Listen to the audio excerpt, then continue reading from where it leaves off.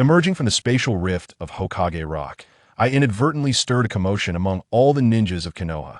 Not only were they compelled to regard me as a hero of the village on the night of the Nine-Tails, but even the third Hokage, Sarutobi, tearfully insisted on abdicating his position, all to enable my ascent to the role of the fifth Hokage.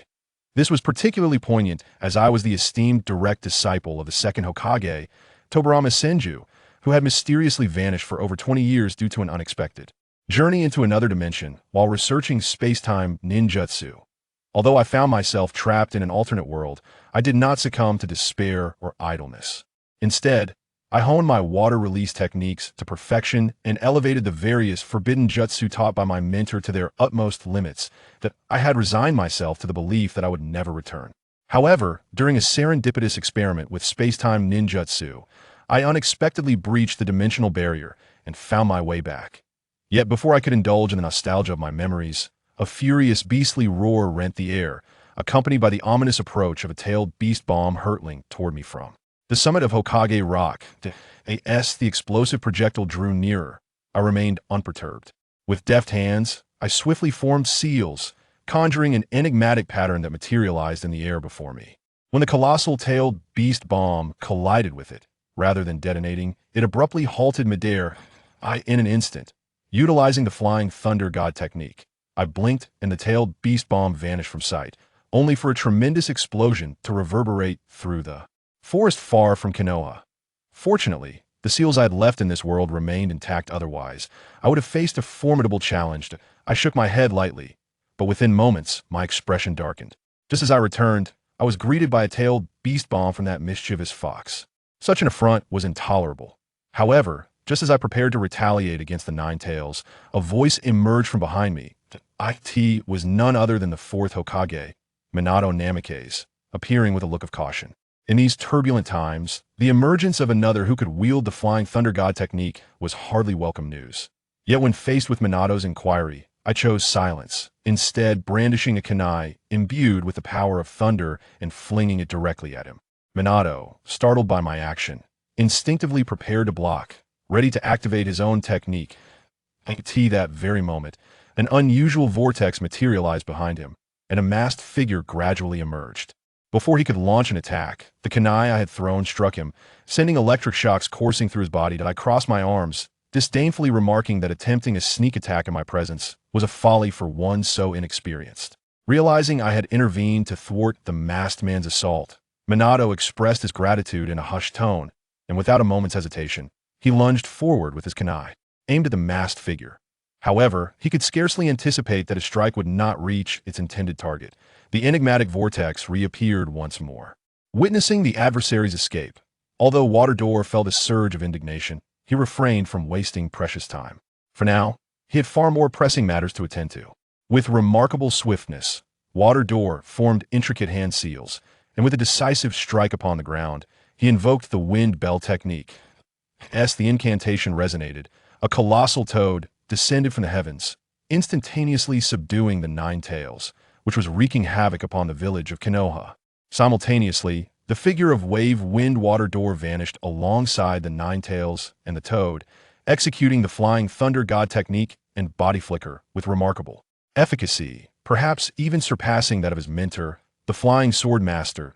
I nodded in satisfaction, for the emergence of such a prodigious talent within the realm of agriculture delighted me immensely. However, I had no intention of offering my assistance, for I had just sensed a familiar aura sign that I must first pay a visit to an old acquaintance. With a swift flick of shuriken, my form dissipated into thin air. Meanwhile, outside the village, Toad Bunta was subduing the Nine-Tails, while Sarutobi Hiruzen wielded the Rui Jingu Bang, leading the charge against the beast. Despite the valiant efforts of numerous Konoha shinobi, the freshly unsealed Nine-Tails was ferociously bloodthirsty, resulting in significant casualties. At that moment, a shuriken struck the Nine-Tails squarely on its head, provoking an enraged roar, and a figure materialized above it. Yuanfei, you've aged considerably, came a voice, recognizing the distinctive shuriken embedded in the beast's head along with its familiar tone. Sarutobi Hiruzen, clutching the Rui Jingu Bang, began to tremble violently. Memories flooded back like smoke, and tears welled up in the eyes of this elderly figure. Tiangu, you rascal, How can you still look so youthful? Where have you been all these years? Yet, observing Hiruzen's uncharacteristic demeanor, I merely chuckled softly. However, in the next instant, my expression shifted dramatically. Let's postpone our reminiscences first. We must eliminate this beast. Upon our return, I intend to inquire about the current state of the Hokage and the Umbu. At my insinuation, Hiruzen understood that a thorough reform within Konoha was imperative, and his countenance fell. Tiangu, you remain as you always were. Seeing the expression on their Hokage's face, the nearby bewildered shinobi whispered among themselves, Lord Third Hokage. Who is he? Why does he not even wear forehead protector? Is he a spy? Should we apprehend him? Upon hearing the suggestions from his subordinates, Sarutobi Hiruzen chuckled softly and then turned to regard me, as I deftly maneuvered around the Nine-Tails, engaging it in a fierce struggle that he is my senior, the most esteemed disciple of Master Fujian, the hero of the Second Shinobi World War, Xiao Tian. What? He is the one who single-handedly. Is it the valiant Lord Xiao Tian, who covered the retreat of the main force? My heavens! Is he not from the same era as the Third Hokage? How could he possibly appear so youthful? Meanwhile, I'm still entangled in battle with the Nine-Tails. The Third Hokage hastily commanded everyone to refrain from acting recklessly and charged forward once more, wielding the Rui Jingubang. Everyone follow me. Let us assist Brother Xiao Tian. However, to their astonishment, I suddenly erected one water wall after another before everyone, to be precise. I had trapped the Nine-Tails within. Seeing a ninja daring to challenge him single-handedly, the Nine-Tails was instantly enraged. In the next moment, all 9 of its tails surged toward me. Yet, I merely scoffed at the sight and swiftly began forming hand seals. Water style, super water wave, and multiple shadow clone technique. Suddenly, I created 99 clones in midair, and simultaneously, they opened their mouths, unleashing high-pressure water jets directly at the Nine-Tails below. In an instant, nearly 100 colossal water blades descended, overwhelming the Nine-Tails form. Faced with the onslaught of these water blades, the Nine-Tails found itself forced to transition from offense to defense, as the perilous aura emanating from the blades was overwhelmingly potent. In response to the Nine-Tails' furious roar, I remained unfazed, instead widening my eyes in intensity. As the word super strength escaped my lips, a rich, pale blue chakra enveloped my entire being. The Nine-Tails, sensing the terrifying pressure radiating from me, momentarily stilled its previously agitated body. Meanwhile, the water guns that had previously obstructed Sarutobi Hiruzen and the others suddenly parted. Upon witnessing this, Sarutobi Hiruzen grasped my intent. However, before they could rush in to assist, I furrowed my brow and turned my gaze toward a distant forest. That recently sensed aura seemed to belong to the Uchiha clan Sharingan. Without a moment's hesitation, I swiftly formed hand seals, summoning 2 fearsome, gigantic water dragons that hurled themselves toward the Nine-Tails with tremendous force. Apologies, but I am pressed for time, so I would appreciate your compliance. With a resounding crash, the area within a few hundred meters of the Nine-Tails transformed into a massive crater. As I glanced down at the Nine-Tails, now incapacitated by my concentrated blow, I merely cast a fleeting look before vanishing using the body flicker technique. Though Sarutobi Hiruzen did not comprehend what I had discovered, the most pressing matter was the Nine-Tails. Meanwhile, I found myself perched on a branch, observing a masked man dashing through the forest. I've gone to great lengths to come here. Do you not wish to return to Konoha and have a word with me? Hearing my voice, the masked man turned to look at me, momentarily taken aback, but soon his eyes filled with wariness as he realized who stood before him. It did not appear within his own intelligence. Thus, he cautiously inquired, You do not bear the forehead protector of the Leaf Village, so you cannot be a ninja from there, can you? He continued, If you can cease your actions, perhaps we could become allies. However, upon hearing the term partner from the masked man, I merely chuckled and shook my head. In the next instant, I swiftly appeared behind him, launching a merciless attack with my kunai. The masked man sensed the lethal intent approaching from behind, but showed no hesitation. He immediately transformed his back to a phantasmal state, pivoting to counterattack. The kunai in our hands clashed repeatedly, resonating with a sharp sound. Following yet another forceful encounter, we both retreated a few steps. This juncture, I spoke, You claim I am not a ninja from the Leaf Village, yet your secretive demeanor suggests otherwise. Upon hearing this, the masked man's eyes narrowed sharply. Who exactly are you? Do not meddle in affairs that do not concern you. Ever since this individual had intervened in the battle, a palpable sense of unease had settled within the masked man. He feared that if he continued to engage in combat, he might truly find himself in dire straits that day. Just as the masked man contemplated retreat, I charged forward once more, declaring, "Do not even think of escaping." As I spoke, I hurled 3 kunai from my sleeves. The masked man's expression turned cold as he swung his blade to deflect the kunai. Yet in the moment I was about to close the distance, his Sharingan widened in alarm. "The one who cannot escape is you." No sooner had the words left his lips than an eerie vortex materialized before him, a terrifying force attempting to draw me in. However, I merely smiled faintly, and in the next moment, my form transformed into a billowing cloud of white smoke, simultaneously allowing one kunai to fall feebly behind the masked man. Upon witnessing this scene, the masked man felt a wave of dread. But as he heard a voice emanating from where the kunai had landed, he instantly recognized something was amiss.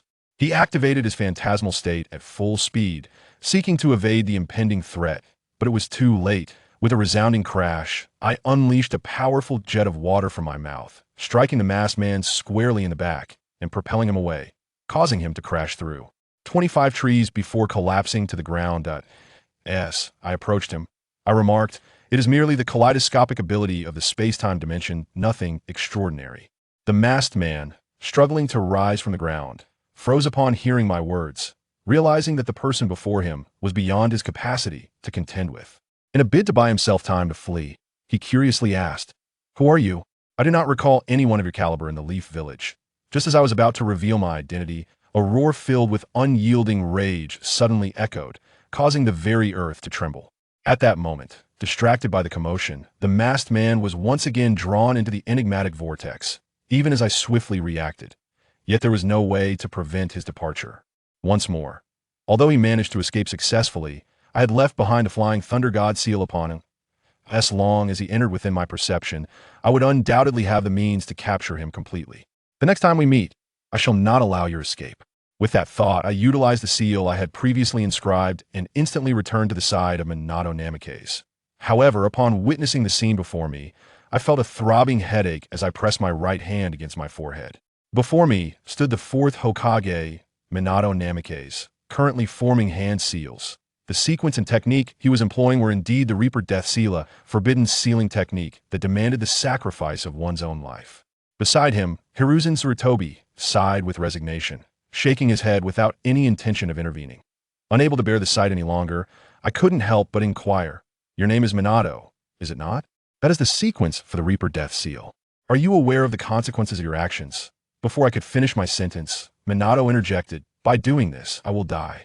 Yet, in the next moment, a serene and satisfied smile spread across his face.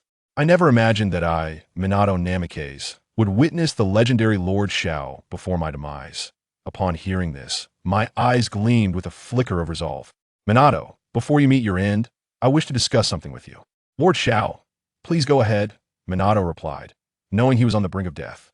At this moment, what hesitation could he possibly have? However, Hiruzen Sarutobi looked bewildered, uncertain of our intentions. Yet, what I was about to say next sent a tremor through everyone present.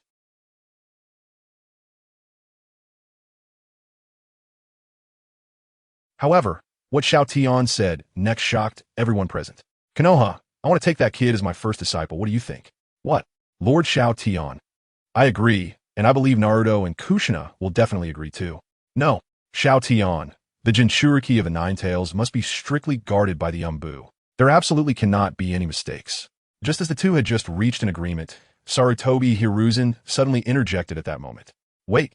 As soon as Sarutobi Hiruzen said this, a fierce water dragon erupted from behind Xiao Tian, its cold eyes glaring at the one who had just spoken. "Hiruzen, it seems I've been away for too long, allowing you to become a bit arrogant. Do you really think you can stop me? But this is really..." Seeing the ferocious water dragon behind Xiao Tian and its current gaze, Hiruzen was truly at a loss. If he agreed just like that, how would he explain it to the others when he got back? But if he didn't agree, well, he certainly didn't think he could take on Xiao Tian in front of him. It seemed that Xiao Tian had already guessed what Hiruzen was thinking, so he added, "You just need to agree to me now. As for those guys in Konoha, you don't need to worry about them. If they really don't know what's good for them, I'll bring teacher Tobirama back with Edo Tensei. If there's any problem, you could just talk to him." Originally hesitating, Hiruzen's expression changed drastically upon hearing Xiao Tian's words, and he hurriedly tried to dissuade him. Teacher? Cough, cough. No need. No need. Everyone will definitely have no objections. If someone else had said this, Hiruzen would have been skeptical and thought the person was crazy. But if it was Xiao Tian saying it, he absolutely believed it. Because the guy in front of him was someone who would act on a whim and had done things like bringing back the dead with Edo Tensei before. Moreover, his teacher Tobirama had always greatly admired Xiao Tian's talent and strategy. With all these factors combined, he had no reason to refuse and could only agree to Xiao Tian taking Naruto as a disciple. Seeing that Hiruzen had completely stopped speaking, Xiao Tian then turned to look at the now barely conscious Minato Namikaze and Kushina Uzumaki. Minato, you can rest assured. In this world, no one can bully my disciple, Xiao Tian. I mean it. That's good. Thank you, Lord Xiao Tian. Chapter 8. For the sake of living disciples. Willingly being schemed against. Seeing Xiao Tian agree, after finishing his last words, Minato Namikaze, along with Kushina Uzumaki, bowed their heads and fell together. Watching this scene, Xiao Tian remained silent for a moment, but ultimately stepped forward to pick up Naruto, who lay on the altar. As for Sarutobi Hiruzen and the Umbu members, they did not dare to act recklessly at this moment, merely standing aside and watching. After all, the guy in front of them not only overwhelmed them in status, but also had the strength to sweep away everyone present. However, just as they were thinking this, Xiao Tian suddenly disappeared while holding Naruto. Sarutobi, gather everyone. Meet in Hokage's office. This kid is still so headstrong. Sigh. Hearing Xiao Tian's words, Sarutobi Hiruzen felt very helpless, but he could only summon the Umbu back to the village. Everyone, follow me. Yes, Lord Third Hokage. As Sarutobi Hiruzen organized the battlefield and led the ninjas of Konoha back, on the other side, in an old room within Konoha, Xiao Tian sat on the roof, holding the baby in his arms, a look of helplessness on his face. Although he had indeed promised Minato to help raise this child, now that he thought about it carefully, why did it feel like Sarutobi Hiruzen had intentionally agreed to him? That guy pretended not to want it. But in his heart, he probably wanted to use this little guy to keep him in the village. Xiao Tian was indeed cold-blooded and scheming towards his enemies. But he would never scheme against his own people, as long as the other party did not touch his bottom line. Sarutobi Hiruzen was naturally very clear about this. So when he saw Xiao Tian had made up his mind to take Naruto as his disciple, he took the opportunity to agree to his request. In this way, Xiao Tian owed him a favor, which he could use to better restrain Xiao Tian in Konoha. With Xiao Tian around, Konoha's safety would definitely be greatly improved. Sarutobi, you guys been many years and you have indeed aged, but your heart is still so dirty. Thinking of this, Xiao Tian reached out and poked Naruto's little face, smiling helplessly. You better be good when you grow up. If you don't listen, be careful that your teacher will poke your little butt. Clearly, Xiao Tian did not care much about Sarutobi Hiruzen's scheming against him, because the other party's ultimate goal was to keep him there, to protect the village together, fearing that he would leave again. And as a person from Konoha, now that he had finally returned, Xiao Tian would not easily leave. Moreover, he did not need the other party to say much. He would protect Konoha well. Any enemies daring to threaten Konoha would definitely not be let off easily, because he is Xiao Tian, the heir of the will of fire. As for Naruto's deceased father, Minato Namikaze, actually, it wasn't impossible to resurrect him. It was just that now was not the time, when Naruto was truly capable of standing on his own. Xiao Tian would naturally bring Minato back.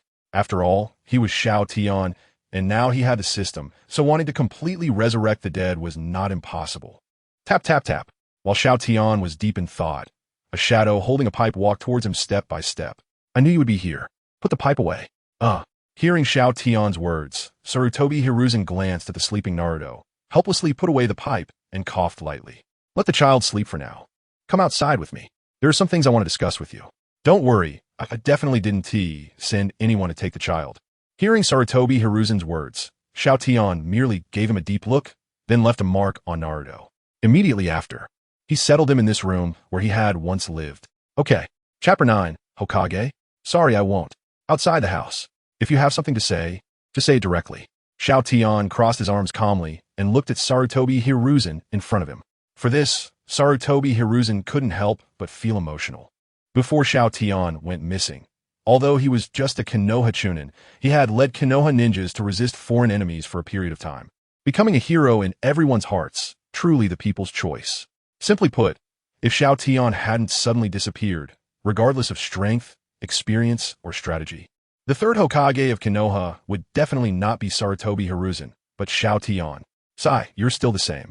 Sarutobi Hiruzen took a puff of smoke and sighed. Xiao Tian, what are your plans now? Although he had used that child as a bond to keep Xiao Tian in Konoha, he still wasn't clear about his senior brother's thoughts, so he wanted to confirm again. After all, the other party had always been a mystery. Me? Isn't it good that I'm like this now? Sure enough, hearing Xiao Tian's words, Sarutobi Hiruzen shook his head helplessly and tentatively asked, Xiao Tian, now that Minato has sacrificed himself, the village's elite combat power has diminished a lot, and Konoha can't be without a Hokage forever. You were originally the most favored disciple of Tobirama-sensei, so I don't want you to think. I want to think for myself. Before Sarutobi Hiruzen could finish speaking, Xiao Tian waved his hand to interrupt him. You want to be the fifth Hokage? You might as well save your breath. Back then, even when Tobirama-sensei chased after me to fight, I didn't agree, let alone now. Besides, if I become the fifth Hokage and you're the third Hokage, I'll be 2 generations lower than you. What a joke. Want me to be the fifth Hokage? Not happening. Do you want to be a chunin for the rest of your life? Hearing Xiao Tian's words, Sarutobi Hiruzen felt a bit of a headache. Chunin, that's a job that requires doing missions.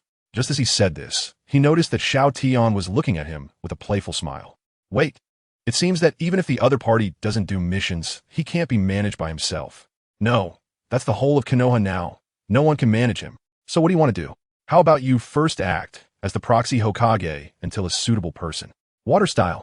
Before Sarutobi Hiruzen could finish his sentence, a light blue chakra had already begun to overflow around Xiao Tian.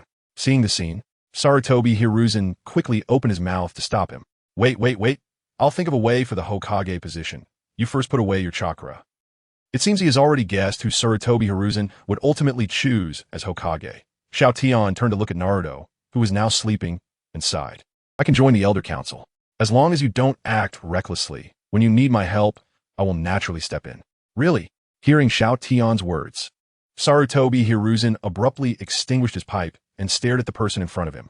Xiao Tian's strength is so powerful. With his addition, Konoha's safety will definitely see a qualitative improvement. When have I ever joked? Well, with your qualifications and status, wanting to join the Elder Council shouldn't be a big problem. After all, even if you want to be Hokage, that is.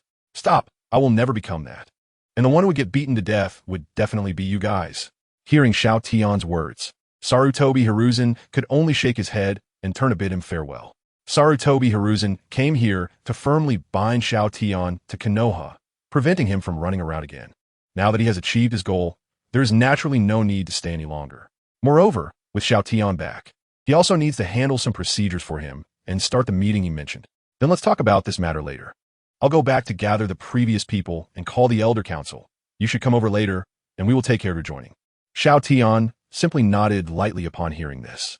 This guy is in such a hurry. Is he afraid that he will run away halfway? If it were before, he could indeed run away, as he didn't really like these trivial matters outside of combat. But now, Xiao Tian turned to look at Naruto, who was sleeping, with a hint of helplessness on his face. With a disciple here, sigh, there's no escaping. Chapter 10. The Hokage meeting. Danzo strikes Tianga? Is that really you? Tianga. Yes, long time no see. Not long after Sarutobi Hiruzen left, Mitarashi and Uzumaki Koharu came to welcome Xiao Tian. Naturally, Xiao Tian was very happy to reunite with old friends. However, when he learned from the two that Danzo had completely taken control of Root and that his friend Uchiha Kagami had passed away, he fell into silence. It seemed that when the Nine-Tails broke free from its seal, the Uchiha clan was absent from the scene, likely due to Danzo's involvement. And then there was Kagami's death. After all, Root held significant power in Konoha.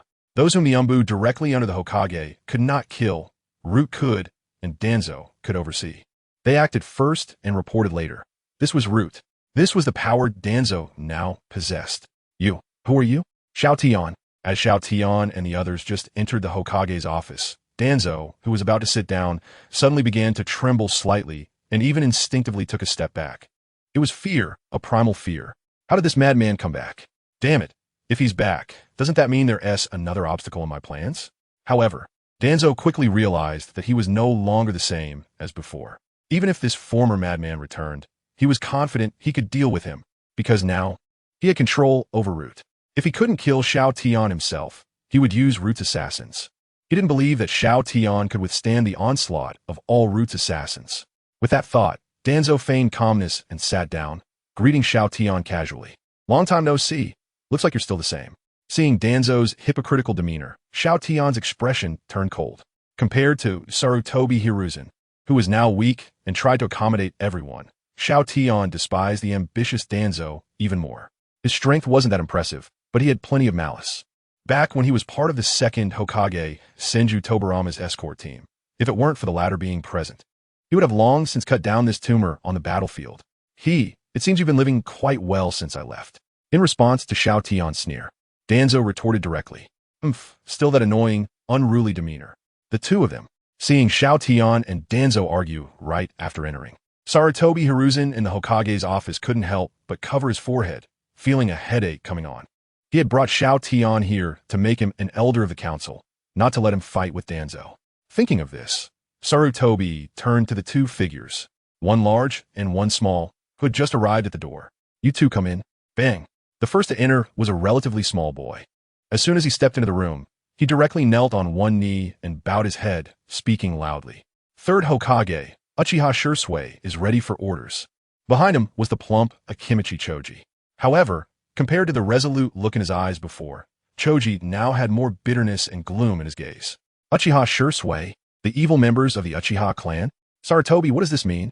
Seeing Uchiha Shursui appear at this moment, Danzo, who had just sat down, slammed his hand on the table and stood up, glaring at Sarutobi Hiruzen with an accusatory expression. A meeting of the Hokage's high-ranking officials. With an evil member of the Uchiha clan here, and this missing nin who has been gone for many years. None of them are qualified to participate, are they? Sarutobi, what are you trying to do? Chapter 11. Why do I need your approval for my actions? Tuan Zhang's continuous questioning made Sarutobi Hiruzen's expression somewhat unpleasant, his brows furrowed. But he still prepared to smooth things over as much as possible. His style was to resolve conflicts and avoid clashes. Cough, cough, cough, Tuan Zhang. Xiao Tian is not an outsider. There's no problem with him participating. As for Shursui and Konoha, well, it is indeed somewhat inappropriate for them to attend the Hokage meeting. In that case, Konoha, you take Shursui away first. We need to start the meeting. Originally, Sarutobi Hiruzen wanted to take this opportunity to hold another gathering for their guard team. However, given the current situation, it seemed that the gathering would not be possible and could only be postponed. Yes, in response to Sarutobi Hiruzen's arrangement, Akimichi Konoha chose to comply directly. But when he looked at Xiao Tian, he awkwardly smiled. Well then, we'll be leaving first. This guy. Seeing this scene, Xiao Tian knew that this former little brother of his had not forgotten about him, the big brother. All right, let us leave it at that for now. Both of you stop arguing. You're not kids anymore. Seeing Sarutobi Hiruzen handle it this way, Tuanzong merely snorted coldly and then turned his gaze to Xiao Tian. Having a genin attend the Hokage meeting is truly ironic. Tuanzong looked displeased, his eyes filled with sarcasm. Even if you, Xiao Tian, were once the captain of the guard team, even if you were a hero of Konoha, what does it matter? After being gone for so long, you, Xiao Tian, have completely become a relic of time. Now, you are nothing but an insignificant, low-level genin.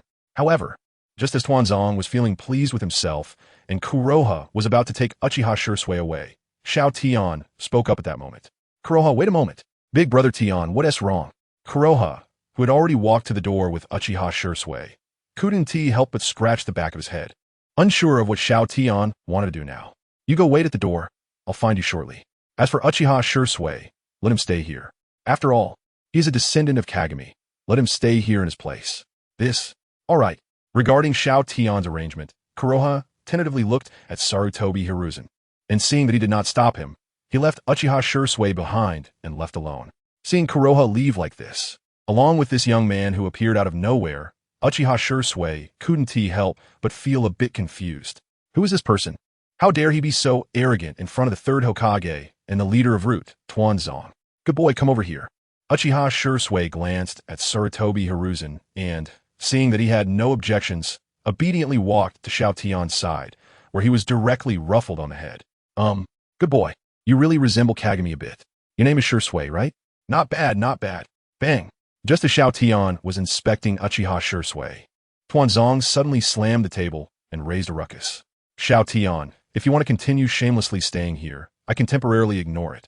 But if you want to keep the evil Uchiha clan here, I, Tuanzong, absolutely 1T agree. Agree? Hearing Tuanzong's words, a cold smile appeared on Xiao Tian's face. At the same time, a massive surge of light blue chakra erupted from his body. In an instant, a terrifying pressure swept towards Tuanzong, causing him to swallow the words that had just reached his throat. How terrifying is this pressure? This guy's been gone for so long, and his strength not only hasn't declined, but has actually improved. Tuanzong, did you get something wrong? When have I, Xiao Tian, ever needed your approval for my actions? You, this worthless piece of trash, can you even take me on? Trash, just sit there quietly. Chapter 12, Picking at Bones. Danzo strikes again Xiao Tian. Damn it. How is it that this guy's strength not only hasn't regressed, but has actually become even stronger than before? Seeing Xiao Tian display such powerful strength, Sarutobi Hiruzen's eyes couldn't help but light up.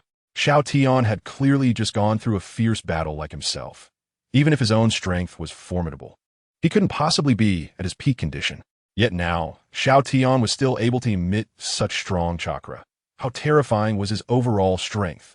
With such unfathomable power, combined with the strategies praised by his teacher, the second Hokage, Danzo, who had always been a thorn in his side, appeared utterly despicable in comparison.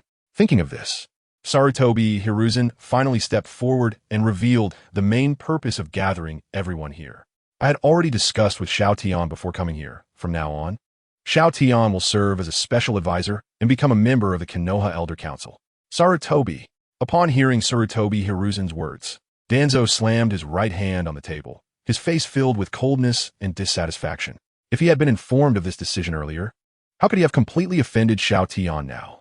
After all, Danzo was very clear about Xiao Tian's standing in the hearts of Sarutobi Hiruzen, Mito Kazan, and Uchiha Kaoru. As long as he didn't sabotage things, Xiao Tian's entry into the Elder Council would be absolutely unproblematic. However, since they were already at odds, he naturally wouldn't back down easily. Alright, since you've said so, I will acknowledge him as a member of the Elder Council. But that must wait until after the Nine-Tails incident is dealt with. The return of our former captain of the Guardian Squad, Xiao Tian, naturally makes me, Danzo, very happy. But I will not forget the most important matters at hand. At this point, Danzo's expression became serious, his eyes fixed intently on Sarutobi Hiruzen. And don't forget, Sarutobi, what time it is? The Nine-Tails issue has just passed. What we need to focus on now, I believe you should be very clear about. Does the former captain of the Guardian Squad, Xiao Tian, not know? Or are you, Sarutobi, unaware? This. Hearing Danzo's repeated questioning, Sarutobi Hiruzen couldn't help but frown. But he didn't have any strong arguments to refute Danzo's words. It should be noted that while the other party was raising these points at this time, it really was a bit of nitpicking. However, it must be said that if one considered the bigger picture, what Danzo said was not wrong at all. Is he really a new member of the Elder Council? It seems he is quite familiar with the third Hokage and the other elders. Uchiha Shursui, who had been rubbing Xiao Tian's head and witnessed the whole process, now looked at Xiao Tian with curiosity, continuously sizing him up. Wait, did Danzo and the third Hokage just refer to this person as Xiao Tian? Xiao Tian, the legendary figure from the Second Shinobi War. Thinking of Xiao Tian's past achievements, Uchiha Shursui's eyes lit up. He had heard his elders talk about Xiao Tian's deeds, but he never imagined that one day he would actually see him in person. Moreover, he looked so young. Clap, clap, clap. Just as Uchiha Shursui was filled with admiration and excitement, Xiao Tian casually found a place to sit down and placed his hands in front of him, fists clenched. I say, Sarutobi, you really are quite a pathetic Hokage. Chapter 13. Xiao Tian's deadly 3 questions with your appearance. How can you still be Hokage? If the teacher were still alive, he would probably be very angry. Being scolded like this by Xiao Tian. Sarutobi Hiruzen couldn't help but feel a bit embarrassed. However, since everyone present were his own people, even Uchiha Shursui, who was a descendant of Kakashi, he didn't take it too seriously. Additionally, Sarutobi Hiruzen knew that Xiao Tian didn't mean anything by it, so he didn't hold any grudges. But just because he didn't mind, it didn't mean that Danzo wouldn't mind. Xiao Tian, how Hokage should be is not something a mere genin like you can decide. The fact that you're allowed to stay here and speak is already taking our past friendship into consideration. Don't push your luck. Kid. I can't let you undermine the authority of Hokage. Otherwise, when I become Hokage in the future, I have to deal with others. In Konoha Village, Hokage is someone only Danzo can confront. Oh, I see. Then I want to ask our esteemed root leader, Lord Danzo. Why do I sense a chakra from you that doesn't belong to you? What is going on? Hearing this, everyone in the Hokage office, including Sarutobi Hiruzen, turned to look at Danzo. Everyone knew that although Xiao Tian appeared arrogant and reckless, he actually had a rigorous side that few understood. Since he said this, it was very likely there was something to it. In an instant, everyone focused on Danzo, waiting for him to provide a reasonable answer. This a meeting? Why did it suddenly turn to me? Xiao Tian, don't try to divert attention. Danzo panicked, cold sweat starting to form on his back. He never expected that the secret he had hidden for years would be seen through by this guy who had just returned. Moreover, did the other party only sense something wrong, or did he already know about his eyes and arms? However, even so, Danzo was no longer that small member of the guard team who could only look up to Xiao Tian's back. He had long since changed. Xiao Tian, I know you harbor grievances because we have all become high-ranking members of Konoha while you are still just a lowly genin. However, that does not give you the right to spout nonsense in the Hokage office. Hearing Danzo's firm words and recalling the power he held in his hands, Sarutobi Hiruzen began to consider retreating. Xiao Tian, otherwise. Before Sarutobi Hiruzen could finish, Xiao Tian interrupted him and continued to throw out another bombshell. I say, why do I sense a trace of Uchiha Kageme's aura from your right eye? And from your arm, I sense the aura of Lord Hashirama? Boom! In that moment, the entire Hokage office fell into dead silence. Even Sarutobi Hiruzen, who had been trying to protect Danzo and suppress the situation, now wore a serious expression. If Danzo really had done something treasonous, he must be punished. Seemingly sensing the shift in atmosphere, Danzo's mind raced, and he began to change the subject. Xiao Tian, don't push your luck. I am the head of Konoha's root, and you are merely a genin. What right do you have to question me? According to normal rules, genin indeed had no right to question the head of Konoha's root. This was a crime of insubordination that must be severely punished. Hit him. Xiao Tian sneered in silence, and Sarutobi Hiruzen and the others watched Danzo calmly, remaining silent as well. Their expressions suggested that if they found that things were indeed off, they would immediately take action. Seeing this scene, Danzo finally gritted his teeth and spoke in a deep voice. Fine, since that's the case. Today I will acknowledge your membership in the Elder Council in front of Sarutobi and the others, for the sake of our past friendship. Is that satisfactory to you? Chapter 14. I can kill you anytime. Are you satisfied? Tuanzong's words were spoken with absolute certainty and a face full of indignation. He looked as if he were the victim, now being forced by Xiao Tian. However, Xiao Tian paid no attention to Tuanzong's words and instead spoke again. Since you have already acknowledged me as an elder of the Elder Council, do I now have the right to ask you to take off the bandages on your body? You, don't push your luck. Bang! Seeing that he had already taken a step back to allow Xiao Tian to become an elder, yet the other party still refused to back down, Tuanzong's face instantly turned very ugly, and he casually swept a cup off the table. His expression clearly showed that he was somewhat exasperated. Not only that, but the hand he had placed on his lap at some unknown time was now also preparing to form a seal. As soon as Xiao Tian dared to act recklessly, he would use his root power to injure him as much as possible. He did not seek to kill, only to injure. In the nighttime of Konoha Village, this was Tuanzong's territory. Attempting to assassinate an injured person was something he could do effortlessly, just as Tuanzong was ready to strike. Sarutobi Hiruzen pondered for a moment and finally spoke helplessly. Well, Xiao Tian, since you are now an elder of the Elder Council, let us conclude today's meeting here. As for the handling of the Nine-Tails Jinchuriki, let's leave it to Xiao Tian for now. No one has any objections, right? Regarding Sarutobi Hiruzen's suggestion, Xiao Tian and the other two said nothing more, tacitly agreeing with him. In contrast, Tuanzong felt a sense of relief wash over him upon hearing this, knowing he had narrowly escaped a disaster today. As for the custody of the Nine-Tails Jinchuriki Naruto being given to the other party, Tuanzong did not care at all. He did not believe that the other party could stay beside the Jinchuriki 24 hours a day, as long as Xiao Tian showed any signs of negligence. He could snatch the Jinchuriki back. The Nine-Tails of Konoha must be used by him, Tuanzong. So now, he no longer needed to tear at Xiao Tian's face. What was most important for him now was to leave this place quickly. Thinking of this, he turned to Xiao Tian, pretending to speak earnestly. Yet deep in his eyes, there was a flicker of anger and intense killing intent. Elder Xiao, if you want to use my face to establish your own authority, you need not bother, because we all know how important Konoha is to ourselves. This point was strongly agreed upon by Sarutobi Hiruzen and the other two. Everyone was fighting for the future of Konoha. Indeed, there was no need to show off by dragging others down, as it would do no good to anyone. Therefore, in the future, I hope Elder Xiao will not casually suspect his own people. Otherwise, the consequences will be yours to bear. After dropping this statement, Tuanzong stood up, looking relieved and prepared to leave with his cane.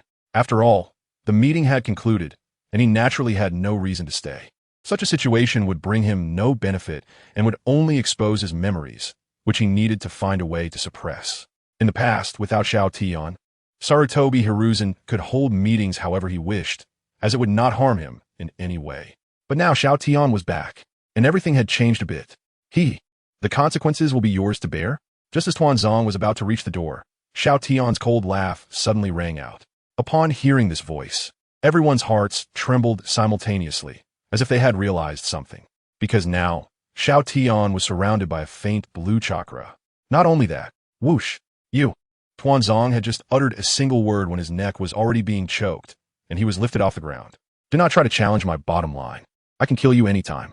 Chapter 15. The Wolf's Ambition, Unyielding to Death. You get lost.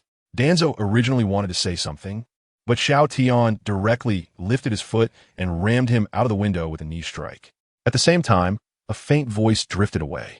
Danzo, if you want others not to know, you must not act yourself. Take care of yourself. After doing this, Xiao Tian clapped his hands and casually sat down, as if nothing had happened. Seeing this scene, Sarutobi Hiruzen and others felt a great headache, knowing that future Hokage meetings would probably become very interesting.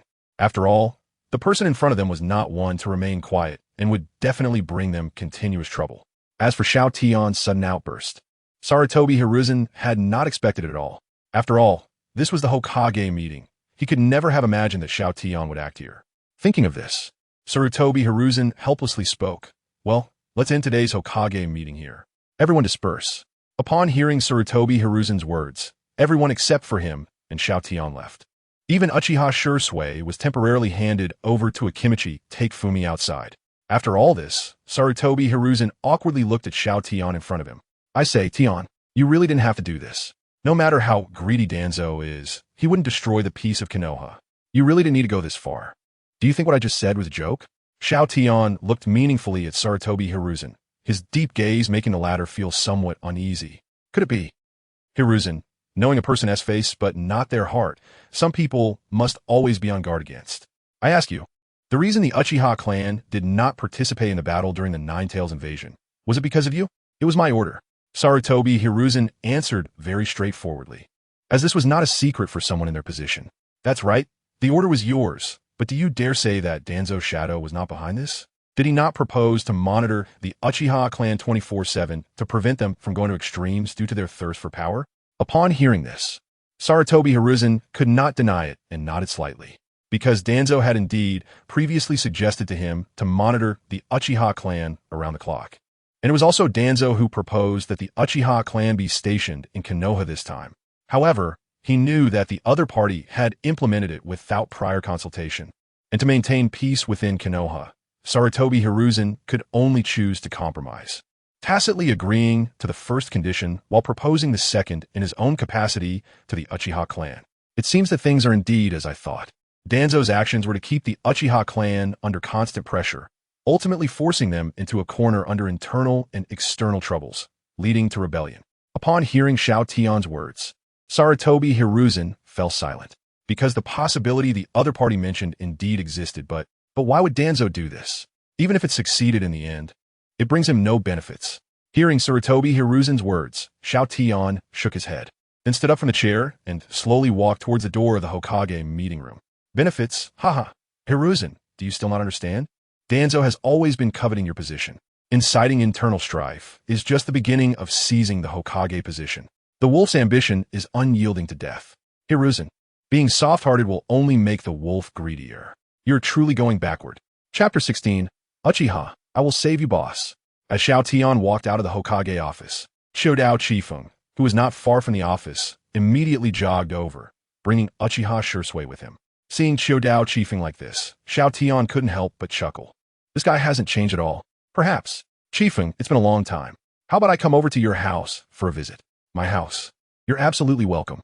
Xiao Qifeng nodded repeatedly, laughing heartily as he led Xiao Tian and Uchiha Shui into the territory of the Qiudao clan. His cheerful demeanor stunned the Qiudao clansmen along the way. However, Xiao Qifeng didn't mind. After bringing Xiao Tian into his room, he personally served tea to his guest. After receiving the tea, Xiao Tian glanced around at the dilapidated clan grounds and sighed. Qifeng, it seems that you haven't been doing well since I left. In response, Xiao Qifeng casually waved his hand, looking unconcerned. I don't want to join the Elder Council or get involved in their power struggles, and since I rarely take on missions, naturally, I can't compare to others. Qifeng, you have something on your mind. Boss, Xiao Tian set down his teacup and calmly looked at his old friend, unable to ignore it. Go on. Upon hearing this, Qiudao Qifeng's smile faded, and the spark in his eyes dimmed significantly. This was the true Qiudao Qifeng now.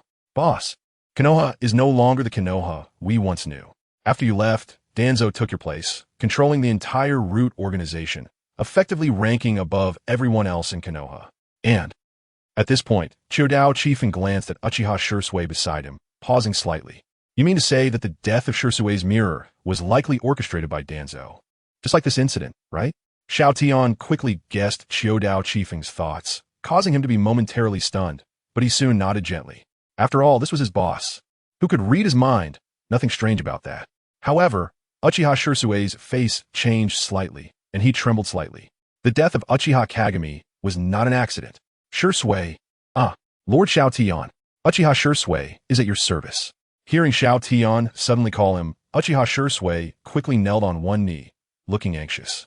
Judging by what Xiao Tian had just said, the Uchiha clan was currently in great danger. After all, their opponent was Danzo. And now, being allowed to observe the entire process meant that there was something he needed to accomplish. For the Uchiha clan, and for Konoha, he had to remain calm. You're such a sensible child. It makes my heart ache. But don't be nervous. I will help you. Xiao Tian chuckled and shook his head, then reached out to ruffle Uchiha Shui's hair, lifting him up. Why, you really will help us? Hearing this, Uchiha Shui's eyes were filled with disbelief, struggling to accept what he had just heard. In response, Xiao Tian simply nodded gently and calmly waved his hand at him. You can go back now. Oh, and tell Xiao you to brew my favorite tea. I'll go find him later. Okay. Uchiha Shui quickly agreed and turned to leave the Qiudao clan's territory. However, he felt a strange sensation in his heart. Xiao you? What's going on?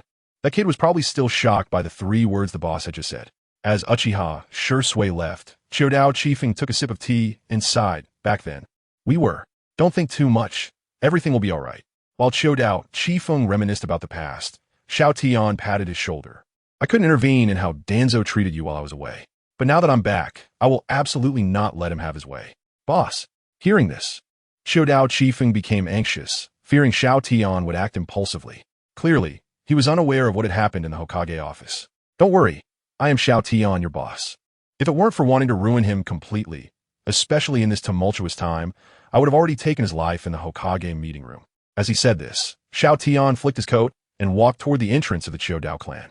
I will protect Konoha, continue the will of fire for my teacher, help the Qiudao clan, and I will also save the Uchiha clan. What I, Xiao Tian, want to do, Danzo is not qualified to stop me. Chapter 17. This is also called the Sharingan. You two are hopeless. Boss, as expected, still the same. Watching Xiao Tian leave, Qiudao Qifeng couldn't help but shake his head. Meanwhile, in the depths of his dim gray eyes, some other colors began to appear. Although I didn't want to involve the Qiudao clan and wish to live a life free from conflict, now that the boss has returned, I must make some preparations. Since he is unwilling to intervene in internal troubles, and it seems Xiao Tian won't let him take action, he will start preparing for the enemy situation outside Konoha. Don't be fooled by Qiudao Qifeng's old age, if truly angered. He could take a few down with him. After all, he was a member of the Second Hokage Senju Tobirama's guard team, someone Xiao Tian recognized. No one among them was weak. Qiudao Qifeng began making preparations, which Xiao Tian was unaware of. At this moment, he had already used the Flying Thunder God technique and was standing at the entrance of the Uchiha clan. TSK, it really is becoming more grand and imposing. It seems little Yu is managing things well. Xiao Tian murmured to himself at the Uchiha entrance, causing the 2 guards at the door to be slightly taken aback. They had no idea when this guy appeared before them. Who are you? What are you doing at the Uchiha clan's residence at night? If you don't stop, we will have to detain you according to regulations. What's going on? Just standing at the entrance and acting so arrogantly. Xiao Tian chuckled and shook his head, but he didn't harbor any resentment towards them. After all, the Uchiha clan was currently under scrutiny, and he hadn't returned in many years. So their tension was entirely understandable. Not speaking? And you're not wearing a forehead protector. You can't be a spy sent from the other side, right? Forget it. Let us just take him down and hand him over to the clan leader. Sai, whatever. Let us also test the current strength of the Uchiha. With that thought, Xiao Tian suddenly charged forward, but he didn't use the flying thunder god technique. It was purely physical combat. Yet even so, he was not someone these two guards could compare to. Charging, twisting, elbow strikes in succession. A set of movements flowed seamlessly, instantly taking both of them down. A bit slow to react, huh? You2's Sharingan still hasn't developed enough. Otherwise, you wouldn't have failed to see such simple movements. It seems to be just a single Tomo, a bit weaker than the Uchiha guards of the past. Damn, no one can look down on the Uchiha clan. Hearing an intruder belittle their Sharingan like that, the two guards instantly became furious and stood up, ready to charge again. However, just as they were about to strike, two shadows suddenly rushed out from the nearby forest, kneeling on one knee before Xiao Tian. Uchiha Shui, I have met Lord Xiao Tian. Uchiha Itachi, I have met Lord Xiao Tian. Seeing these two, Xiao Tian nodded with satisfaction. The little guy has decent speed. Indeed, the reason he was toying with the two guards was just to wait for Uchiha Shui to arrive. It was merely to test the other's qualifications. After all, he had already developed a protective feeling for the descendant of this mirror. Now that he has Naruto as a disciple, he wouldn't mind taking on another. However, while he was waiting, it seemed the other side brought him an unexpected surprise. Uchiha Itachi, it looks like he has a good relationship with Shui. Otherwise, Shui wouldn't have informed him about his matters. My lord, Shui, Itachi, who exactly is this person? The reactions of Uchiha Shui and Uchiha Itachi left the two guards stunned. What on earth is going on now? This is the newly promoted elder, Lord Xiao Tian. What? Elder? This? Hearing Shui's words, the two guards quickly knelt down in apology. My lord, we were just. Regarding their apology, Xiao Tian merely nodded and didn't pay much attention. Their previous actions were just fulfilling their duties. There was nothing inappropriate about it. You two, who can take me to see little you? Little you? Hearing this title, everyone present was taken aback. Father? Uchiha Itachi looked puzzled and then spoke up voluntarily. My lord, let Itachi take you there. What a smart child. Thank you for the compliment, my lord. I didn't expect that after so many years, even little you's child has grown up so much. Here we go again. Little you, who exactly is this newly promoted elder? And why does he refer to the clan leader like that? Chapter 18. Little Itachi has grown up in Uchiha Fugaku's room. Uchiha Fugaku looked at his trusted subordinate with his arms crossed over his chest, speaking coldly. You mean the dissatisfaction within the clan is growing? Yes, Lord Clan Leader. Our Uchiha clan originally managed the Konoha Guard, but this time during the Nine-Tails incident. We did not join the battle, which has caused many in the village to be wary and reject us. Many tasks are being hindered. Lord Clan Leader. It was the third Hokage who ordered us to stand down, yet he has not made this public after the war. What should we do now? I know. Compared to his subordinate's discontent, Uchiha Fugaku appeared remarkably calm. Although his subordinate was very unwilling, he could only lower his head and remain silent. Because right now, no one in the Uchiha clan dared to defy the man before him. Uchiha Fugaku was the only spiritual and strongest pillar of their Uchiha clan. Sarutobi, you want to push the Uchiha clan to the brink, don't you? At this rate, it won't be long before Konoha Village will no longer be peaceful. Va is coming. Tap, tap, tap. Father. As Uchiha Fugaku pondered how to respond to the current situation, Uchiha Itachi's voice suddenly rang out from outside the room. Hearing his voice, Uchiha Fugaku, who had originally looked imposing, now revealed a rare smile. Itachi, you're here. Seeing his most proud child, Uchiha Fugaku felt some of the pressure in his heart dissipate and smiled. Itachi, you're back. How have you been at school lately? Hearing his father's question, Uchiha Itachi, however, acted unusually, awkwardly turning his head away, unsure what to say. Uchiha Fugaku naturally noticed this. Father, the newly appointed elder wants to see you. Newly appointed elder? Hearing Uchiha Itachi's words, Uchiha Fugaku's brows furrowed tightly, and various figures flashed through his mind. It was strange, given the current situation in Konoha, who could possibly become a new elder at this juncture. However, Uchiha Fugaku also understood that Itachi would never speak carelessly. So what exactly is going on? Didn't he expect that after so many years, little Itachi has become the clan leader? Huh? Not bad, not bad. Little Itachi? Hearing this sudden voice and seeing the figure behind Uchiha Itachi, Uchiha Fugaku froze. Could it be that he has returned? Seeing Uchiha Fugaku unmoving, the trusted subordinate beside him had already activated his Sharingan and charged his Xiao Tian. Even elders are not allowed to disrespect the clan leader of the Uchiha. Seeing this scene, Uchiha Fugaku quickly spoke to stop him. Stop! Don't attack! At the same time, he hurriedly rushed outside. He saw that his subordinate had already been knocked unconscious by Xiao Tian with a single hand, if not for the rising and falling of his chest. Both Uchiha Fugaku and Uchiha Itachi would have thought he had been killed instantly. This is one hand to take down my father's trusted subordinate who activated his Sharingan. The strength of this new elder that Shursui mentioned is terrifying. Xiao Tian slightly assessed Uchiha Fugaku in front of him and smiled, nodding. You seem quite spirited, little Itachi. Long time no see. However, just as Uchiha Itachi was shocked, Uchiha Fugaku suddenly bowed deeply to Xiao Tian, his whole body trembling. Teacher, you have finally returned. Chapter 19. The Fugaku of that year is no more teacher. Uchiha Itachi was stunned upon hearing what his father was saying. He never expected that this newly appointed young elder of Konoha would actually be his father's former teacher. Would this person come to help the Uchiha clan this time? Itachi, hurry and get the best tea, quickly. All right, father. Hearing Uchiha Fugaku's urging, Uchiha Itachi hurriedly retreated. As for Uchiha Fugaku's reaction, Xiao Tian couldn't help but shake his head. Now that you're already a parent, it seems inappropriate to still call you little Fugaku. Teacher is joking. In your presence, Fugaku will always be a child who never grows up. You can call me whatever you want. After saying this, Uchiha Fugaku fell silent, his smile fading. From just now until now, he felt that everything happening before him was somewhat surreal, because in the entire Konoha Village, the only person who truly regarded their Uchiha clan as kin and was willing to treat them equally, apart from the first Hokage, Lord Senju Hashirama, was the person before him, his teacher, Xiao Tian. And now, the other party had suddenly returned, right at the most critical moment for the Uchiha clan. How could this not make him excited and incredulous? Would this return save the Uchiha clan? I say, your complexion doesn't look too good. Has life not been going well for you lately?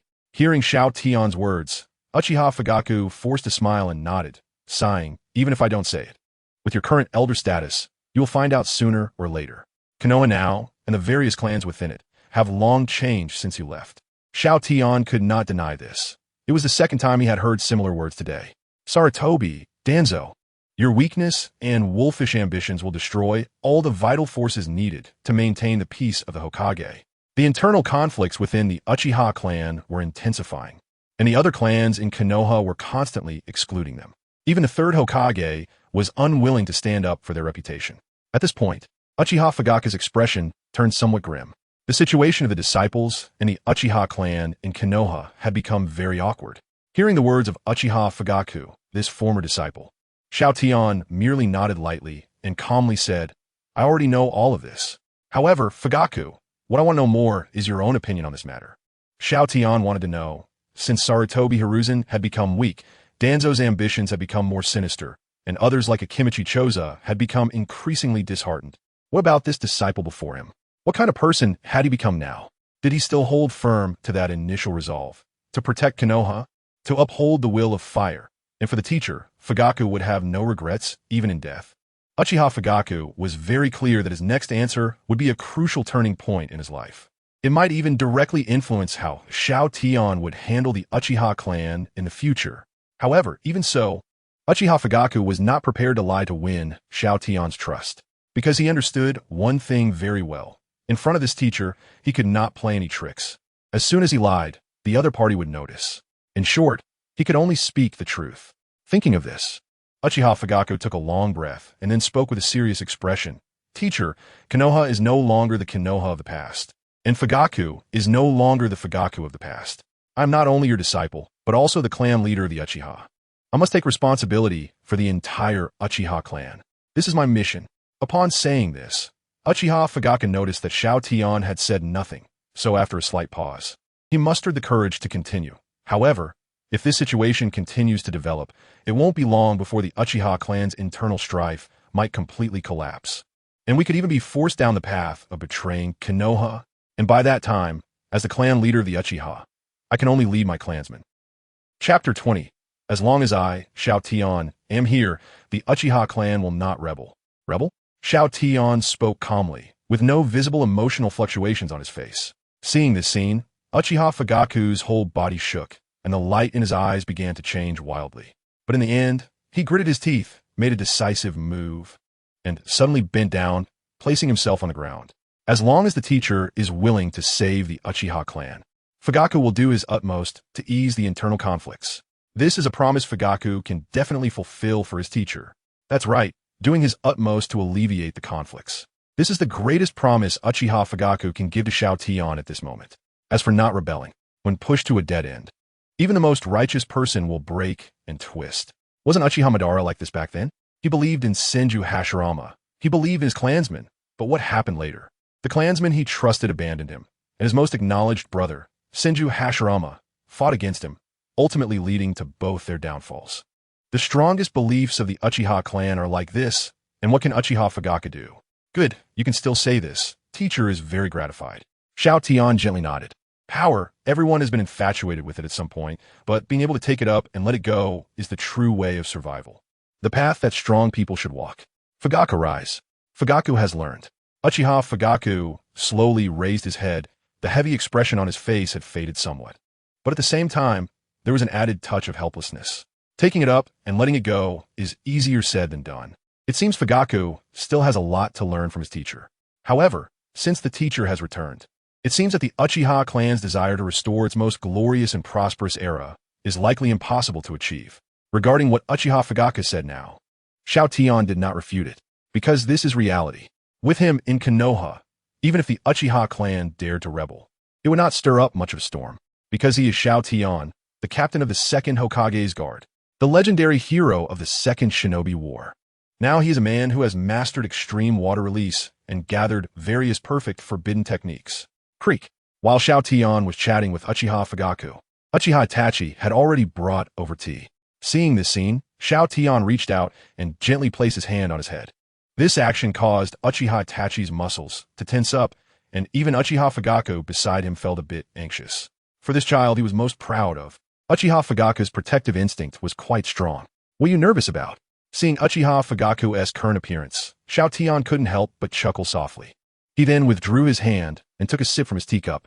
This child is indeed good and can become the pillar of your Uchiha clan in the future, but his shortcomings are also very obvious. His physical abilities are excessively poor. Let him come to my place tomorrow. After saying this, Xiao Tian placed the teacup back in front of Uchiha Itachi. Teacher, what do you mean? What's wrong? I have nothing to do right now and want to teach my little disciple. Do you have any objections? No, absolutely not. Hearing that Xiao Tian wanted to teach his child, Uchiha Fugaku quickly pulled Uchiha Itachi to bow to Xiao Tian. Itachi, hurry up and thank your ancestor. Huh? Itachi, thank your ancestor. Chapter 21. As long as I, Xiao Tian, am here, no one can destroy the Uchiha clan. Little Itachi, let's leave it at that for today. Tomorrow, go to the ninja school and request a week off. If you want to take a semester off, that's fine too. You can decide for yourself. Little Itachi, Master Ancestor, do you always refer to your disciples like this? And taking a week off for ninja school? A semester?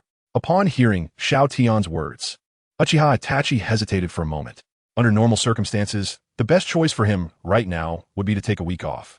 After all, the ninja school is a place every ninja aspiring to improve their skills must attend. However, the person in front of him is his father's master, his master ancestor. If he were to teach him, the training effect would far surpass that of the ninja academy. Thinking of this, Uchiha Itachi bowed respectfully to Xiao Tian, saying, Master Ancestor, I understand. Tomorrow, I will request a semester off. This kid, seeing Uchiha Itachi's current reaction, Xiao Tian nodded in satisfaction. Faike, you have a good son. You flatter me. Master, even if he is excellent, he is still your disciple's grandson. Xiao Tian did not take Uchiha Faike's flattery to heart. After all, someone who can sit in the position of the Uchiha clan leader must have some ability, more or less. Let's leave it at that for today, little Itachi. You go back and rest. Faike, let's go for a walk. Yes, Master Ancestor. Yes, Master. A moment later, Xiao Tian and Uchiha Fyaake walked into the inner courtyard of the Uchiha clan. The green leaves fell to the ground under the night breeze. Fyaake, let me ask you, who do you think is the true mastermind targeting your Uchiha clan? Huh, this. Upon hearing Xiao Tian's sudden question, Uchiha Fyaake opened his mouth, but ultimately fell silent. Who could it be? Isn't it obvious that it's the third Hokage in Danzo? Anyone from the Uchiha clan could see that. And regarding Uchiha Fyake's reaction, Xiao Tian had already guessed it. The third Hokage, right? You want to say that he clearly ordered you not to take action, but did not publicly announce it as his decision, while Danzo obstructs you at every turn, making it difficult for your Uchiha clan to operate in a village, right? Uchiha Fyaake nodded slightly, but still didn't speak. After all, Sarutobi Hiruzen and Danzo used to be part of the Second Hokage's guard team, and were Xiao Tian's comrades.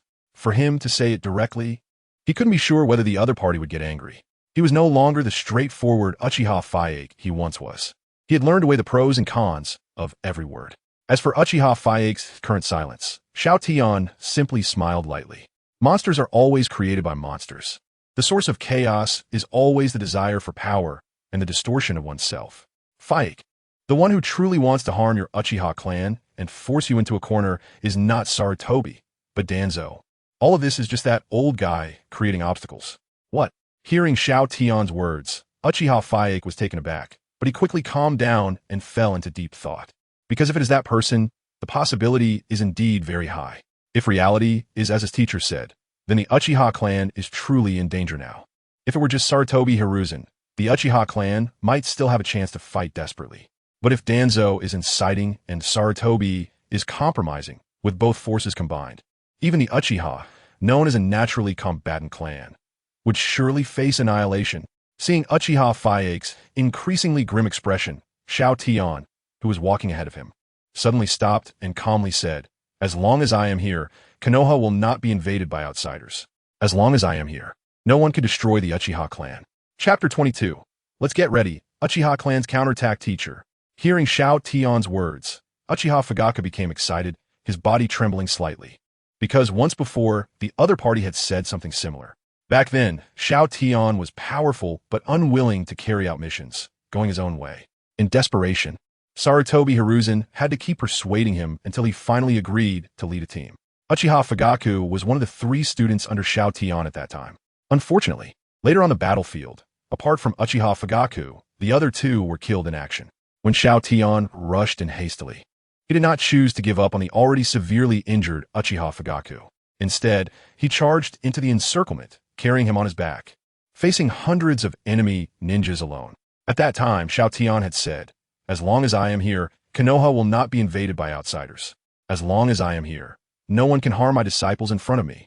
That day, Xiao Tian single-handedly fought against hundreds of enemy ninjas, establishing himself as a new legend after Uchiha Madara, Senju Hashirama, and Senju Tobirama, a constant victor in war. The god of death in the shinobi world, Konoha's Xiao Tian. In that day, Uchiha Fugaku's Sharingan also gained significant enhancement, laying the foundation for his current position as the head of the Uchiha clan. However, Uchiha Fugaku's breakthrough in the Sharingan was not only due to the despair and pain he felt from the loss of his 2 companions who died protecting him. More importantly, it was because his teacher disregarded military orders and risked his life to charge into the enemy's encirclement to save him, allowing him to take revenge and fulfill his desires. It can be said that without that day as Xiao Tian, there would be no current Uchiha Fugaku, the head of the Uchiha clan. Bang! Teacher! Uchiha Fugaku suddenly knelt down, burying his head in the ground. Seeing this scene, Xiao Tian couldn't help but feel a wave of emotion. If it weren't for his unexpected journey to another world years ago, where he healed his inner sorrow, he might have continued to be despondent, just like his teacher, deeply engrossed in studying ninjutsu. After all, losing a disciple he had trained for several years suddenly would not be easy for anyone to bear. Fugaku, get up. No, the teacher has treated me well, but Fugaku has prioritized his family's interests, even allowing Shursui to bring Itachi before the teacher, deliberately issuing orders that no matter who comes tonight, they cannot pass easily and must test his strength. Uchiha Fugaku felt unworthy of his teacher. Tears streamed down Uchiha Fugaku's face at this moment. 1 drop, 2 drops, 3 drops. Uchiha Fugaku did not know how many years it had been since he last cried, how many years he had not confronted his innocent heart. That feeling of guilt towards his teacher, Seeing this scene, Xiao Tian couldn't help but sigh softly. Who said that the Uchiha clan was an evil and dark race. In his view, the emotions within the Uchiha clan were deeper, more sincere, and richer than anyone else's. After a moment, when Xiao Tian saw that Uchiha Fugaku's emotions had stabilized somewhat, and he had returned to being the head of the Uchiha clan, he continued, "All right, Fugaku, the sad past only needs to be engraved in your bones and kept in your heart. Don't let it influence any of your decisions now." "Yes, teacher," Fugaku understands. Xiao Tian took a letter out of his pocket. "By the way, take this letter to Hyuga Hizashi of the Hyuga clan. Whether he accepts it or follows the contents inside is up to him." Hyuga Hizashi of the Hyuga clan? Hearing Xiao Tian's words, Uchiha Fugaku paused slightly, but still accepted the envelope. Is the teacher trying to win over those Byakugan wolves to help the Uchiha? But is such a thing really possible? Next, it was time for the Uchiha clan to start preparing for their counterattack. "I will go back first and wait for your news." Asking him to run from house to house is better left alone. Counterattack? Upon hearing Xiao Tian's words, Uchiha Fugaku, who had been struggling with the Hyuga clan, now had some guesses in his heart, but did not dare to speak recklessly. To this, Xiao Tian merely chuckled lightly and then vanished using the Flying Thunder God technique. "Fugaku, my attitude towards the Uchiha clan remains the same as before, unwavering." Chapter 23. The Alliance of Two Great Families, Xiao Tian's Plan in the Dead of Night. Inside the room, Xiao Tian looked at Hinata Hizashi and Uchiha Fugaku, who were both filled with vigilance towards each other, and couldn't help but show a hint of helplessness on his face. Weren't these two guys on good terms back then? If it weren't for Master being here, Hinata Hizashi, would never sit in the same room with a coward like Uchiha, who has the blood of the fallen on his hands. If it weren't for the teacher's request, Uchiha Fugaku, would never sit with the white-eyed wolf of the Hinata clan. Ahem, ahem, ahem. I say enough. I'm not dead yet, don't ignore me. Hearing Xiao Tian's cough, both Uchiha Fugaku and Hinata Hizashi's bodies jolted simultaneously, and they tacitly fell silent. They looked just like children who had done something wrong. Seeing this scene, Xiao Tian gently shook his head and then turned to Uchiha Fugaku. "I say, Fugaku, don't you realize yet that Hizashi is also someone deceived by Danzo?" "Teacher, Uchiha Fugaku lowered his head in shame. Indeed, his previous emotions were somewhat biased, influenced by personal will. And you, Hinata, you've already seen that letter. Do you still think the Uchiha are evil? Or do you not trust me? Was it not you who said that if Uchiha Fugaku died in battle, then the front line of Konoha would be guarded by you, Hinata Hizashi? Did I remember that wrong?" "Xiao Tian, that is because..." Hinata Hizashi started to speak, but ultimately fell silent. Because what Xiao Tian said was true. "Hizashi, confront your own heart. What is right? Who is worth trusting? Don't you really know? There is no one else here. You don't need to keep acting." Fugaku is the only disciple that Xiao Tian personally took under his wing. While Hinata Hizashi was saved by Xiao Tian during the Second Shinobi War and has since been humbly learning taijutsu in the way of recuperation by Xiao Tian's side. Moreover, it can be said that the reason the Hinata clan has not been suspected or targeted by Konoha as higher-ups and has quietly grown stronger is largely due to the way of recuperation that Xiao Tian taught him. A large tree attracts the wind, and the wind will surely destroy it. A powerful family must learn to maintain moderation. Simply put, play dumb and pretend to be a pig. If the higher-ups of Konoha think it's good, the Hinata clan will absolutely agree. If the higher-ups think it's wrong, the Hinata clan will definitely disagree. Because of this, the Hinata clan has managed to grow stronger without facing suspicion and targeting from Konoha as higher-ups. For Konoha as higher-ups, the Hinata clan is the most reliable ally and a solid shield for the village. Unlike the Uchiha clan, which has always sought to restore its former glory and constantly vie for power in Konoha, full of ambition. For a moment, the two who had just been at odds fell silent. Seeing the current reactions of Uchiha Fugaku and Hinata Hizashi, Xiao Tian was very satisfied. It seems that his words still carried some weight with these two youngsters. As for why he gathered the two of them today, it was naturally to ensure that Danzo's reputation in Konoha would be completely destroyed. "I want to waste time on pleasantries today. Fugaku, since you want me to save the Uchiha clan, then listen carefully to my plan. Hizashi, if you want the Hinata clan to thrive for several more decades, then don't miss a single word I say. After so many years, it was clearly impossible to get these two disciples in front of him to unconditionally and wholeheartedly help him. Xiao Tian, as their teacher, now had to present enough to shake their hearts, possessing the very things they desired the most as bargaining chips. And those things? Xiao Tian just happened to have all of them. "Yes, teacher. Yes, Master Xiao. Chapter 24. Sleepless Night. Undercurrents. The night was deep as Xiao Tian, Uchiha Fugaku, and Hyuga Hizashi discussed plans to deal with Danzo, completely unaware of the time. The discussion ended with Xiao Tian handing a farewell message to Hizashi for Yamanaka Shimi. Watching the two gradually disappear into the darkness, Xiao Tian felt no concern about whether they would be followed or assassinated. With their strength, the number of people capable of tracking them in Konoha was minimal. As for the route, unless Danzo personally intervened, there was no way they could gain an advantage. It seemed that this time, I would have to call in the favor Yamanaka Shimi owed me. Crack! Just as Xiao Tian finished speaking, his right hand, which had been probing behind him, crushed a ninja's throat. Letting such scum follow me? Danzo, you really are getting old. Your mind isn't working properly anymore, are you? Meanwhile, in the darkest room of the route, the discussion on Xiao Tian's side had ended. Still unable to infiltrate? Yes, my lord. The root assassin kneeling before Danzo broke out in a cold sweat upon hearing his words. The Uchiha clan was currently on high alert. Any suspicious individuals spotted would be killed on the spot by clan members. As for the Hyuga clan, their status was too elevated, making it impossible for us to find a breakthrough. The Yamanaka clan had fully allied with the Hokage and had an agreement with us, so we could not continue our infiltration there either. How is the situation on Xiao Tian's side? There is no news. It seems, as you suspected, he has already dealt with the matter. Puffed. As soon as the assassin finished reporting, Danzo swung his blade and beheaded him. Drip, drip. Blood slid down the blade, revealing Danzo's face twisted with sarcasm and madness. The destruction of the Uchiha clan was already a foregone conclusion. The Hyuga clan would not act recklessly, and the Yamanaka were just a small family, hardly worth mentioning, especially since a significant portion of their strength was in the umbu and root. With that, Danzo stood up, flipped the knife, and drove it into the head of the corpse. That crimson right eye appeared incredibly eerie in the darkness. Xiao Tian, oh Xiao Tian. Even after all these years, you still do not understand the allure and importance of power.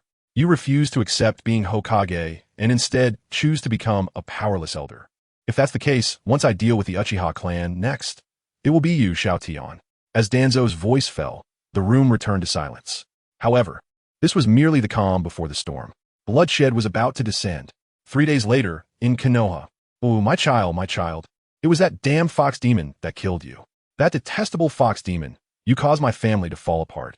And that evil Uchiha, if they had acted back then, how could the fourth Hokage and Kushina have met with misfortune? How could the village suffer such great losses? Calm down. Everyone calm down. On the streets, the post-war relief efforts were still in full swing. Yet even so, the villagers' resentment towards the fox demon continued to escalate. Moreover, as members of the Uchiha clan, who were on high alert, patrol day and night over the past 3 days, not a single villager showed them a good face. It was clear that the news of Minato and Kushina's deaths had spread thoroughly. Now, the Uchiha clan was no longer seen as just a power-hungry family in the villagers' eyes. Instead, they were viewed as a group of cowards, afraid for their lives and neglectful of their duties. Uchiha Fugaku had already anticipated this, but his expression remained remarkably calm. He even ordered all Uchiha clan members to remain composed and restrained. In contrast, as the clan leader, he would provide all Uchiha members a satisfactory answer tonight. Chapter 25. A Night of Murder Under the Dark Moon. The plan begins. Xiao Tian's residence. Whoosh! A ninja suddenly entered the room through the window, kneeling on one knee behind Xiao Tian and respectfully lowering his head. Lord Xiao Tian, the third Hokage has already conveyed your membership in the Elder Council to the village. Right now, the third Hokage is with little Jishui. Do you think I wouldn't recognize you just because you're wearing a mask? Akot. Upon hearing Xiao Tian's words, Uchiha Jishui felt a bit embarrassed but still finished his message. After all, it was his mission. Since the message has been conveyed, Lord Xiao Tian, I will take my leave. What are you doing, Lord Xiao Tian? Before Uchiha Jishui could turn to leave, he was lifted by Xiao Tian and placed beside him. Tonight, you will stay by my side, and you won't go anywhere, understand? But what about the third Hokage? Do you think that old man Sarutobi can take me on? By the way, if he bullies you in the future, come to me, and I'll beat him up for you. Beat the Hokage? Oh, let's skip that.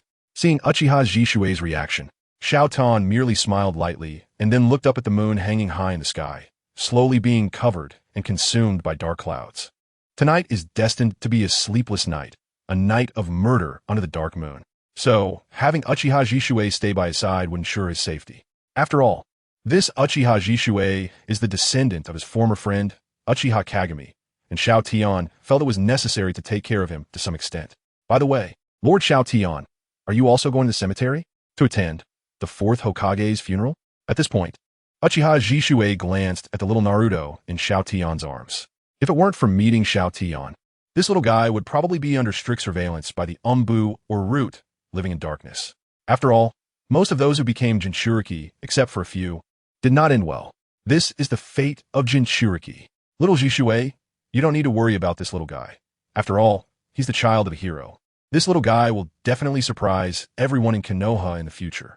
Let's go. Let's attend Minato's funeral. All right, Lord Xiao Tian, then we... Bang! With the sound of Xiao Tian's voice falling, the two of them disappeared from the room and reappeared outside the cemetery. We're here, seeing the cemetery before him. Uchiha Jishue's eyes were filled with disbelief. The strength of the man beside him seemed to be even more terrifying than he had imagined, especially this body flicker technique. I want to learn it. Whoosh.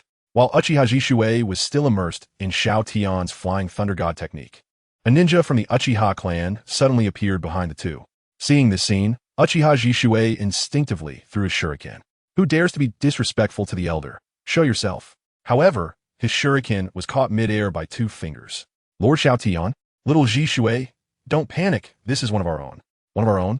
Upon hearing Xiao Tian's words, Uchiha Jishue realized that the person who had suddenly appeared behind them was actually one of the close guards of their clan leader. This was a trusted aide of the clan leader. How could he suddenly appear here? You're not.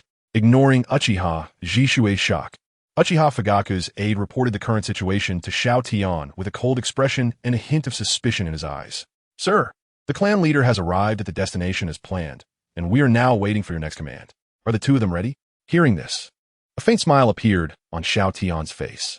At the same time, the light blue chakra within him began to spread outward with a terrifying, oppressive force. Since that's the case, let them start their actions. Yes, sir.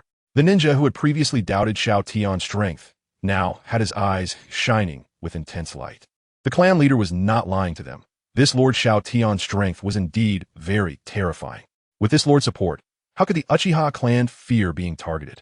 The Uchiha clan, how could they not revive their former glory? Chapter 26. If you harbor murderous intent towards me, then prepare for annihilation. As Xiao Tian released his chakra, outside the headquarters of Root, pairs of crimson eyes were all focused on the man in front. The teacher has signaled. Everyone obey my orders. Team 1, Team 2, proceed according to the original plan. Everyone else follow me. Yes, Lord Clan Leader. Hearing Uchiha Fugaku's words, all the members of the Uchiha clan participating in this operation had an uncontainable tension and battle intent in their crimson eyes. This battle concerned the survival of their Uchiha clan. Therefore, they could only succeed and not fail. At the same time, Uchiha Fugaku led the Uchiha clan into action. Hinata Hizashi also moved out with Yamanaka, sure take, in another direction. Everyone attack. Remember, do not let any Root members leave here. Cut the grass and eliminate the roots, lest the spring wind blows and they grow again. Understood, Lord Clan Leader. Although the Hinata clan seemed to be flourishing now and had no real enemies outside, internal crises were lurking. As the leader of the Hinata clan, Hizashi was naturally aware of this. That is why he brought all his trusted subordinates this time, to satisfy Xiao Tian and completely eliminate Root. Everything was for the method that could ensure the Hinata clan's continued prosperity for decades. As the leader of the Hinata family, he must take responsibility for the future of the Hinata clan. While the Uchiha clan, Hinata clan, and Yamanaka clan began to act against Root, on the other side, Xiao Tian was now walking towards the cemetery with Uchiha Shursui and little Naruto to attend the funeral of Minato Namikaze and Kushina Uzumaki. But, isn't that the damned fox demon? Damn it, don't hold me back. I want to go kill him. If it weren't for him, my child wouldn't have died. That's right. Kill him. Kill him. Kill him. In response, Uchiha Shursui instinctively moved closer to Xiao Tian, and little Naruto also shrank back. Compared to the two, Xiao Tian, who was holding little Naruto, appeared unusually calm, his eyes moving to a person in the cemetery. A guy whose eye and arm are both wrapped in bandages. Currently speaking to him. I knew you would bring the Jinchuriki, so I've already announced that the Nine-Tails has been sealed within that little guy. At the moment when everyone was overwhelmed by hatred, Danzo's announcement about the Nine-Tails being sealed in Naruto undoubtedly shifted all the hatred onto Naruto. As for Xiao Tian, given his character, since he had already accepted that Jinchuriki, he would absolutely not give up halfway. In fact, he might even cause a conflict with the entire village over a Jinchuriki. Xiao Tian would definitely not betray the village, but he could create the illusion of betrayal. As long as the villagers believed Xiao Tian was a traitor, it would make things easier for Root to act. Xiao Tian, you still lack experience to fight me. Power. Ah, it is filled with wonders you cannot imagine. Lacking experience? Hee, in that case, let us wait and see. Seeing Danzo's proud expression, Xiao Tian merely chuckled lightly. Then under Danzo's gaze, blinked and appeared in front of Danzo with Uchiha Shursui and little Naruto. You! Xiao Tian suddenly rushed forward, causing Danzo to stiffen. Feeling very uncomfortable all over. We want. The Hokage and the elders, as well as the villagers, are all here. Don't act recklessly. Facing Xiao Tian, who was less than a meter away, Danzo was genuinely a bit panicked. He was afraid that this guy in front of him would take action against him recklessly. If that happened, the situation would likely turn into something else entirely. After all, even if he successfully shifted the hatred onto Xiao Tian, if Xiao Tian died, he couldn't become Hokage. Then what would be the point of it all? Just as cold sweat broke out on Danzo's back, Xiao Tian leaned slightly forward, whispering calmly in his ear, "No one can take this child from my hands. That is my promise to Minato. As for you, since you crossed my bottom line and harbored murderous intent towards me, then today, prepare for annihilation." The god of death, Xiao Tian, always follows through on his words. Chapter 27. Sarutobi, leave the next thing to me. Gurgle, gurgle. You guy. Xiao Tian suddenly said this, which made Danzo feel something was off for some reason. However, just as the two were to stand still, Sarutobi Hiruzen shook his head helplessly. Tonight is the funeral of Minato and Kushina. You two should calm down a bit. Even if you don't give me, the Hokage, face, at least respect the deceased. Danzo felt 1,000 grievances in his heart towards Sarutobi Hiruzen, snorted coldly, and turned his head away. I have no problem here. I'm just afraid some people are deliberately causing trouble. Seeing that Danzo had finally calmed down, Sarutobi Hiruzen turned to look at Xiao Tian. He believed that as long as Danzo didn't act out, Xiao Tian shouldn't hit him in the face either. Shouldn't, right? Step, step, step. Under the gaze of Sarutobi Hiruzen and Danzo, Xiao Tian walked forward a few steps while holding little Naruto. Uchiha Shursui, who was nearby, hurriedly followed. He hadn't forgotten the words Xiao Tian had told him when he arrived. Stay by my side. Xiao Tian, what are you doing? Sarutobi Hiruzen asked with confusion. The funeral is about to start. What is he trying to do? Xiao Tian cleared his throat and spoke loudly. Ahem, ahem. I am a newly appointed elder of the Elder Council, Xiao Tian. I believe some of you may remember me, while others may have forgotten. But I am here today to announce to everyone in Konoha that this little guy will be my disciple from now on, and he will be under my absolute protection. No one can harm him. Upon hearing this, Danzo, who was originally a bit worried, now showed a cold smile on his face. Xiao Tian, oh Xiao Tian, you really love to joke. At this critical moment, you dare to publicly declare protection for the Jinchuriki. After today, even if you're an elder of the Elder Council, you will be despised by everyone. As long as I stir the pot a bit more, you, as an elder, will have to pay with your life. Compared to Danzo's cold smile, a strange light flashed in Sarutobi Hiruzen's eyes. In his view, although Xiao Tian had always acted on impulse, he was actually meticulous and strategic. In short, what the other party said now might have other purposes. For example, the few words he left behind at the end of the Hokage meeting. A wolf's ambition to the bitter end. Sarutobi, you're becoming weaker as you age.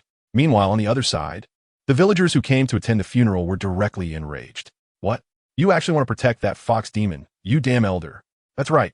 Even as an elder, there is no reason to protect a fox demon. Someone like you is not worthy of being a ninja, not worthy of being an elder. Everyone shouted together, Xiao Tian, get down. That's right, get down. To this, Xiao Tian merely looked on coldly, not caring much. As all the villagers of Konoha continued to shout, Sarutobi Hiruzen could no longer stand by and hurriedly approached Xiao Tian, whispering, Xiao Tian, what are you trying to do? If this continues, Minato and Kushina's funeral will probably become a joke. That's right. You, stop messing around. As soon as Sarutobi Hiruzen spoke, Danzo followed up with a cold shout, unwilling to let go of any opportunity to strike at Xiao Tian. To this, Xiao Tian simply responded with a cold smile. Xiao Tian realized that Sarutobi Hiruzen was only inquiring and did not intend to stop him. In short, his current actions had already gained the other party's approval. Sarutobi, Although you have become overly cautious and weak due to aging, at least your eyes are still not blind. Next, leave the matter here to me. Chapter 28. He is not a fox demon. He is the hero's successor, Xiao Tian. Hearing Xiao Tian's words, Sarutobi Hiruzen opened his mouth, wanting to say something. But in the end, he chose to remain silent. Beside them, Danzo crossed his arms and coldly watched everything unfold. Xiao Tian, I want to see how you plan to turn this situation around. I am unworthy? That's really interesting. So what do you think, you ignorant fools? Do you deserve to stay here? Just when Sarutobi Hiruzen and Danzo were unsure of what Xiao Tian was going to do, his tone suddenly turned cold. Even without releasing chakra, it felt like the villagers below had fallen into an ice cave. This sudden change stunned the villagers, who did not expect this newly appointed elder to be so reckless as to directly take action against them. After stabilizing the situation, Xiao Tian suddenly raised the small Naruto in his arms and proclaimed loudly again, "This child, he is not the child of Fox Demon. He is the child of the fourth Hokage, Minato Namikaze, and Kushina Uzumaki. This child, he is the hero's successor. You who despise the hero's successor and insult the inheritor of the will of the dead, what right do you have to continue staying here? What right do you have to point fingers here?" Boom! Xiao Tian's words stirred up a strong reaction throughout the venue. What? That child is actually the child of the fourth Hokage and Lady Kushina. This is impossible. It must be that this newly appointed elder is saying this to show off. That is indeed possible.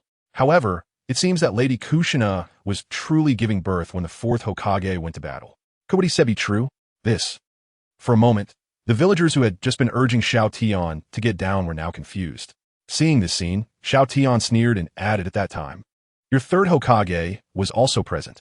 If you don't believe what I said, you can listen to what he has to say." After casually dropping this remark, Xiao Tian turned to look at Sarutobi Hiruzen behind him. "Hiruzen, it's your turn." Hearing Xiao Tian's words, Sarutobi Hiruzen hesitated. The Jinchuriki is an important strategic weapon for every ninja village and should theoretically be kept strictly hidden. Moreover, if Naruto's identity were to be exposed, those who harbor enmity against Minato would surely come after him.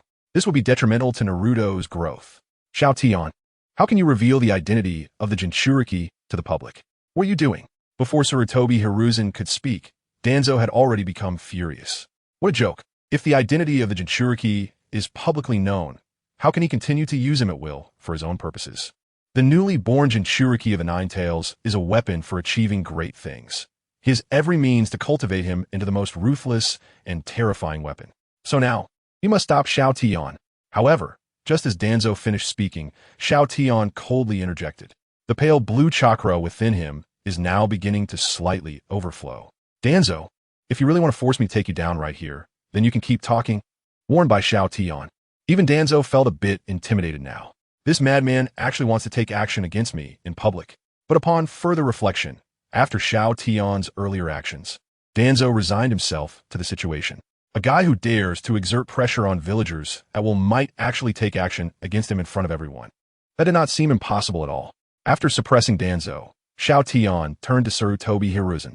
"You just need to tell everyone the truth, and as for this kid's safety, you can rest assured and leave it to me.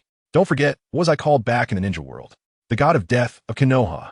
Hearing Xiao Tian's words, Sarutobi Hiruzen understood that he had no other choice now. Moreover, revealing the truth didn't seem to pose any problems. Originally, he wanted to hide Naruto's identity to keep the Nine-Tails safe in Konoha, to prevent Minato's enemies from seeking revenge. But with Xiao Tian's return, all these problems would be easily resolved. With Xiao Tian here to protect Naruto, what else did he need to worry about? Alright, I will go and say it. Chapter 29. Sarutobi returns. The truth revealed. Look, the third Hokage has come out. Now, everything should be clear. Just watch. How could that fox demon possibly be the child of the fourth Hokage and Kushina? It must be that new elder trying to create a scene. As Sarutobi Hiruzen walked out, the villagers of Konoha started to discuss among themselves again. In response, Sarutobi coughed lightly and helplessly said, "Elder Xiao is not wrong. That child is indeed the child of the fourth Hokage and Uzumaki Kushina." With that, the matter was instantly clarified, leaving the villagers below in silence. Xiao Tian felt very satisfied with the scene before him. Everything was under his control. However, this made Danzo extremely angry. "Damn it, Sarutobi, you actually revealed the identity of the Jinchuriki. Do you know what kind of disaster this will bring to Konoha? You old fool. You will become the eternal sinner of the village. It was clear that Danzo couldn't confront Xiao Tian, so he turned his anger towards Sarutobi. But, Danzo, enough. This time, Sarutobi did not retreat as he had in the past, but instead coldly shouted at Danzo. This left Danzo confused, unable to react for a moment. What is wrong with this old guy today? Why is he suddenly so tough? To be honest, not only Danzo, but even Xiao Tian felt a bit surprised. Just for a moment, he seemed to see the Sarutobi Hiruzen who had once fought for Konoha with all his might using various ninjutsu and summoning techniques. Although it was just a fleeting moment, it was enough. Because if Sarutobi were to openly support him, then his plans could be expedited. You old fool. Danzo, who had always kept Sarutobi under pressure, now had flickering lights in his eyes. He seemed to realize that something was off. Leave? We must leave here quickly. Otherwise, I might just perish here today. But just as Danzo thought this, Uchiha Fugaku, Hyuga Hizashi, and Aburame Shibi suddenly appeared. Although they were just standing silently, Danzo felt as if he was surrounded. Damn it, do these guys want to? Thinking of a possibility, Danzo's face instantly darkened, and he turned to leave. Staying here was of no benefit to him. However, just as Danzo took a step, Sarutobi suddenly blocked his path. Danzo, the funeral isn't over yet. Where do you think you're going? I'm feeling a bit unwell. I'm leaving first. No one can leave before the funeral ends. Danzo. Sarutobi's last two words were almost pronounced one by one, filled with a strong sense of threat. Sarutobi's meaning was simple. If Danzo tried to leave forcefully, he would definitely stop him. And realizing this, Danzo's expression changed drastically. Danzo knew very well that Sarutobi had been yielding to him over the years because he was older, his former sharpness had diminished significantly, and he was unwilling to fight. Otherwise, with Danzo's strength, he wouldn't dare to keep suppressing Sarutobi Hiruzen, the Hokage. But now, the other party was so tough. Tap, tap. Xiao Tian didn't care what Danzo was thinking. He simply took 2 more steps forward. Because today, no matter what the other party did, it couldn't change the outcome he had arranged for them in advance. Everyone, the truth is now out. Do you still think I am creating a scene? Do you have anything else to say? Chapter 30, Words that Cut to the Heart, Controlling the Situation. Hearing Xiao Tian's series of rhetorical questions, the villagers of Konoha below all had exceptionally ugly expressions. Seeing this, a cold smile involuntarily appeared on Xiao Tian's face. Do you know how much pain was in Minato and Kushina's hearts when they sealed the Nine-Tails within this child? This is just a newborn baby. Yet he has to endure suffering that is beyond his age. What are all these actions for? Isn't it to save Konoha, to protect you wide-eyed wolves?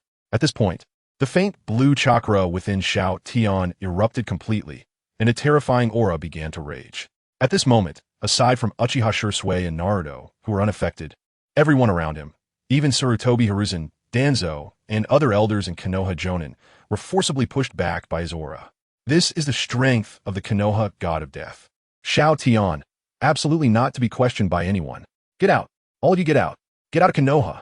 You white-eyed wolves are not worthy to call yourselves villagers of Konoha. You have no right to stand before the hero.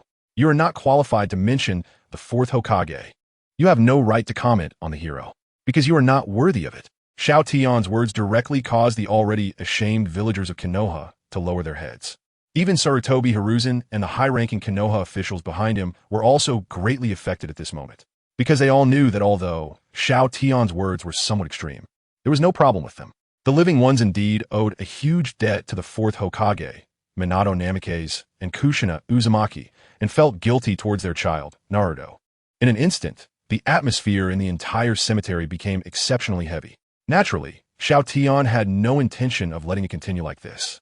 After finally stirring everyone's emotions and leading them along, if he did not further elevate the situation, wouldn't all his previous efforts be wasted? Thinking of this, Xiao Tian suddenly glanced at Uchiha Fugaku below. Realizing his small action, Uchiha Fugaku immediately reacted. Without any nonsense, he knelt down on one knee. The Uchiha clan feels guilty towards the hero, here to confess to the fallen hero and the hero's legacy. As Uchiha Fugaku's voice rang out, all the Uchiha clan members present immediately followed suit and knelt down on one knee. Damn Uchiha clan. Seeing this scene, Danzo, who was blocked from retreat by Sarutobi Hiruzen, had an increasingly dark expression. However, Danzo did not know that this was not the end, merely the beginning. The Hyuga clan feels guilty towards the hero. The Yamanaka clan feels guilty towards the hero, while Uchiha Fugaku led the Uchiha clan in their confession. The Hyuga clan and Yamanaka clan also knelt down on one knee under the leadership of Hyuga Hisashi and Yamanaka Shiwa. Seeing that the three major clans had knelt down, the other villagers of Konoha present could no longer stand and followed suit, kneeling down. We owe a debt to the hero. We owe a debt to the hero's legacy. At this moment, Danzo's expression froze. Because after those people knelt down, Xiao Tian unexpectedly turned to look at him, a mocking smile on his face. Not good. This guy's going to target me. However, even though Danzo had already seen through Xiao Tian's next plan, it was too late to stop it. Because this is the trend of the situation. Chapter 31. Public accusation. He is the culprit, ladies and gentlemen, since you have deeply understood your mistakes and repented for them. I believe that the two departed heroes, the fourth Hokage and Kushina Uzumaki, along with the heroes that followed them, would choose to forgive you. However, upon hearing the first half of Xiao Tian's statement, the villagers kneeling on one knee felt a sense of relief in their hearts. But the second half of his statement made everyone present tense up and feel a bit confused. What is this newly appointed elder trying to do? The culprit who has blinded everyone, attempted to divide Konoha, created chaos, and harmed the Hokage. We absolutely cannot forgive him. A sinner must face punishment. Not good. Hearing Xiao Tian's words, Danzo's chakra was already prepared to burst forth at any moment, ready to launch a surprise attack on Xiao Tian. Although doing so would make it difficult for him to explain himself to everyone afterward, and he would likely have to bow his head to Sarutobi for a long time. Compared to the outcome of being utterly disgraced and completely losing the position of Hokage, this price was one Danzo was willing to pay. However, just as Danzo was thinking this, the leaders of the three major clans, who had originally been kneeling, stood up simultaneously. At the same time, their chakra began to circulate, clearly indicating their stance and intentions. As Uchiha Fugaku, Hyuga Hayashi, and Aburame Shibi stood up, the veins on Danzo's forehead bulged, and he turned to glare at Xiao Tian. The shuriken he had hidden in his sleeve, which he had prepared to use at the first sign of trouble against Xiao Tian, now had to be abandoned. After all, in a one-on-one situation, even if the chances of success were slim, it didn't mean there was no chance at all. But now with Xiao Tian, plus the two strongest clans in Konoha and the leader of the Aburame clan, along with Sarutobi Hiruzen, who might side with Xiao Tian at any moment, he would be facing 1 against 5. In such a battle, there was no way he could win. This bastard. What kind of preparations has he made to ruin me tonight? He's just an outdated guy. How could he have such strong influence? Danzo's movements didn't concern Xiao Tian at all, as there was no need to worry about it. The next moment, Xiao Tian turned and pointed directly at Danzo. That culprit is him. Root Danzo. Xiao Tian you. Hearing Xiao Tian actually take action against Danzo in front of everyone. Even though Sarutobi Hiruzen had some suspicions beforehand, seeing it with his own eyes made him feel conflicted. He was weighing the pros and cons. This was a struggle between the leader of Root and the Elder Council. If he, as Hokage, intervened to help one side, the other side would undoubtedly be left in ruins after today.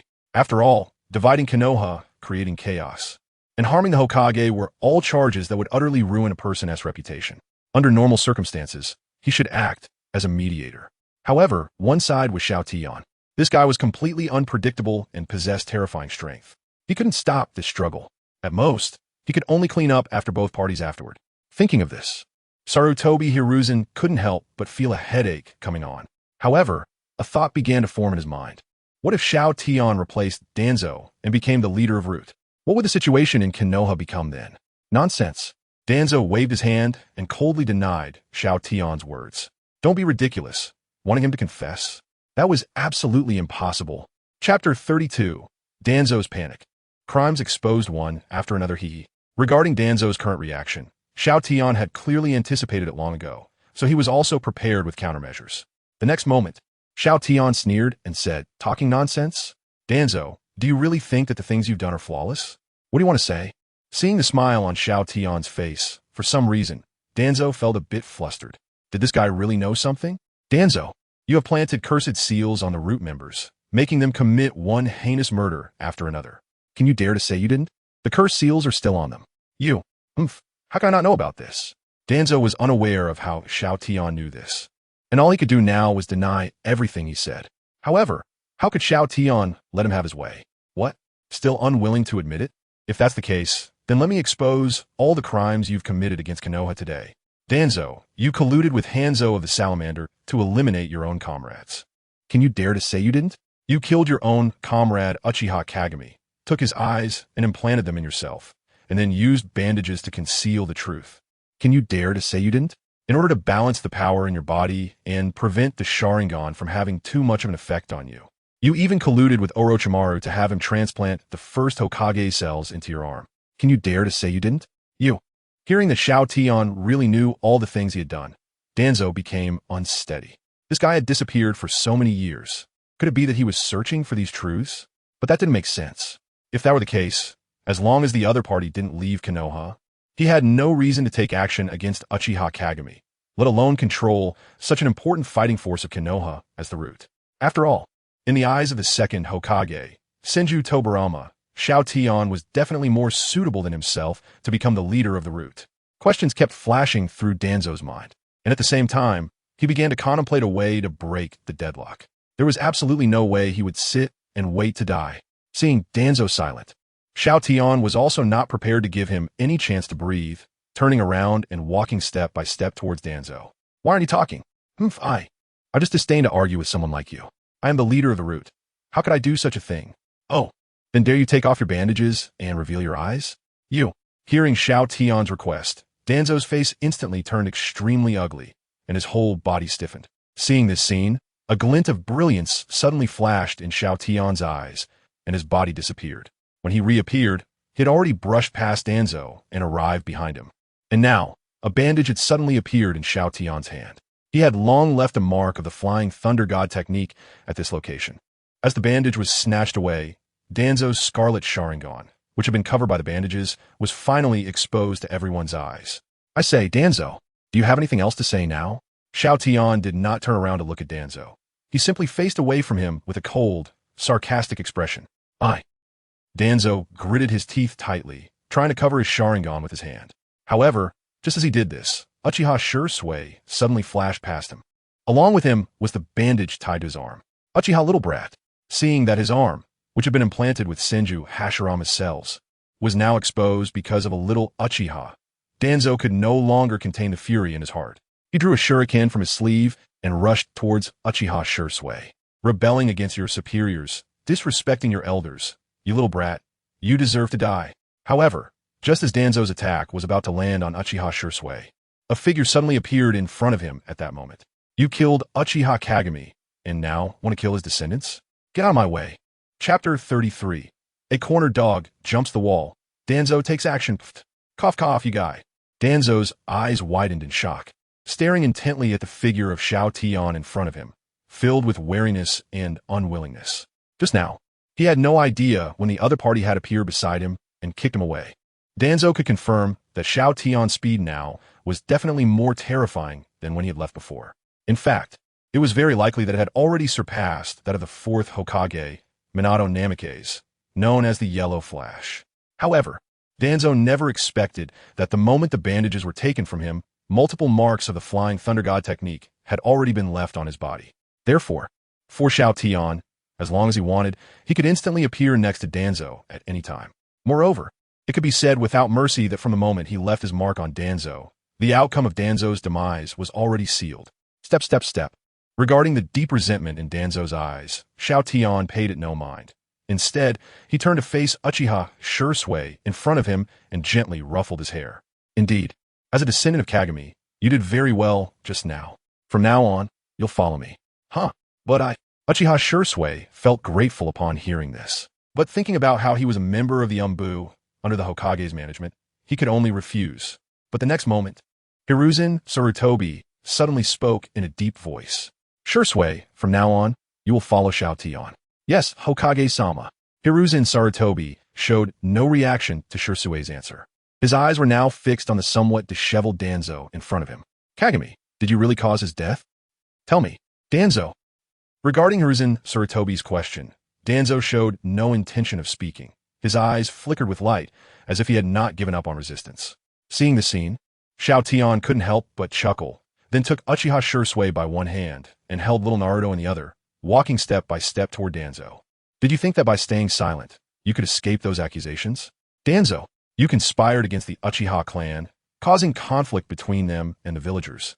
And when the Nine-Tails broke free from its seal, You incited the third Hokage to order the Uchiha clan to avoid combat, further deepening the rift between them and Konoha. The third Hokage is right here. Do you dare say you didn't do any of this? Upon hearing Xiao Tian's words, the villagers of Konoha all turned to look at Hiruzen Sarutobi. Hiruzen could only silently nod in acknowledgement, unable to shake his head against his conscience. Seeing this, everyone below began to whisper among themselves. And at this moment, Uchiha Fugaku's body began to tremble violently. His teacher had not deceived him. Their Uchiha clan had finally been vindicated at this moment. Danzo, speak. Was it you who caused the Nine-Tails to break free from its seal? What?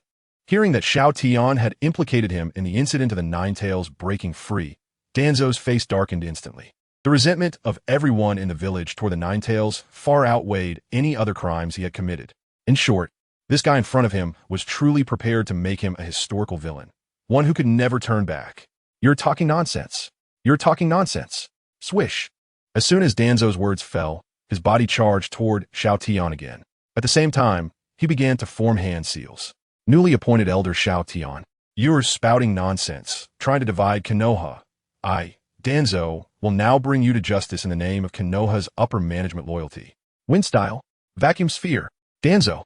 Seeing that Danzo was really going to attack Xiao Tian and targeting the vital points on Xiao Tian's body with lethal intent, Hiruzen Sarutobi became furious.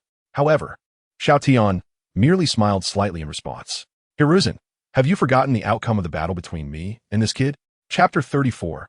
In front of me, you can't even perform the hand seals. Boom! A massive explosion sound erupted at this moment. Dust engulfed Xiao Tian, Uchiha Shursui, and Naruto. However, the three Uchiha Fugaku, as well as Sarutobi Hiruzen nearby, looked on coldly at this scene. Seeing this, Danzo seemed to realize something, and the chakra within him began to operate in a bizarre trajectory. However, before Danzo could successfully use that technique, Xiao Tian reappeared behind him. At the same time, a sarcastic and mocking laugh echoed. Oh, you want to use the Sharingan of Mirror to attack me? Danzo, you really are getting old. Your brain doesn't even work well anymore. You, bang. Danzo was kicked away by Xiao Tian once again, flipping several times in the air before crashing heavily to the ground not far away. Xiao Tian silently walked towards him. Battle 666, Xiao Tian wins. You want to use Mirror's abilities against me? Don't forget, I know more about the relationship between me and Mirror and his abilities better than anyone. In front of me, as long as I am willing, you won't even have time to perform the hand seals. Damn it. Hearing Xiao Tian's words, Danzo finally gave up the idea of attacking Xiao Tian, because the gap between them was simply too great. However, if he could successfully return to the root headquarters, then he would have the capital to compete with everyone. At that time, he could say that the Sharingan on him was handed over by Uchiha Mirror before his death. As for the cells of Senju Hashirama, he could easily make up a reason to explain it. After all, as long as he could firmly grasp the powerful decapitation of the root in his hands, he could threaten Sarutobi Hiruzen with a gag order. The allure of power is just that wonderful. Attack! Whoosh, whoosh, whoosh. With Danzo's furious shout, 3 root members he had previously stationed here suddenly rushed out of the darkness. Protect the Lord. However, as soon as these 3 root members appeared, Hinata, Hizashi, and Aburame Shino charged forward simultaneously. Trying to escape? Impossible. Seeing this scene, Danzo's expression began to change continuously. Given the current situation, it seemed quite difficult for him to escape back to the root headquarters, unless he could first capture a hostage. After thinking of this, Danzo spotted Uchiha Shursui, who was a certain distance away from Xiao Tian. This little beast from the Uchiha clan dares to ruin my plans. I will crush you to ashes. However, before Danzo could rush over, a figure that had been watching this side for a long time suddenly blocked in front of Uchiha Shursui. Crushed to ashes? Danzo, you don't deserve it. Whose voice is that? Seeing the person blocking in front of him, a hint of madness appeared in Danzo's eyes. That person was Uchiha Fugaku, clan leader. Seeing Uchiha Fugaku suddenly blocking in front of him, Uchiha Shursui's face showed a hint of excitement.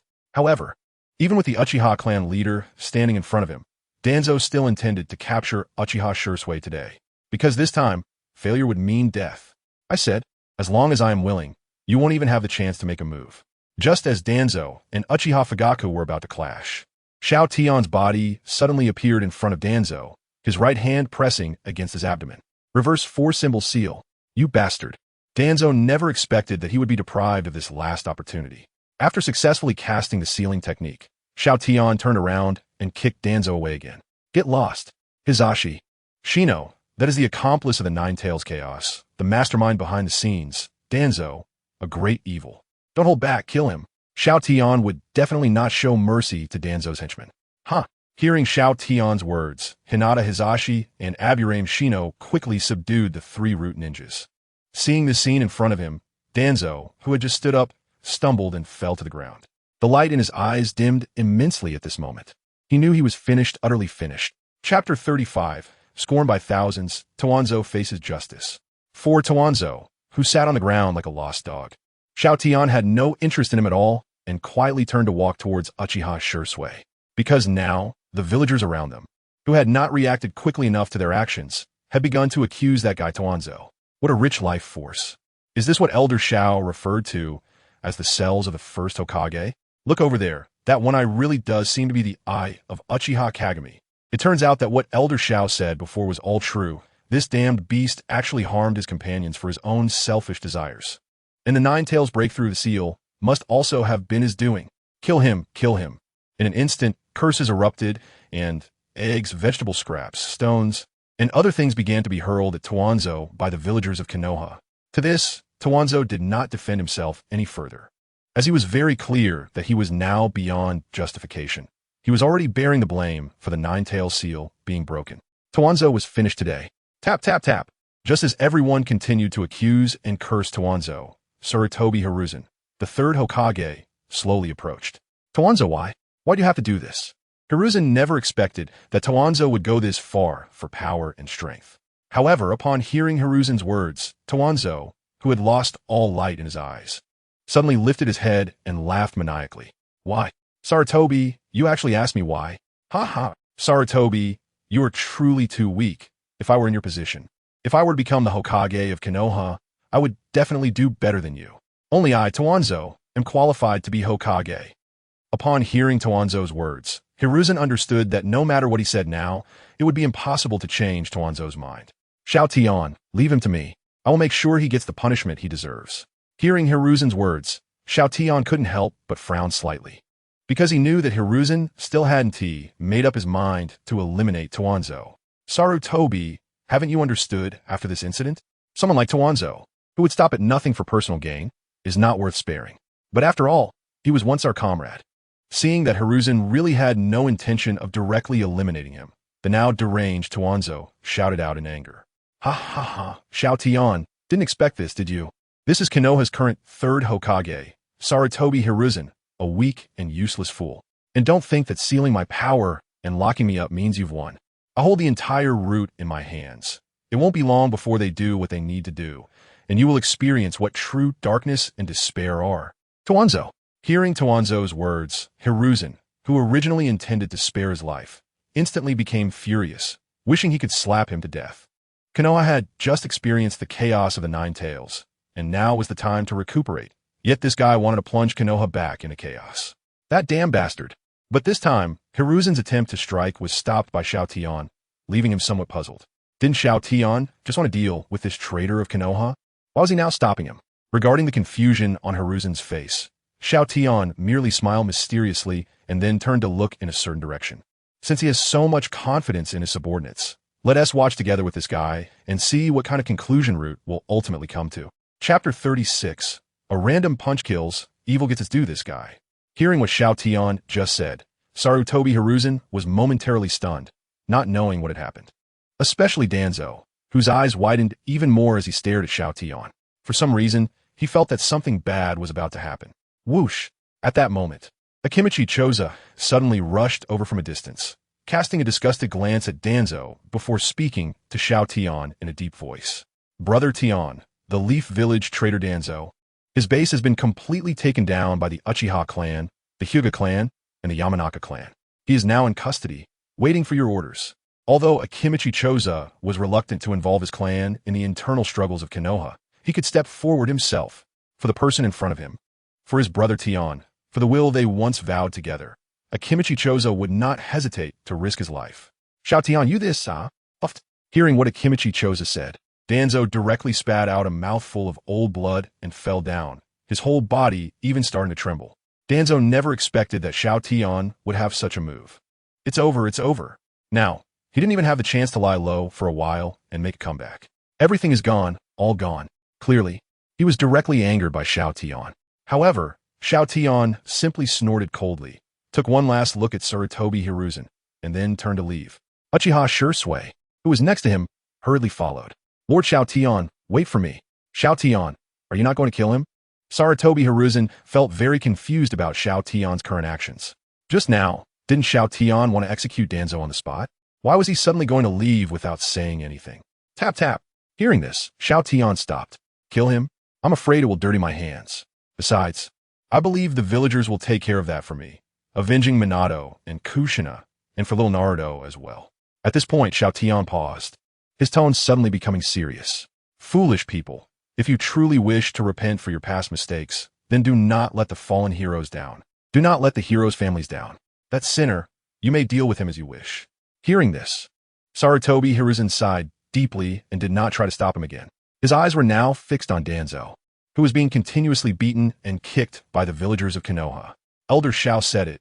This sinner can be dealt with as we please, everyone. Let us go. Let us kill this damn guy. That's right, kill him. If it weren't for him, the Nine-Tails wouldn't have broken free from the seal, and my child wouldn't have died.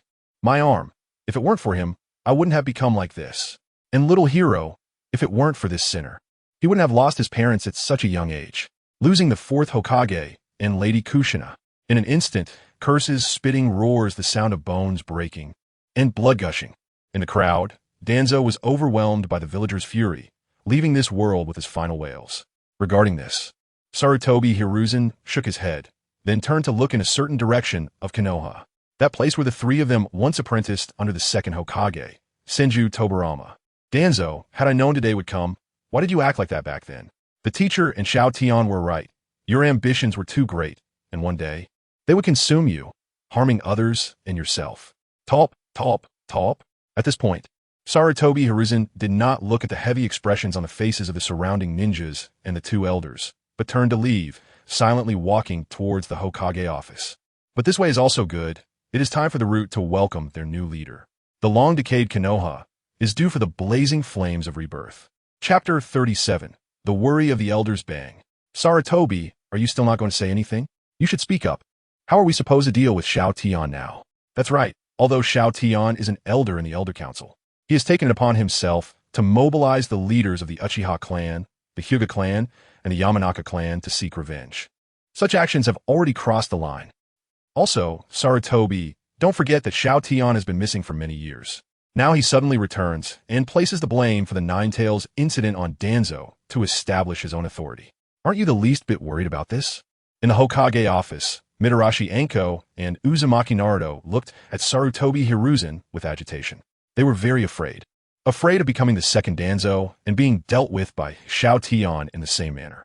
After all, to some extent, Danzo has done many wrongs over the years. And even if they didn't directly assist him, they tacitly approved of his actions. So now, with Danzo's death, Anko and Naruto felt a sense of fear in their hearts, worried that they would become the next Danzo and be publicly executed by Xiao Tian. Compared to the two of them, Sarutobi Hiruzen appeared much calmer. He understood very well what his two old comrades were worried about. So, after they calmed down a bit, Sarutobi Hiruzen finally exhaled a puff of smoke and said solemnly, Danzo is dead, and the matter of the Nine-Tails has come to a close. Continuing to pursue Xiao Tian now is pointless. As for Xiao Tian mobilizing the Uchiha clan, the Hyuga clan, and the Yamanaka clan to help him deal with Danzo, that cannot be a reason for you to blame him. Although there are no regulations stating that the elders of the Elder Council cannot mobilize the power of the major clans of Konoha, it also doesn't say they can't. At this point, Sarutobi Hiruzen ignored the increasingly ugly expressions on the faces of Mitarashi Anko and Uzumaki Naruto, and continued. Moreover, the fourth Hokage is Minato, and there has been no news from the daimyo of the Fire Country. I am currently just an acting Hokage and have no authority to manage Xiao Tian. As for why he disappeared for 20 years, I believe Xiao Tian will tell us in due time. Hearing Sarutobi Hiruzen's words, even if Anko and Naruto had objections in their hearts, they could only remain silent.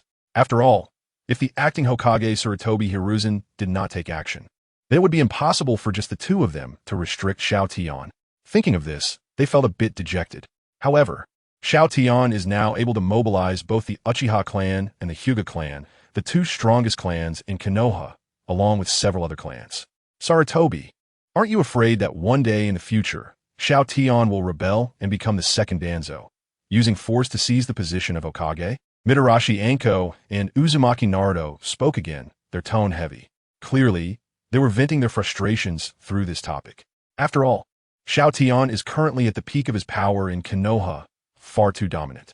Just as Anko finished speaking, the usually composed Sarutobi Hiruzen suddenly slammed his hand on the table, startling the two in front of him. Sarutobi Hiruzen put down his pipe, clasped his hands in front of him, and said solemnly, Anko Naruto, don't ever say such things again. Xiao Tian betraying Konoha? That is absolutely impossible, no matter the circumstances. As for the position of Hokage, I have already discussed this with Xiao Tian, but... Hearing that Sarutobi Hiruzen had actually asked Xiao Tian if he was willing to become Hokage, Anko and Naruto's eyes lit up. What was the result? What did Xiao Tian say? Could it be that he took action to eliminate Danzo because you offered him this condition? The condition to become Hokage. Hearing what his two comrades said, Sarutobi Hiruzen gently shook his head and looked out at the moon with a helpless sigh. How should I put it? Just like back then, he refused very decisively. Chapter 38. The fifth Hokage candidate, Xiao Tian, gets set up. Refused? Upon hearing Sarutobi Hiruzen's words, Mito Gate and T.N. Hinata fell completely silent. It turned out that everything was just them overthinking. Xiao Tian's resolution to deal with Danzo was either to avenge his friend Uchiha Kagami or to eliminate the threat to Konoha. As for the position of Hokage, he hadn't even considered it. Sigh, it seems we were both short-sighted. By the way, Hiruzen, since Xiao Tian has refused to become the fifth Hokage, who do you think would be a good candidate for the position now? This time, it was actually Sarutobi Hiruzen who fell silent. He was contemplating the best candidate, someone with both qualifications and ability sufficient to serve as Hokage. Ideally, someone who could restrain Xiao Tian in certain aspects. Hiruzen wasn't afraid of Xiao Tian betraying Konoha, but anyone could make mistakes, and that was inevitable. Moreover, his selection of Hokage was also to appease the two Konoha elders in front of him and to reassure the various clans. After all, after this incident, Xiao Tian's prestige in Konoha had become overwhelmingly strong, practically at its peak. If he didn't impose some restrictions on the other party, it wouldn't do at all. How about Jiraiya? T.N. Hinata spoke up. Jiraiya, indeed, has the qualifications and abilities. But let's not forget that he doesn't seem very willing to take on the role of Hokage. Hearing Hiruzen's words, Mito Gate and T.N. Hinata were at a loss for words. This is the Hokage of Konoha. Why is it that none of these guys are willing to take on the position? Just as Mito Gate and T.N. Hinata looked helpless, a glimmer of insight suddenly flashed in Sarutobi Hiruzen's eyes. Wait, it seems there's another candidate we've forgotten. Who?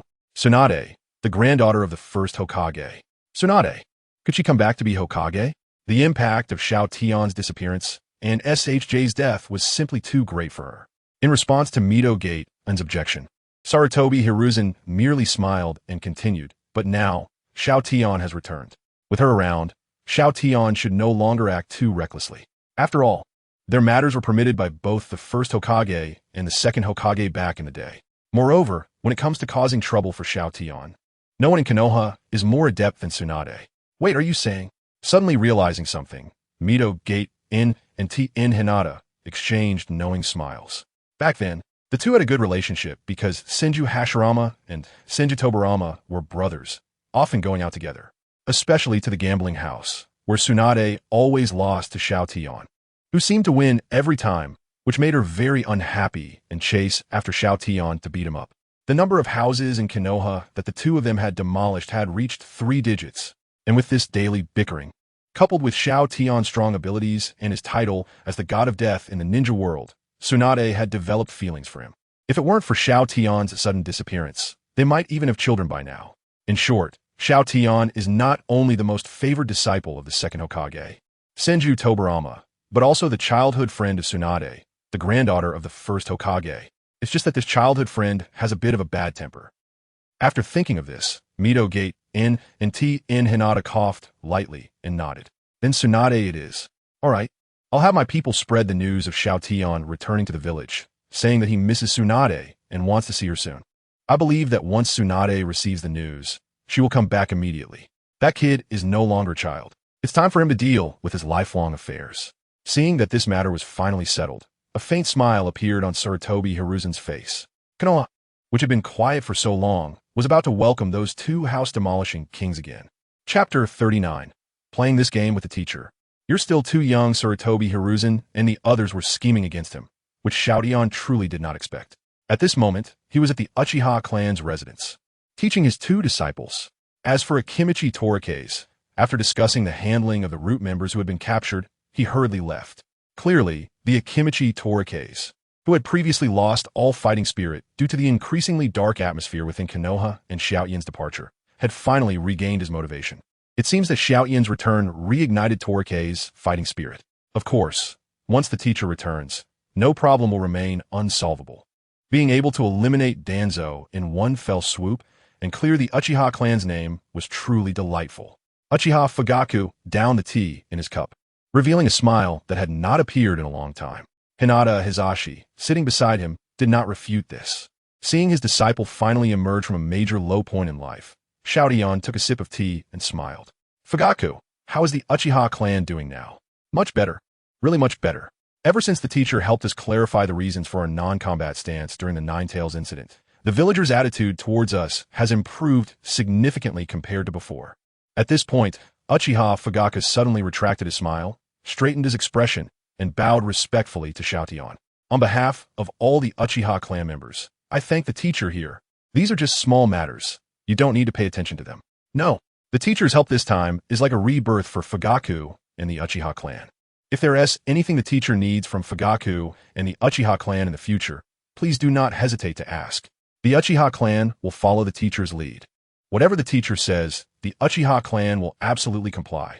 This guy, seeing Uchiha Fugaku's current behavior, Xiao Tian merely chuckled lightly and then set the teacup back down. Even Hinata Hizashi's eyes narrowed slightly. This Uchiha Fugaku really knows how to play. Making such a move at this moment. What Uchiha Fugaku just said seemed to create a situation where he and the Uchiha clan owed Xiao Tian a significant favor, making it likely that Xiao Tian could command them in the future. However, after that command, many people within Konoha would probably think that Xiao Tian was firmly tied to the Uchiha clan.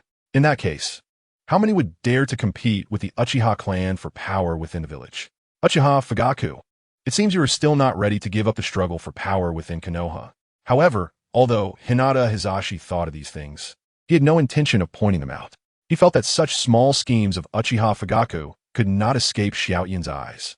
Sure enough, after Uchiha Fugaku made his promise, Xiao Tian gently shook his head. Fugaku, teacher, you say, the stability of the Uchiha clan is a good thing for both you and Konoha. Right now, what you need to do most is to build good relationships with the villagers and solidly carry out the duties of your security department. Do you understand? Upon hearing this, Uchiha Fugaku's expression changed slightly. He had realized that his little scheme had been seen through by his teacher, especially the last 3 words, which were spoken particularly slowly. Sigh. It seems that the Uchiha clan's desire to regain its former glory, even a little, is impossible. Regarding his disciple's current dim expression, Xiao Tian reached out and patted his shoulder, then continued to add, however, Fugaku, do not be too quick to despair. Given time, if the opportunity arises and you do not disappoint me, I will naturally help the Uchiha clan formally join the power center of Konoha. The future of the Uchiha clan will depend entirely on the choices you make as its leader. I hope you do not let your teacher down. Upon hearing Xiao Tian's words, Uchiha Fugaku said nothing further and bowed respectfully to Xiao Tian again.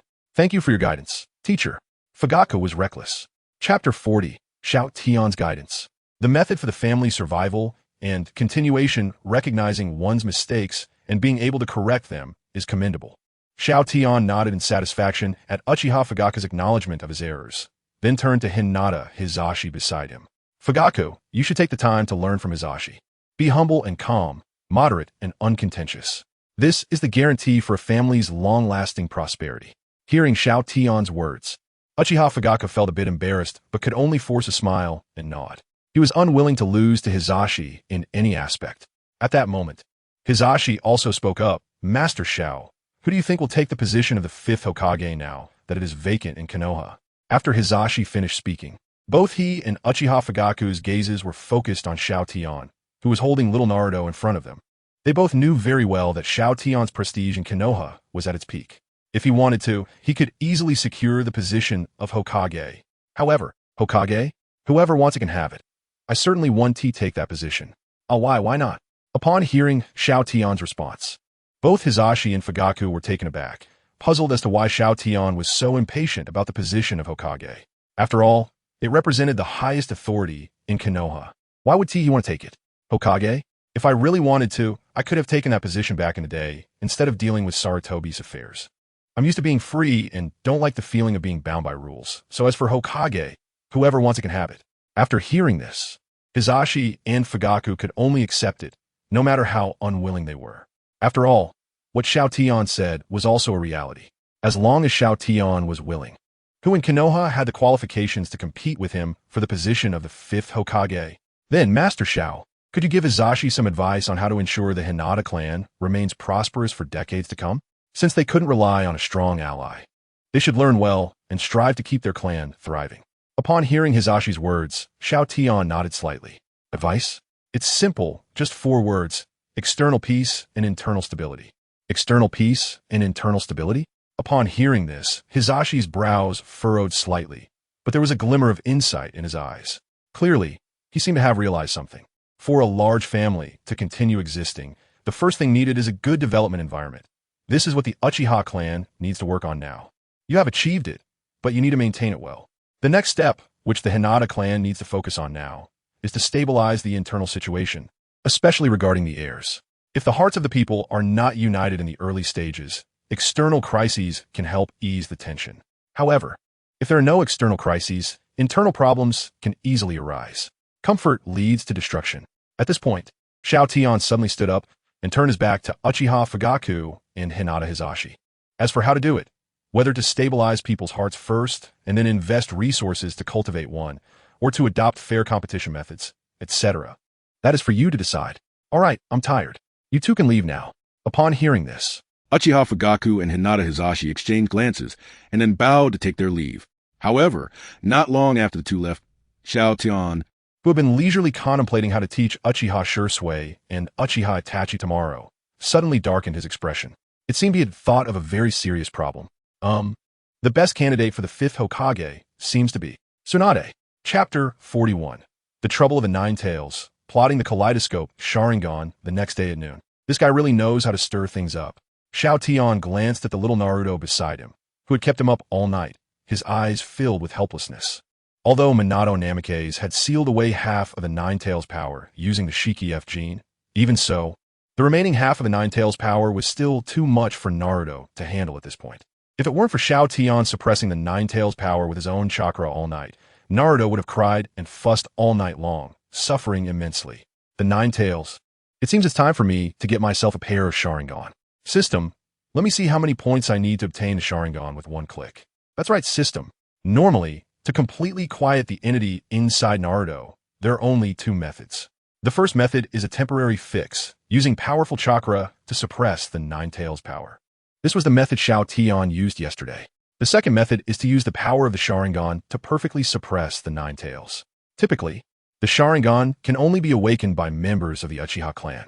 However, I'm afraid Xiao Tian has never been one to judge by common sense. Ding! The ability panel has been activated. Searching for Sharingan. Random Sharingan, ability activated at random, requires 10,000 points.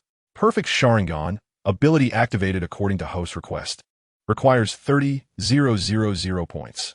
Manjiki Sharingan, ability activated according to host request, requires 60,000 points. This is a bit pricey, seeing that the random Sharingan costs 10,000 points.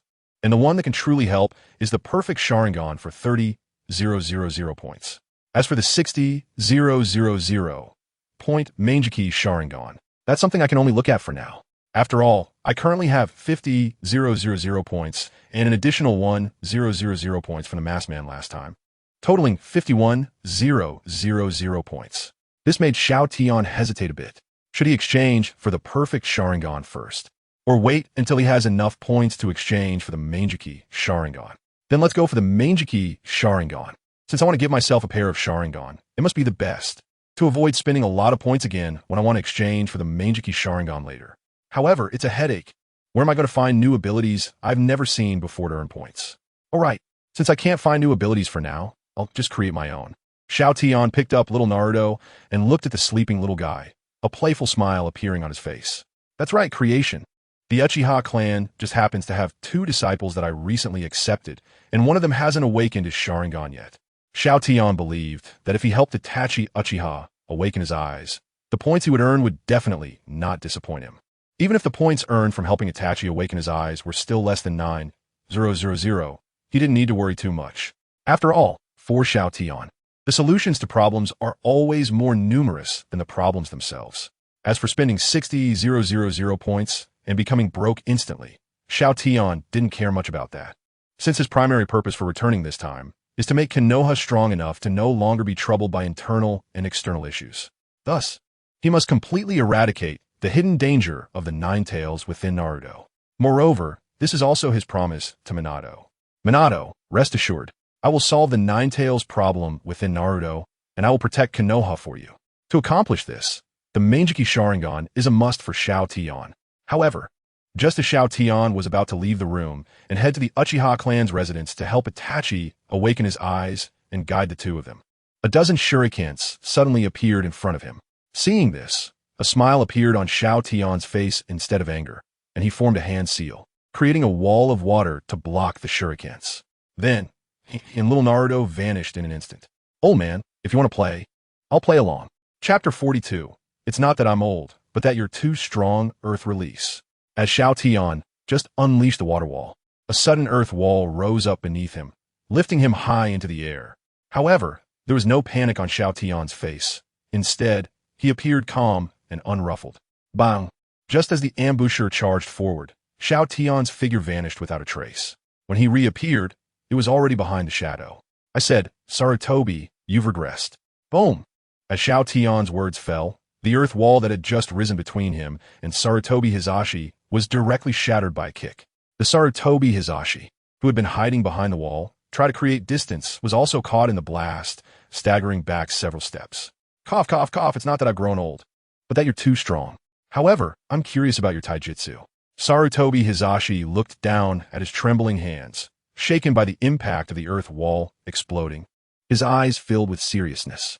Although Xiao Tian had once been known as the god of death in Konoha, he relied on the speed of the Flying Thunder God technique and the explosive power of the Flying Thunder God slash, along with various water release techniques and forbidden arts. As for taijutsu, his opponent did not seem to excel in it. However, so many years have passed, and it seemed plausible that his opponent had made breakthroughs in taijutsu. Xiao Tian did not respond to Sarutobi Hizashi's last comment, only offering a faint smile. How could he possess such powerful taijutsu? Of course, it was because of the system. Yet, Xiao Tian did not intend to reveal this to anyone, not even to his former comrades and companions, Sarutobi Hizashi. After all, unless someone had experienced the system firsthand, Xiao Tian believed that very few people in this world would be willing to fully believe in it.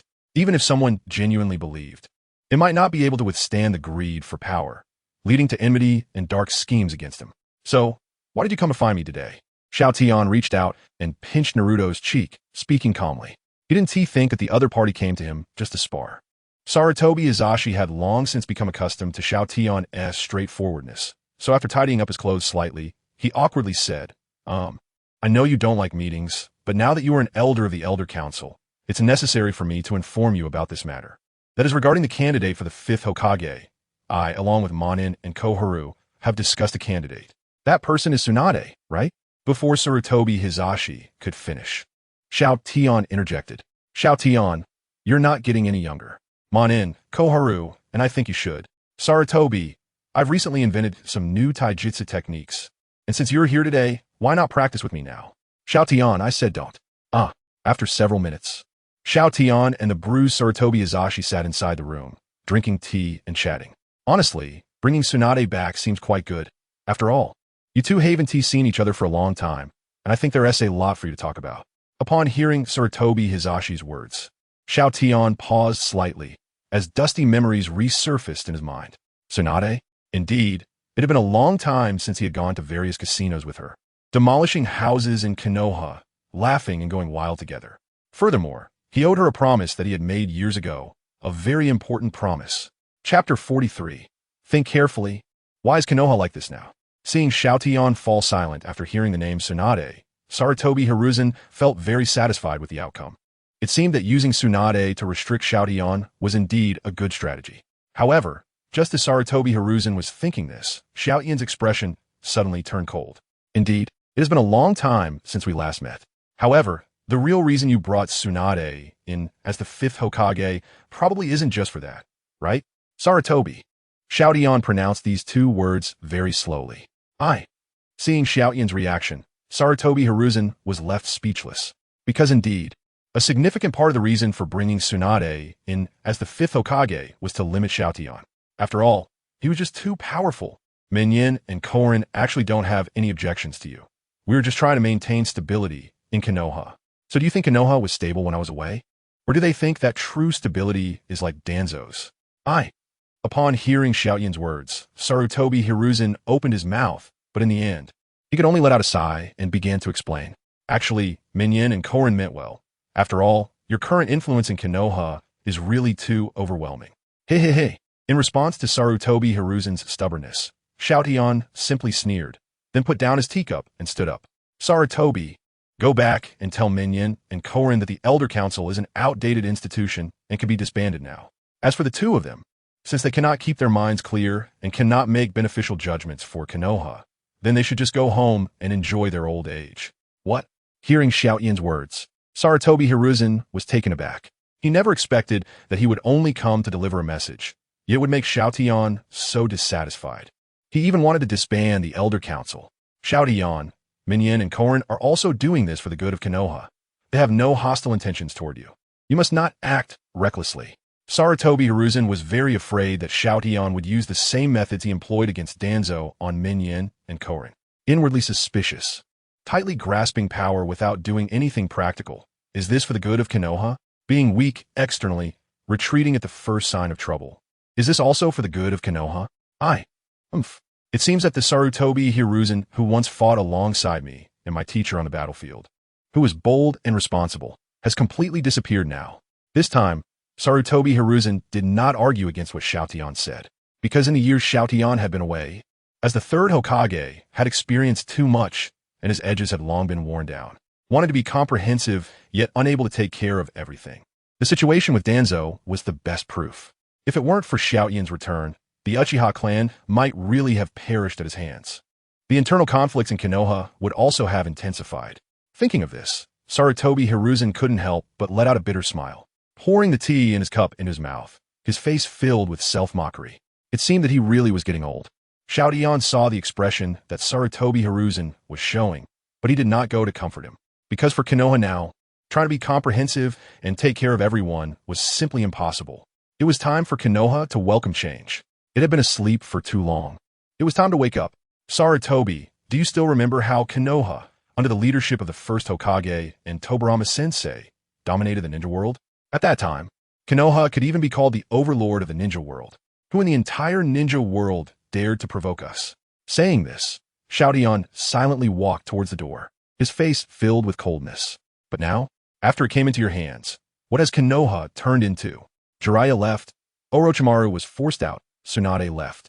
The Uchiha clan's conflicts became increasingly sharp, and Kakashi was forced to commit suicide. Xiao Tian's words pierced Sarutobi Hiruzen's heart like sharp swords, causing him to recall scenes from the past. And now, you actually still want to restrict me. Sarutobi, do you want to drive away all of Konoha's combat power before you're satisfied? If you really don't welcome me, then I, Xiao Tian, will leave. I will never appear before you again. Hearing this, Sarutobi Hiruzen quickly stood up and advised no. Xiao Tian, please calm down. Chapter 44. The Elder Council. It's time to disband it. Let Xiao Tian leave? What a joke. He absolutely won't allow that to happen.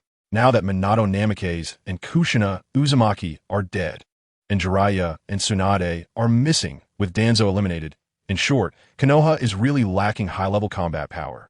As for the Uchiha clan, although they ultimately survived, given their current situation, it seems like the Uchiha clan only listens to Xiao Tian. If Xiao Tian were to leave, it would be impossible for him to make them obey his orders by relying on his own power. Sarutobi Hiruzen felt that this was simply not possible.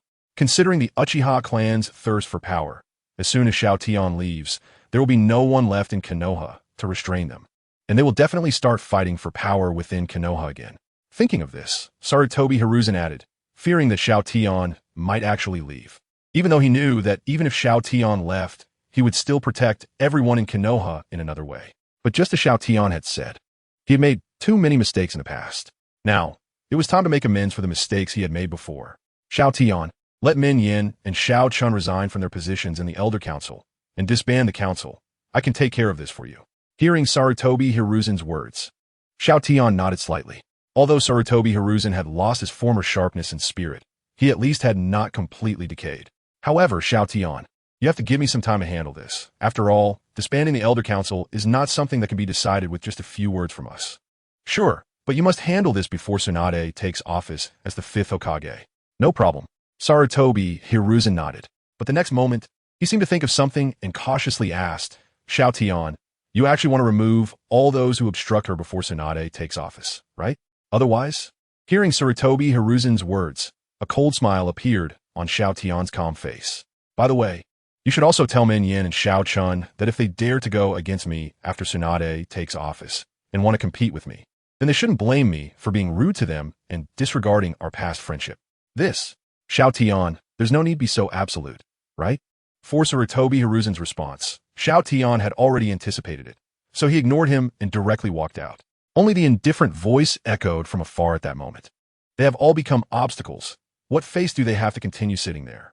Their faces are truly thick. No matter what position one sits in, they should bear the responsibilities that come with that position. If they are unwilling to do so, they should just go home and retire early. Hearing Xiao Tian's words, Sarutobi Hiruzen sighed and then left the place as well. As for where Xiao Tian would go next and what he would do, Sarutobi Hiruzen knew a bit about it. He was going to the Uchiha clan's residence to teach Uchiha Fugaku's sons, Uchiha Itachi and Shisui. I know Shisui's character. He will absolutely not betray Konoha. As for Uchiha Itachi, I hope he won't do anything harmful to Konoha in the future. Sigh, it really is a troublesome autumn. Chapter 45, Schemed Against Obito's Plan. As Xiao Tian and Sarutobi Hiruzen discussed the final handling method of the Elder Council, at the same time, in a dark cave, the masked man who previously attacked the Village of the Leaves casually removed his mask and tossed it aside, his expression heavy. If Minato Namikaze were alive and here, he would surely be shocked to discover that the one who ambushed the Village of the Leaves and caused chaos with the Nine-Tails was actually his long-dead disciple, Uchiha Obito. Such a powerful figure could not possibly be an obscure existence. But why? Why was he not mentioned in my intelligence? So young, yet able to use the Flying Thunder God technique without wearing the Leaf Village headband, dressed in strange clothing. Hearing Obito's description, Kurozetsu pondered for a moment before finally uttering a name. Xiao Tian. That person is the god of shinobi from the Leaf Village, Xiao Tian. Xiao Tian? Impossible. It can't be him. How many years have passed? How could he still look like he did in his youth? Upon hearing Kurozetsu's words, Obito immediately denied it without further hesitation. He was certainly familiar with the 6 words god of shinobi Xiao Tian. After all, he had once been a part of the Leaf Village. Xiao Tian. He was the direct disciple of the Second Hokage, Tobirama Senju, and the childhood friend of Tsunade, proficient in water release and various forbidden techniques, and was a legendary figure who once repelled enemy forces single-handedly. That guy was once his greatest idol, and he swore to surpass him in his lifetime. However, so many years had passed, and even the god of shinobi for back then should have aged like Sarutobi Hiruzen. Therefore, Obito firmly believed that the young powerhouse he encountered could not possibly be the former god of shinobi, Xiao Tian. Even if the other party could also use the Flying Thunder God. Even if the other party was also proficient in water release. Hearing Obito's words, Kurozetsu could only shake his head. I don't know about that. Just then, while Obito and Kurozetsu were deep in thought, analyzing Xiao Tian's identity, White Zetsu walked into the cave. The latest news is that the one who stopped your actions is indeed that Xiao Tian from back then. Moreover, he has become an elder of the Leaf Village and caused Danzo's death. The Nine-Tails Jinchuriki is now right beside him. What? That old man Danzo is dead? Upon hearing what White Zetsu said, both Obito and Kurozetsu displayed expressions of disbelief. They were well aware of how formidable Danzo's foundation was in the Leaf Village. Even if they wanted to eliminate him, it would require some effort, Yet, this returning god of shinobi from the Leaf Village managed to take him out upon his return. I'm not sure. Only that Danzo was beaten to death by the villagers of the Leaf Village, and the root is now being held by the Hokage's direct bodyguards, the Umbu, and the Uchiha and Hyuga clans. The most crucial point is that the entire Leaf Village seems to have recovered from the chaos of the Nine-Tails. Oh, is that so? Hearing White Zetsu's words, Obito was momentarily taken aback, then a faint smile appeared on his face. You don't seem very worried. Could it be that you already have a plan? Hearing White Zetsu's words, Obito casually waved his hand and then put the mask back on his face. A sarcastic smile appeared at the corner of his mouth. No, I don't have any more plans. But if that person is truly the god of shinobi from the Leaf Village, then he will definitely help us advance the entire plan, hastening the Fourth Shinobi War. After all, his character is not something that Sarutobi Hiruzen and that coward Danzo can compare to. Anyone who dares to covet the Nine-Tails Jinchuriki will be suppressed by him with the most iron-fisted and tyrannical means. Hearing this, Kuro Zetsu grinned. In that case, we could just sit back and enjoy this grand performance, right? Exactly. Xiao Tian, even if you are the god of shinobi from the Leaf Village, even if you are a legend of the Leaf, that does not change the outcome of the ultimate destruction of a Leaf Village. This Leaf Village without Lin, this world without Lin, shall all accept destruction. Chapter 46. Opening the eyes of the disciples. Dark walking technique. Tap, tap, tap. Xiao Tian had no idea how Uchiha Obito intended to scheme against him. At this moment, he had arrived at the entrance of the Uchiha clan's residence and saw the two guard from before once again. However, this time, the attitude of the Uchiha clan members towards him had completely changed, even to the point of being overly enthusiastic. Hello, Elder Xiao. Elder, are you here to see Shui and Itachi? I'll have someone call them right away. Please have a seat, and I'll make you some tea. The two Uchiha guards did not dare to show any negligence toward Xiao Tian's arrival. If it weren't for his help, the Uchiha clan would probably still be in chaos and oppression. Now, in the eyes of the Uchiha clan, Xiao Tian was their savior. No need to be so troublesome. I can go myself. Before the two Uchiha guards could react, Xiao Tian's body instantly vanished. Impressive, Elder Xiao, what terrifying speed. Indeed, with such speed, we might never catch up in our lifetime. While the two guards were still marveling, Xiao Tian had already appeared in front of Uchiha Fugaku, who was just about to come out to meet him. Behind him were Uchiha Itachi and Uchiha Shui, following him to the left and right. Upon seeing Xiao Tian's arrival, Uchiha Fugaku wasted no time and respectfully bowed to him. Master, Fugaku, you can leave for now. I'll borrow these two youngsters for a while. Yes, master. Without any further ado, Uchiha Fugaku briefly instructed Uchiha Shui and Uchiha Itachi before turning to leave. Receiving guidance directly from Xiao Tian was undoubtedly a tremendous opportunity for Shui and Itachi. Moreover, these two were the geniuses of the Uchiha clan. One was his child, and the other was his clansman. Uchiha Fugaku was naturally very pleased that Xiao Tian could take them as disciples. Uchiha Fugaku looked forward to the future achievements of these two strongest geniuses of the Uchiha clan after receiving Xiao Tian's personal instruction. Perhaps the Uchiha clan could seize this opportunity to return to its former glory. Master, ancestor. After Uchiha Fugaku left, Uchiha Shui and Uchiha Itachi did not hesitate and knelt on one knee in greeting to Xiao Tian simultaneously. Seeing the scene, Xiao Tian couldn't help but gently shake his head and casually wave his hand at the two. Fugaku really forgot that I don't like these formalities. You both can get up.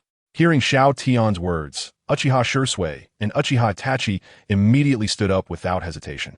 However, just as the two were about to receive Xiao Tian's guidance, he quietly clasped his hands together. A cold voice filled with killing intent echoed in the minds of Uchiha Shui and Uchiha Itachi simultaneously. Then you all can die. Dark walking technique. In the next moment, the vision in front of Uchiha Shui and Uchiha Itachi turned completely black, as if they were immersed in endless darkness. Then, tick-tock, tick-tock. Is this blood? Looking at the blood dripping onto him, Uchiha Itachi's body tensed up. At the same time, blood-soaked Uchiha Shui was stumbling from afar, grabbing him and rushing out of the area. Behind them, a dark figure was quickly approaching, exuding a murderous intent. Shui, what happened to you? Xiao Tian wants to kill us. What? How could that be possible? I don't know. Maybe he's not our teacher. If I hadn't reacted in time, I would have been dead by now. At the same time, a similar scene was unfolding with Uchiha Shui. Blood-soaked Uchiha Itachi was now lying not far in front of Uchiha Shui, with a figure behind him slowly approaching, holding a bloodied shuriken. Shursui, run. Don't look back. Itachi, what happened to you? This Xiao Tian is fake. He wants to kill both of us. What? Run. Just go, don't worry about me. Under the pressure of fear and death, time quietly passed. About an hour later, Xiao Tian finally withdrew the dark walking technique and his clone. After receiving the information from the vanished clone, Xiao Tian looked at Uchiha Shursui and Uchiha Itachi's Scarlet Sharingan. How do you feel, you two little guys? Chapter 47. 2,500 points. Xiao Tian's plan, how does it feel? Hearing Xiao Tian's words, Uchiha Shursui and Uchiha Itachi, both drenched in sweat, suddenly froze. This is the training from the other side? This is simply life-threatening training. Although they found some clues after opening their eyes and evolving their Sharingan, the murderous intent that wanted to swallow them whole was not fake. It felt as if any distraction would lead to being completely consumed and erased by that killing intent. It seems that while there's been some progress, the effect isn't very good. In front of Xiao Tian, Uchiha Shursui's Sharingan, which had already been opened, had evolved to the two-tomo stage. As for Uchiha Itachi, although he opened his eyes early, he remained at the one-tomo stage and did not advance further. Their progress brought Xiao Tian a score that could only be considered acceptable. Ding! Congratulations to the host for discovering a new Sharingan, earning 1,500 points. Ding! Congratulations to the host for discovering a new Sharingan, earning 1,000 points. This time, Xiao Tian earned a total of 2,500 points, adding to the original 51,000 points. That makes 53,500 points, leaving 6,500 points to exchange for the Manjiki Sharingan. Thinking of this, a trace of helplessness crossed Xiao Tian's eyes, but he wasn't discouraged. It was impossible to gain 9,000 points at once by having Uchiha Shursui and Uchiha Itachi open their eyes. As for using the dark walking technique again, let's forget about that. Xiao Tian believed that the same trick would not yield significant results for these two Uchiha geniuses. As for helping the Uchiha clan open their eyes on a large scale, well, let's put that on hold for now. Currently, the Uchiha are still in a relatively controllable state. If he helped them open their eyes on a large scale, it would ultimately fuel the Uchiha clan's ambitions for rebellion. In that situation, if he did not intervene, the destruction brought to Konoha would likely not be much less than the Nine-Tails incident. At that time, he might even need to personally eliminate a large number of elite Uchiha to end the chaos. Thank you, teacher. Thank you, Grandmaster. Grandmaster, it is our lack of comprehension that has disappointed you. While Xiao Tian was lost in thought, Uchiha Shursui and Uchiha Itachi both expressed their gratitude simultaneously. Hearing their words, Xiao Tian felt no dissatisfaction. Instead, he smiled and said, "No, you both were able to find the flaws in my ninjutsu in such a short time, which is already quite impressive. I'm very satisfied. Today's lesson has given me some understanding of you two, and it's also a welcome gift for you. That's it for today. Come to my residence tomorrow morning to find me. I'll take my leave now." Yes. Watching Xiao Tian disappear using the Flying Thunder God technique, the already drenched Uchiha Shursui and Uchiha Itachi exchanged a bittersweet smile filled with both bitterness and anticipation. From the first lesson today, it seemed that the upcoming classes would be unforgettable for a lifetime. At noon, after Uchiha Itachi returned home to show his Sharingan to Uchiha Fugaku's face was filled with pride and excitement. 6 years old. He awakened the bloodline limit at just 6 years old. This could definitely be considered a super genius in their Uchiha clan, especially when he learned that Uchiha Shursui's eyes had also evolved to the two-tomo stage. Uchiha Fugaku couldn't help but feel a bit fortunate. Fortunately, he was decisive enough to send Uchiha Shursui and his own child to Xiao Tian. Otherwise, Itachi's awakening might have been delayed for a long time. Haha, truly worthy of being the teacher. You successfully opened your eyes in just the first lesson. Itachi, make sure to learn well from the teacher and never let him down. Father, Itachi understands. Uchiha Itachi, he nodded seriously. However, deep down, he felt a bit helpless. Learn well? That's for sure. After all, if you dare to get distracted in the Grandmaster's class, you might lose your life. Chapter 48. The Disbandment of the Elders' Council. Focusing on the future from a young age, the next morning, at the door of Xiao Tian's room, there was a loud knocking. Teacher, Uchiha Fugaku, have my words become so ineffective now? Clearly, I could have just let Shursui and Itachi come by themselves. Why did you have to follow me? Xiao Tian opened the door impatiently, looking at Uchiha Fugaku in front of him. Behind him, Uchiha Shursui and Uchiha Itachi stood respectfully, their little eyes filled with anticipation and nervousness. No, Teacher, I'm here to tell you about the good deed that the third Hokage did for you this morning. Oh, what did Sarutobi do for me? Upon hearing Uchiha Fugaku's words about the twisted Konoha, Xiao Tian's eyes sparkled, as he had probably guessed what had happened that morning.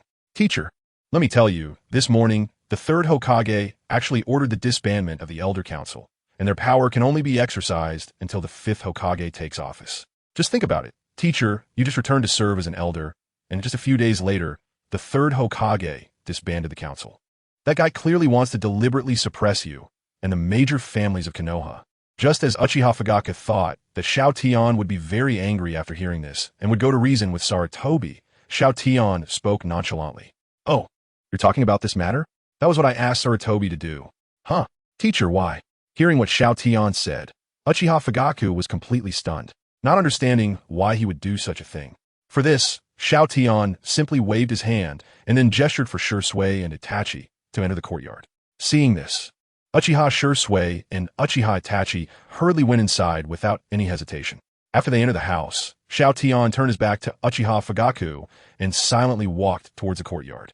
Sitting in such a high position but doing nothing and obstructing the Hokage's work. If that's the case, then what is the point of the Elder Council's existence? Fugaku, the moment you gain power, it also represents the obligation to fulfill corresponding duties. If you cannot fulfill those duties, then it's better not to covet power anymore, and just do your own part. This, Xiao Tian's words left Uchiha Fugaku in silence, unsure of what to say.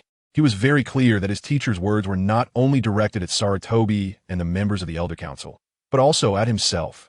After a long time of changing expressions, Uchiha Fugaku finally sighed and turned to leave. As for his reaction, Xiao Tian, who returned to the courtyard, didn't look at him again. He knew very well that his resignation as an elder was a significant loss for the Uchiha clan. However, Uchiha Fugaku could never know what Xiao Tian's true intentions were. Compared to fighting for power within Konoha, Xiao Tian had even more important things to do now. Konoha had already fallen into a state of poverty and weakness.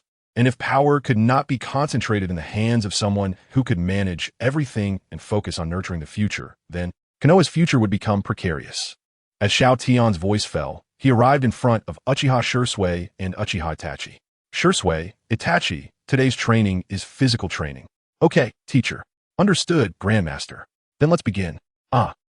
Watching Uchiha Shisui and Uchiha Itachi being crazily suppressed by the attacks of his shadow clones, Xiao Tian had already made plans in his heart. These two Uchiha kids, along with the son of Minato Namikaze, little Naruto, the Jinchuriki of the Nine-Tails. These three will become the future of Konoha's resurgence. Chapter 49, Pursuing Speed, Reluctant to Fail Whoosh, Whoosh Whoosh. In the courtyard, Uchiha Shisui and Uchiha Itachi were exhausted, sitting back to back on the ground, panting heavily under the relentless attacks from Xiao Tian's two shadow clones.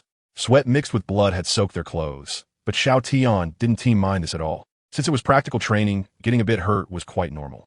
Moreover, after observing the two for a while, Xiao Tian had a general understanding of their fighting styles.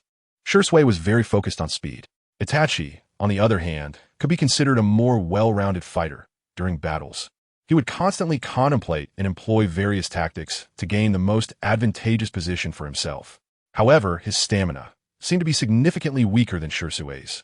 After thinking this through, Xiao Tian roughly planned the future training methods for the two. Shisui, do you really like speed? Of course. Uchiha Shisui, sitting on the ground, stood up excitedly upon hearing Xiao Tian's words. As long as my speed is fast enough, I can deal with enemies or protect my teammates in the first instance. Good. I'm satisfied with your answer, Shisui. As long as you maintain this initial intention, when the time is right and if your talent is sufficient, I can teach you the body flicker technique and flying thunder god technique that my teacher, Senju Tobirama, taught me. Thinking of this, Xiao Tian turned to Uchiha Itachi.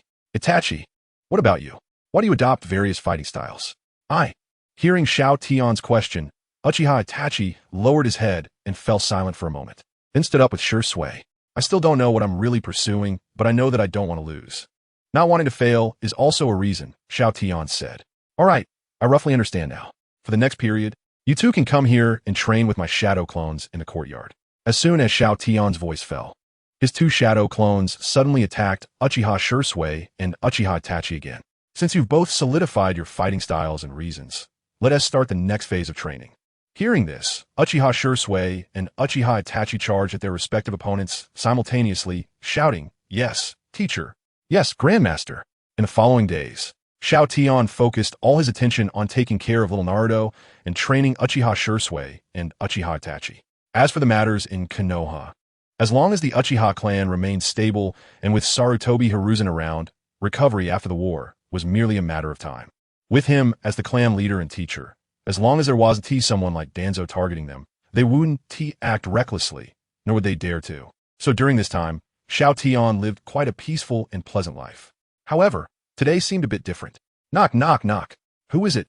Xiao Tian lay comfortably in a recliner, watching the two little guys train while lazily speaking, not paying attention to the identity of the visitor.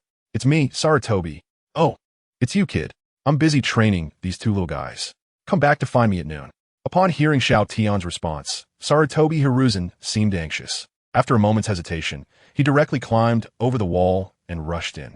He had to personally tell Xiao Tian this matter. He feared that some people with ulterior motives might exploit it if he spoke through the wall. The return of that person was extremely important for Konoha and for Xiao Tian inside it.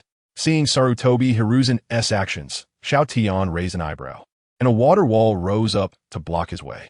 "I'll give you 3 seconds to finish what you have to say, otherwise I'll show you the door. You guy." Tsunade. Tsunade is already on her way back. Chapter 50. Her message, a sleepless night. At this moment, a light blue chakra surged out from Xiao Tian's body, enveloping him completely. Yet, even so, the pressure emanating from him still forced Sarutobi Hiruzen, who was closest to him, to take 2 or 3 steps back, his expression turning very serious. Such rich chakra, this guy.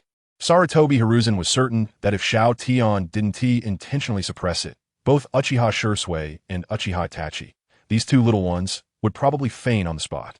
Even he, the Hokage, would likely suffer some injuries. What exactly has this guy been through in these years? Xiao Tian, calm down. You said?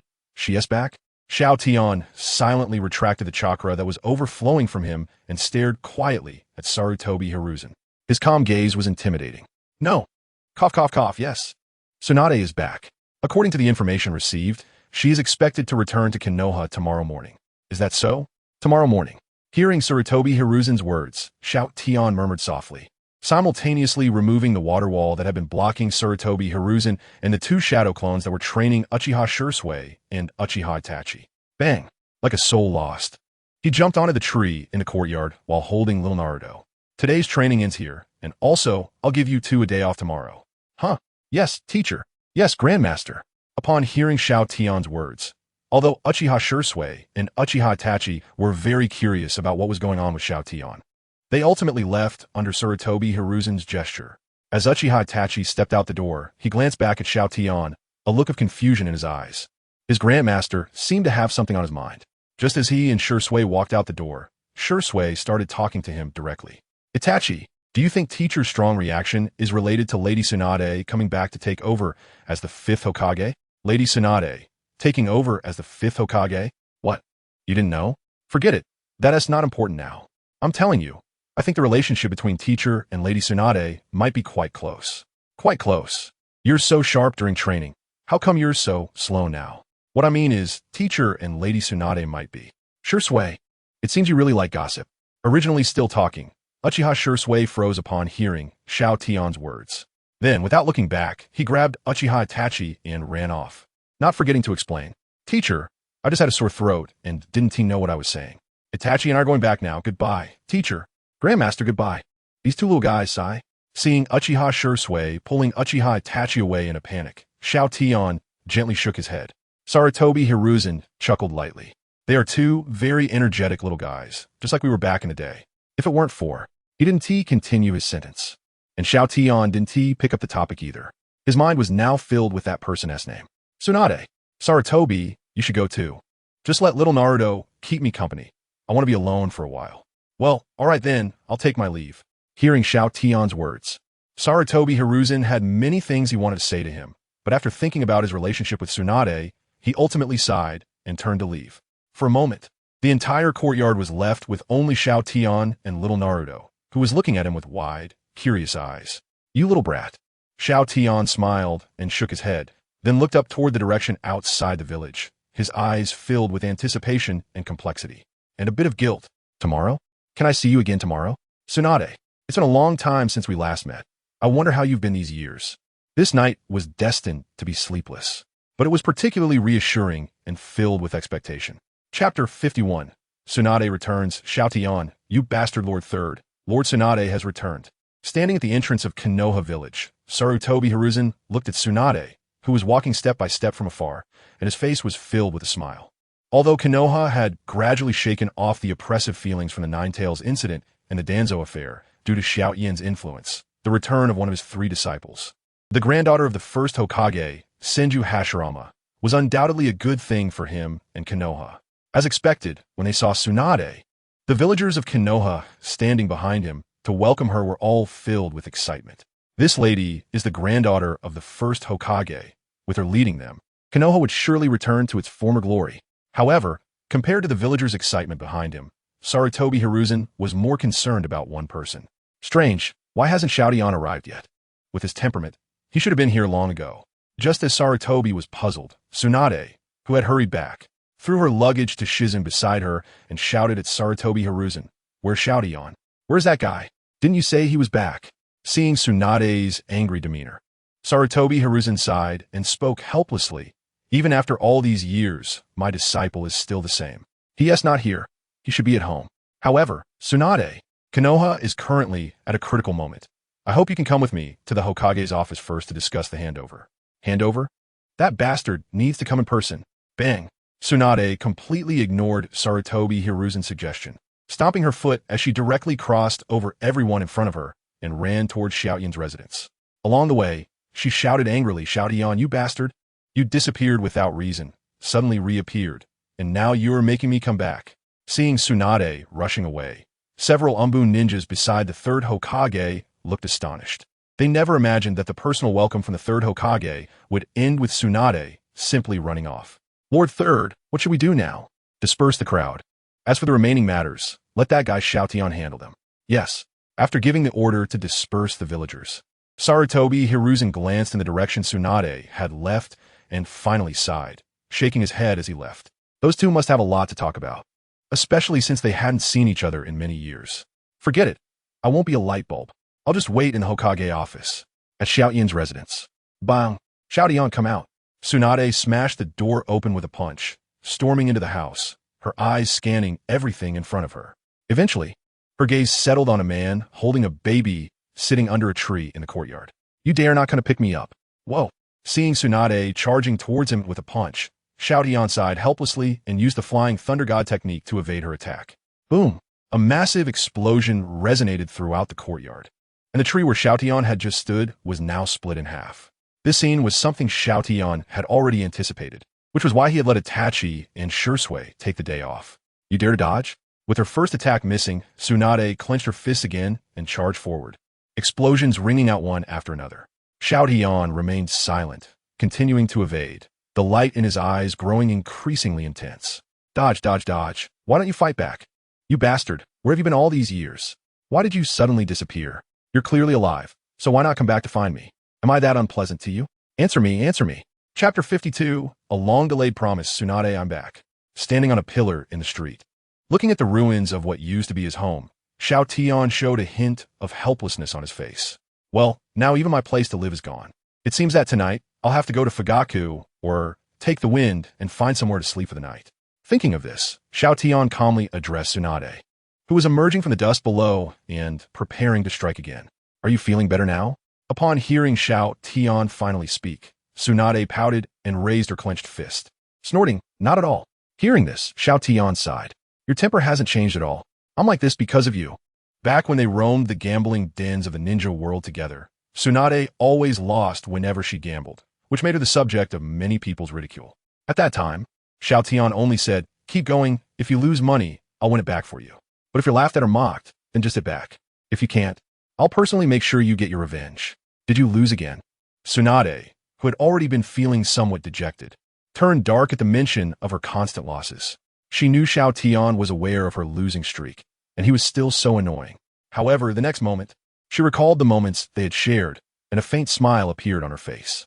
During that time, the most important person was by her side, and it was the happiest time of her life. Wait, no. Soon, Tsunade realized something, and the smile on her face vanished. Although Xiao Tian was a few years older, it didn't hinder her feelings for him. But what frustrated Tsunade the most was that every time she prepared to express her feelings, Xiao Tian always found a reason to escape, time and again, until that night when she decided to forcefully cling to him and demand a clear answer. He suddenly disappeared without a trace. Where on earth have you been all these years? Do you know how much I searched through all the casinos in the ninja world to find you? How many years I spent running around for you?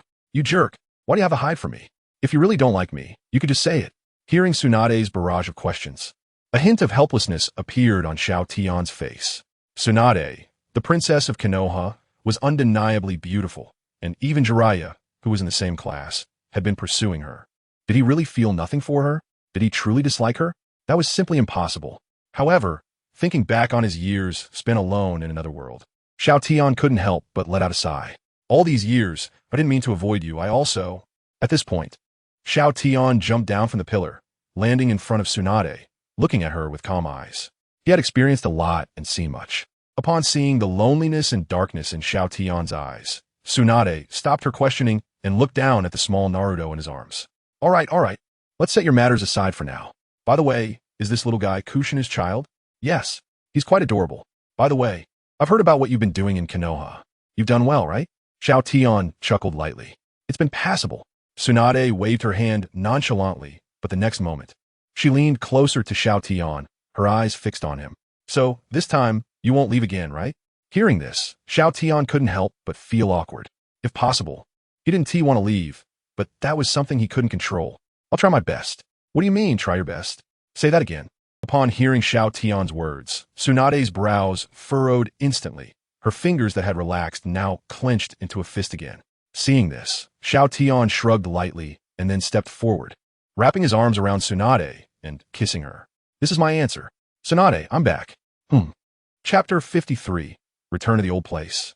A promise between men, are we still staying in that room? As Xiao Tian walked into the once massive mansion, a hint of nostalgia appeared on his face. What else? All right, it's your house, you decide. This is ours. Okay, ours. Seeing Tsunade raise her fist again, Xiao Tian could only agree helplessly. He was genuinely afraid that she might get upset and tear this place down again. After all, this had once been the home of his teacher, Senju Tobirama, and Tsunade's grandfather, Senju Hashirama. It held significant meaning for him, and he didn't want it to be destroyed. After casually finding a spot to sit down, Xiao Tian sent out a shadow clone to buy some wine. Same as before, you cook, I buy the wine. Hearing Xiao Tian's words, Tsunade suddenly turned around while chopping vegetables and made a peace sign. I'm happy today, I want 2 jars. All right, this guy is still the same. But that is fine too. Moments later, 3 jars of fine wine and a table full of dishes appeared in front of Xiao Tian. Although it wasn't a lavish spread, it was enough for the 2 of them, especially since they were sitting across from each other, the most important people in their hearts.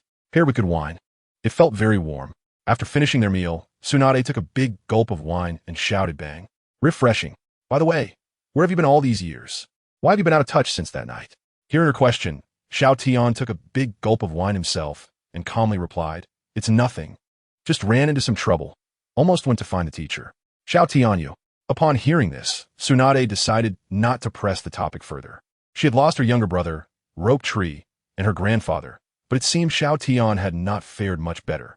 He not only lost his brother, Uchiha Kagami, but also his teacher, Senju Tobirama, and now he even had to personally kill his former comrade, Danzo, not to mention the unknown dangers he faced.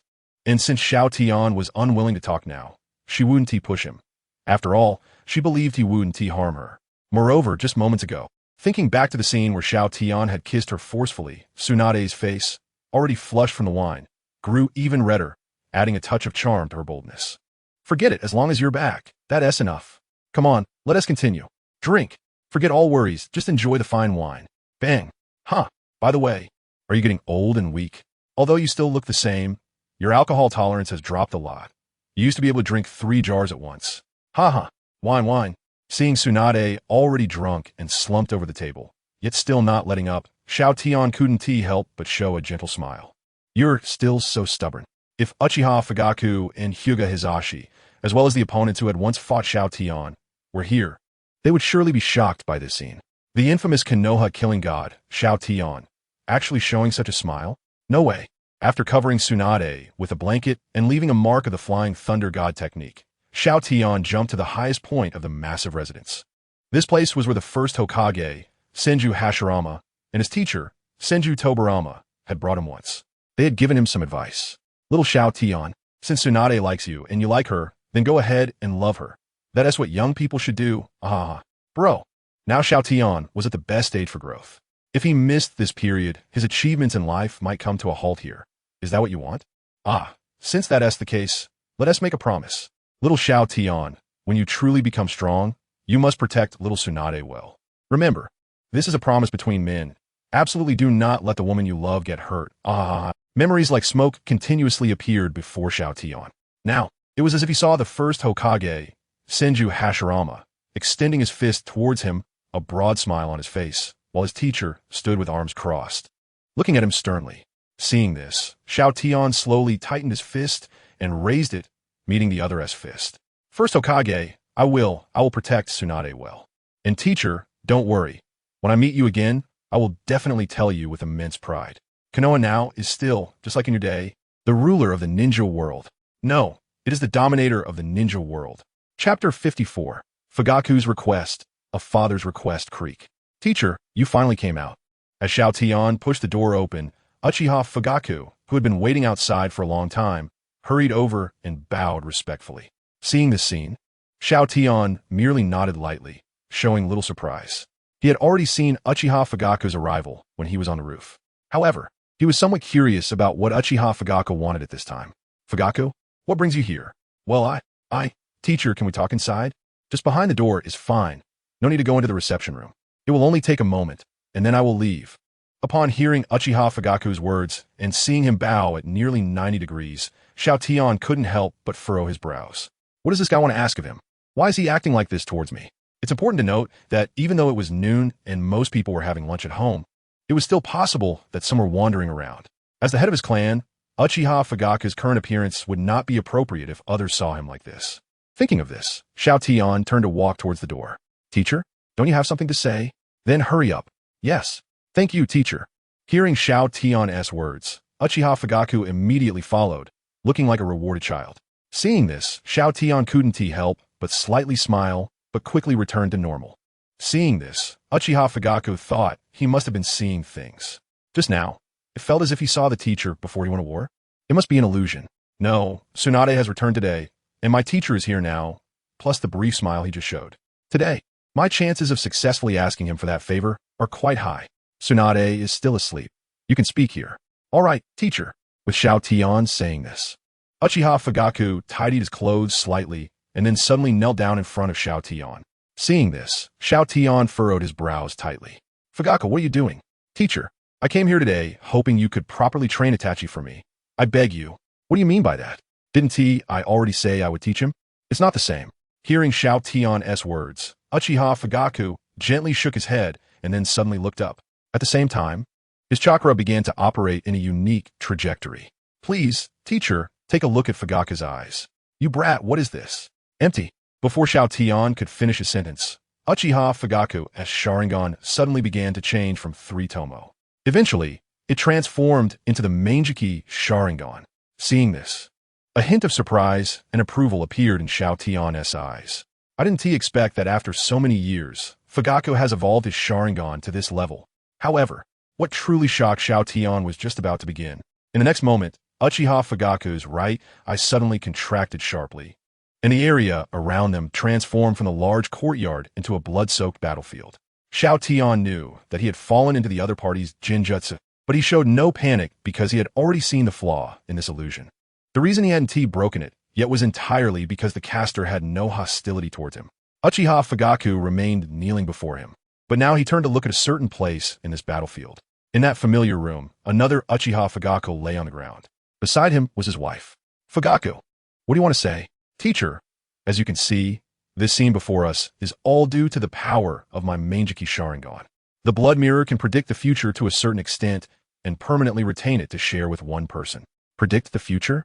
Upon hearing Uchiha Fugaku's words, Xiao Tian began to scan the surrounding fallen members of the Uchiha clan, a serious expression appearing on his face. If this is the future, then it means that the Uchiha clan might. But there is a significant limitation. It can only be activated once every 6 years.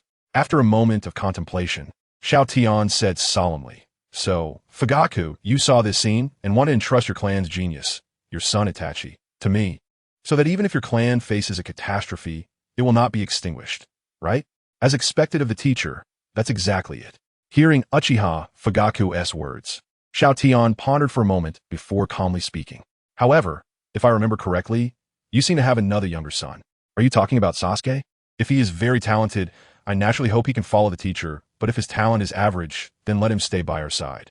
At this point, Uchiha Fugaku suddenly banged his head on the ground and said solemnly, "Teacher, this is not Uchiha Fugaku's request. It is a request from a father. I beg you, teacher." Chapter 55, Kaleidoscope Sharingan, Blood Mirror, restarting again. Looking at the disciple kneeling in front of him, trembling with nervousness, Xiao Tian remained silent for a long time. Finally, he turned to look at another Uchiha Fugaku lying in a pool of blood inside. "All right, from now on, I will guide Itachi's growth. If your younger son shows talent, I will consider it as well. However, there's a premise. The two brothers must not betray me, nor betray Konoha." Hearing Xiao Tian's words, Uchiha Fugaku's body, which had been trembling with tension, shook even more violently. "Thank you, teacher. Thank you, teacher. It's a small matter. Who asked you to be my disciples? As your teacher and ancestor, I can't help but worry." With that, Xiao Tian turned to look at the other Uchiha Fugaku lying in the pool of blood. "And I'm also very curious about the person who killed you in your home. What kind of person could that be?" Hearing his teacher's words, Uchiha Fugaku could only remain silent, not daring to speak.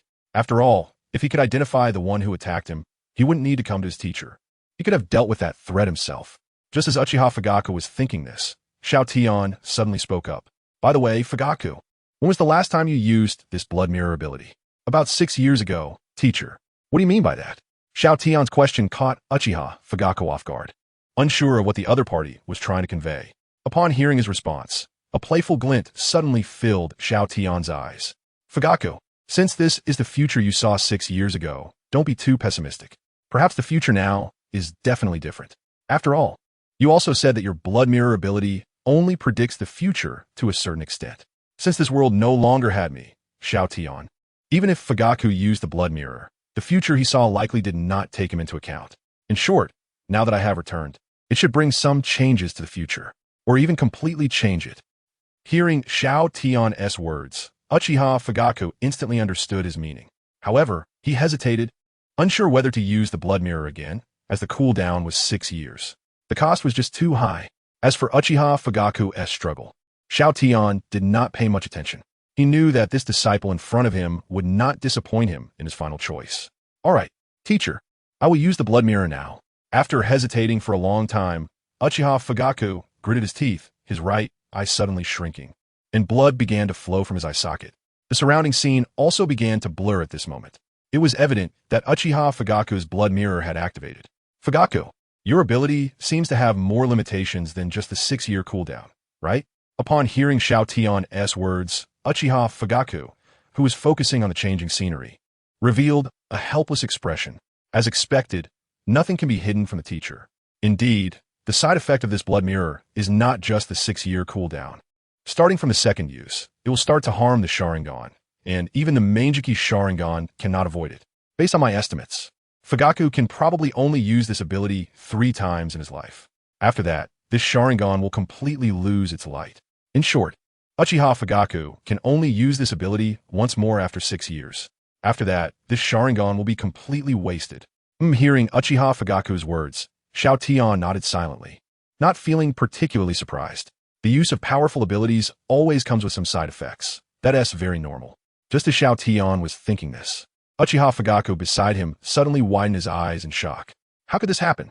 In contrast to the shock on Uchiha Fugaku's face, Xiao Tian's expression was mostly calm and playful. "Is this the future after adding my factor? I see, this is interesting." Chapter 56, Your Sharingan represents the future. In front of Uchiha Fugaku and Xiao Tian, the battlefield that was once filled with the corpses of the Uchiha clan has now turned into a chaotic battleground. However, judging from the situation of the battle, the Uchiha clan is still on the side of Konoha, which is a good piece of news. It's just that their enemies seem to be using means that are not ninjutsu, and it can even be said that they possess abilities that Uchiha Fugaku has never heard of. What are those things? Uchiha Fugaku looked at the scene before him with a serious expression, filled with disbelief. In contrast to the shock on his face, Xiao Tian beside him appeared much calmer because he was very clear about what those strange beings were. They are beings from another world. It seems that in the near future, beings from another world will descend upon this world, bringing them a very brutal battle. I don't know, but one thing I believe you should know better than I do. Which point? Teacher. Uchiha Fugaku closed his Sharingan with a tense look at Xiao Tian in front of him. Unlike his own confusion and anxiety, his teacher seemed to be full of confidence about the future battle. Based on his understanding of his teacher, since the other party said this now, there must be a way to solve the problem. In response to Uchiha Fugaku's inquiry, Xiao Tian simply extended his right hand, pointing directly at the kaleidoscope Sharingan he used. Live well, and strive to enhance your ocular power and chakra. This eye of yours is the key for us, as well as for the Uchiha clan and Konoha, to defeat powerful enemies in the future. Upon hearing Xiao Tian's words, Uchiha Fugaku instantly realized how terrifying the ability of his right eye's Sharingan truly was. Foreseeing the future, even if it is very distant, is still incredibly powerful. Although Uchiha Fugaku had thought of this before, he could only hide his kaleidoscope Sharingan due to his lack of strength and try to appease internal conflicts within the clan, continuously compromising with the high-ranking officials of Konoha. After all, facing such an ambiguous future, even if Uchiha Fugaku knew, he would have no way to avoid it. Only those with decisive power can take appropriate measures when aware of such an unclear future. Otherwise, if he carelessly exposed his kaleidoscope Sharingan, he would ultimately be exploited by Danzo, framing him for the Nine-Tails incident and delivering a devastating blow to their Uchiha clan. However, now things are different. His teacher, Xiao Tian, has returned. With him around, he can strive to enhance the ocular power of his right eye. This ability is no longer a trivial one. After thinking of this, Uchiha Fugaku once again bowed to Xiao Tian, speaking with a bent expression. Thank you, teacher, for clarifying things. Rest assured, from today on, Fugaku will definitely strive to enhance his ocular power and will not disappoint you. Xiao Tian was quite satisfied with this disciple in front of him. Very good. By the way, Fugaku, what is the ability of your left eye? Teacher, the ability of Fugaku's left eye is Amaterasu. When the Sharingan gazes at a target, the target will be engulfed by black flames, and it cannot be extinguished until the target is dead. Hearing Xiao Tian's question, Uchiha Fugaku quickly replied, the target cannot die and cannot be extinguished? Interesting. It seems that during the years after I saved Uchiha Fugaku and was unexpectedly sent to another world, my disciple has awakened two very good abilities. In fact, Xiao Tian was quite interested in the ability of Uchiha Fugaku's left eye and wanted to try it personally. Unfortunately, there is no time today. After all, he still needs to take Tsunade to the Hokage's office to handle matters related to the Hokage's transition. Moreover, this is the former residence of the first Hokage Hashirama Senju and his teacher, Tobirama Senju. He does not want to accidentally burn it down while helping his disciple test the Sharingan's ability. Then let's leave it at that for today, Fugaku. I believe you know what to do regarding today's matter. Xiao Tian turned around, facing away from Uchiha Fugaku, and slowly spoke. Fugaku understood that this matter. He would absolutely not tell anyone, not even Itachi or his wife. Very good. Xiao Tian nodded slightly, and then walked towards the room where Tsunade was resting. In that case, let's go back. Yes, teacher. After watching Xiao Tian leave and exiting the courtyard, Uchiha Fugaku retracted his kaleidoscope Sharingan. Although he had made up his mind, small impatience could disrupt major plans, so he would still enhance his ocular power in secret. Even though he wasted another opportunity to use the Sharingan today, at least it earned him the teacher's attention. Fortunately, he still had 2 more chances to use the Sharingan. That's right, just 2 chances left. Uchiha Fugaku did not tell Xiao Tian the whole truth. He deliberately understated it to leave himself a way out. And Uchiha Fugaku did not know that this concealment today would bring what to the Uchiha clan and Konoha in the future. Everything is filled with uncertainty. Chapter 57. If you don't take over the Umbu, then I won't be Hokage. Where's my drink? Xiao Tian, you're awake. You look pretty good. Just back in the room, Xiao Tian saw Tsunade awake and couldn't he help but shout his name, shaking his head. This guy, does he think he can just run away again? Tsunade, seeing this, awkwardly cleared her throat. It's just a little alcohol.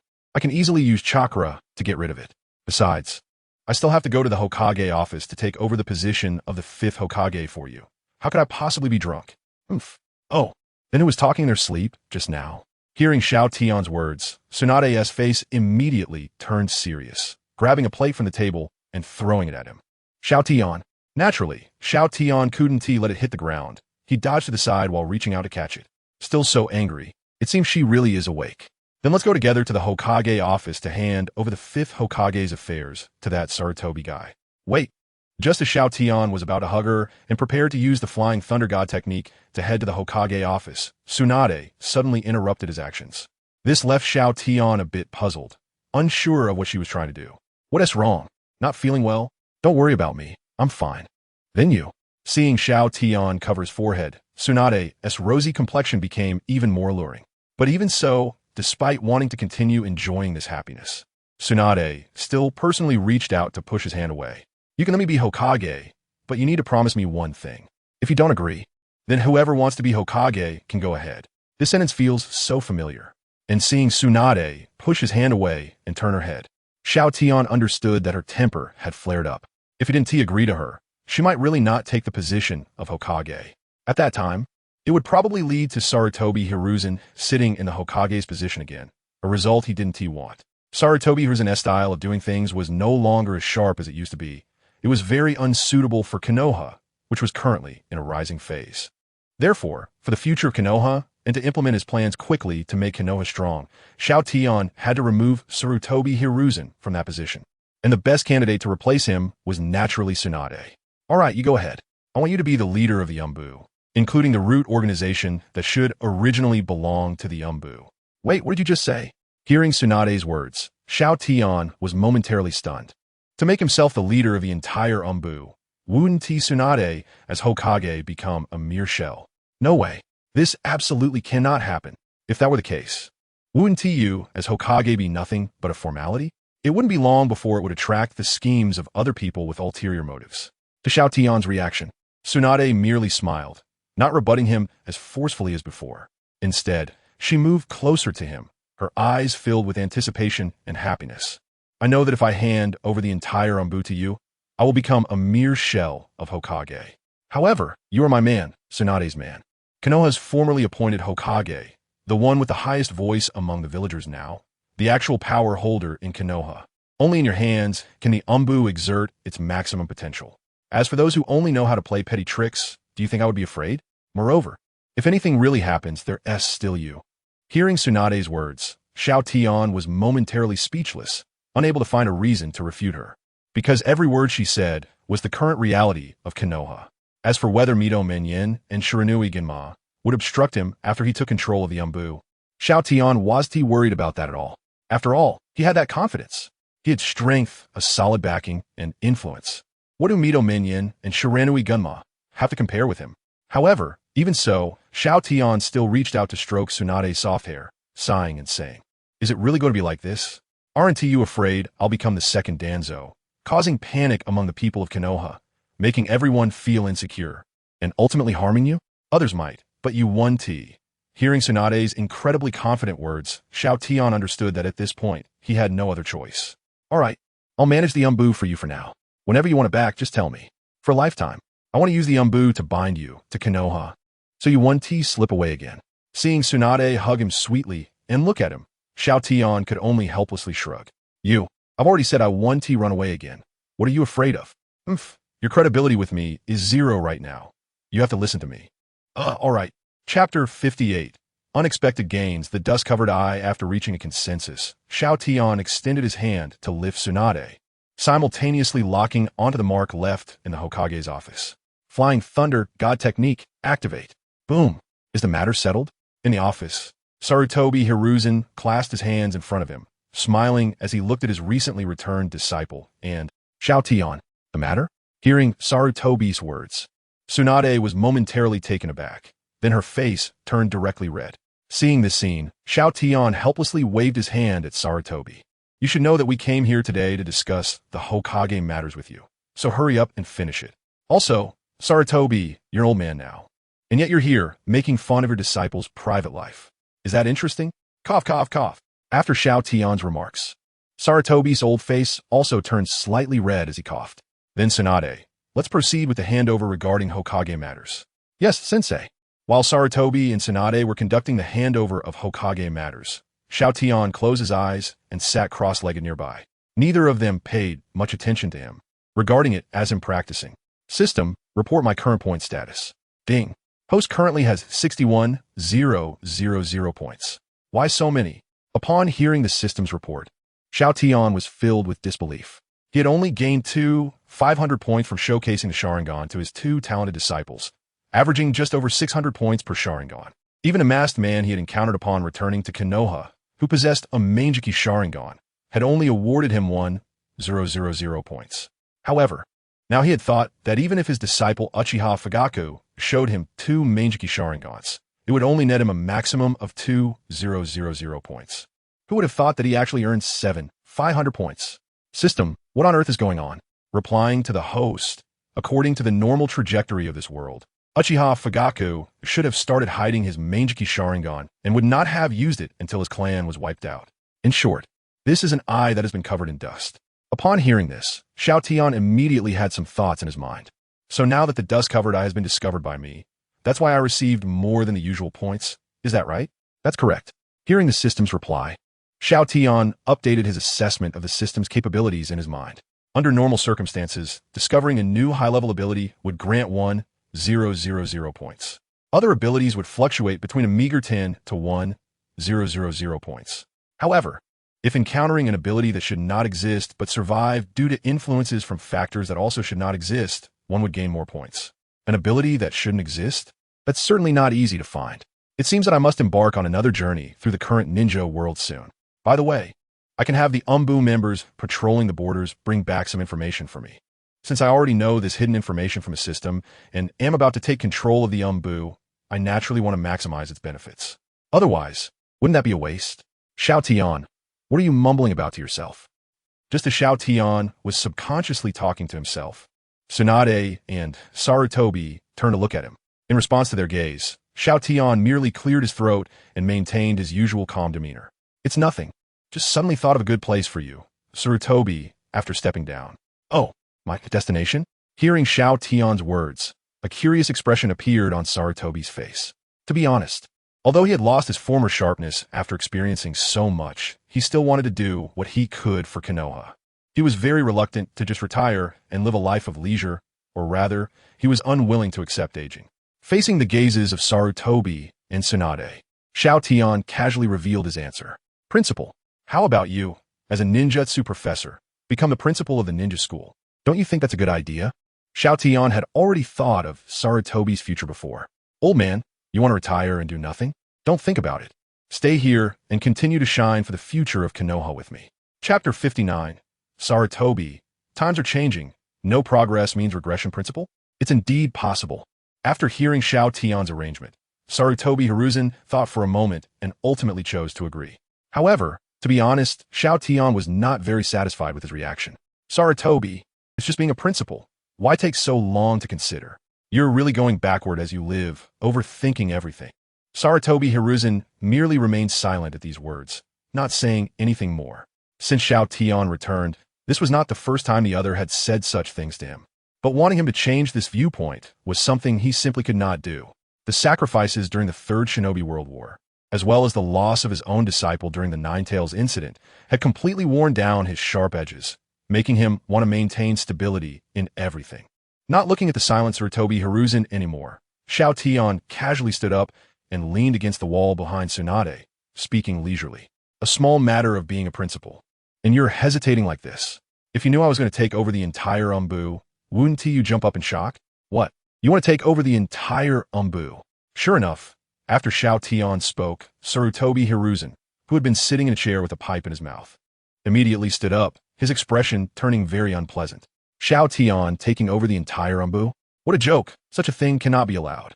According to his original plan, it would at most be letting Xiao Tian become the leader of the route, complementing the 5th Hokage. This way, the upper echelons of Konoha would maintain a relatively balanced situation, preventing internal strife. But now, the Xiao Tian in front of him actually wanted to control the entire Umbu.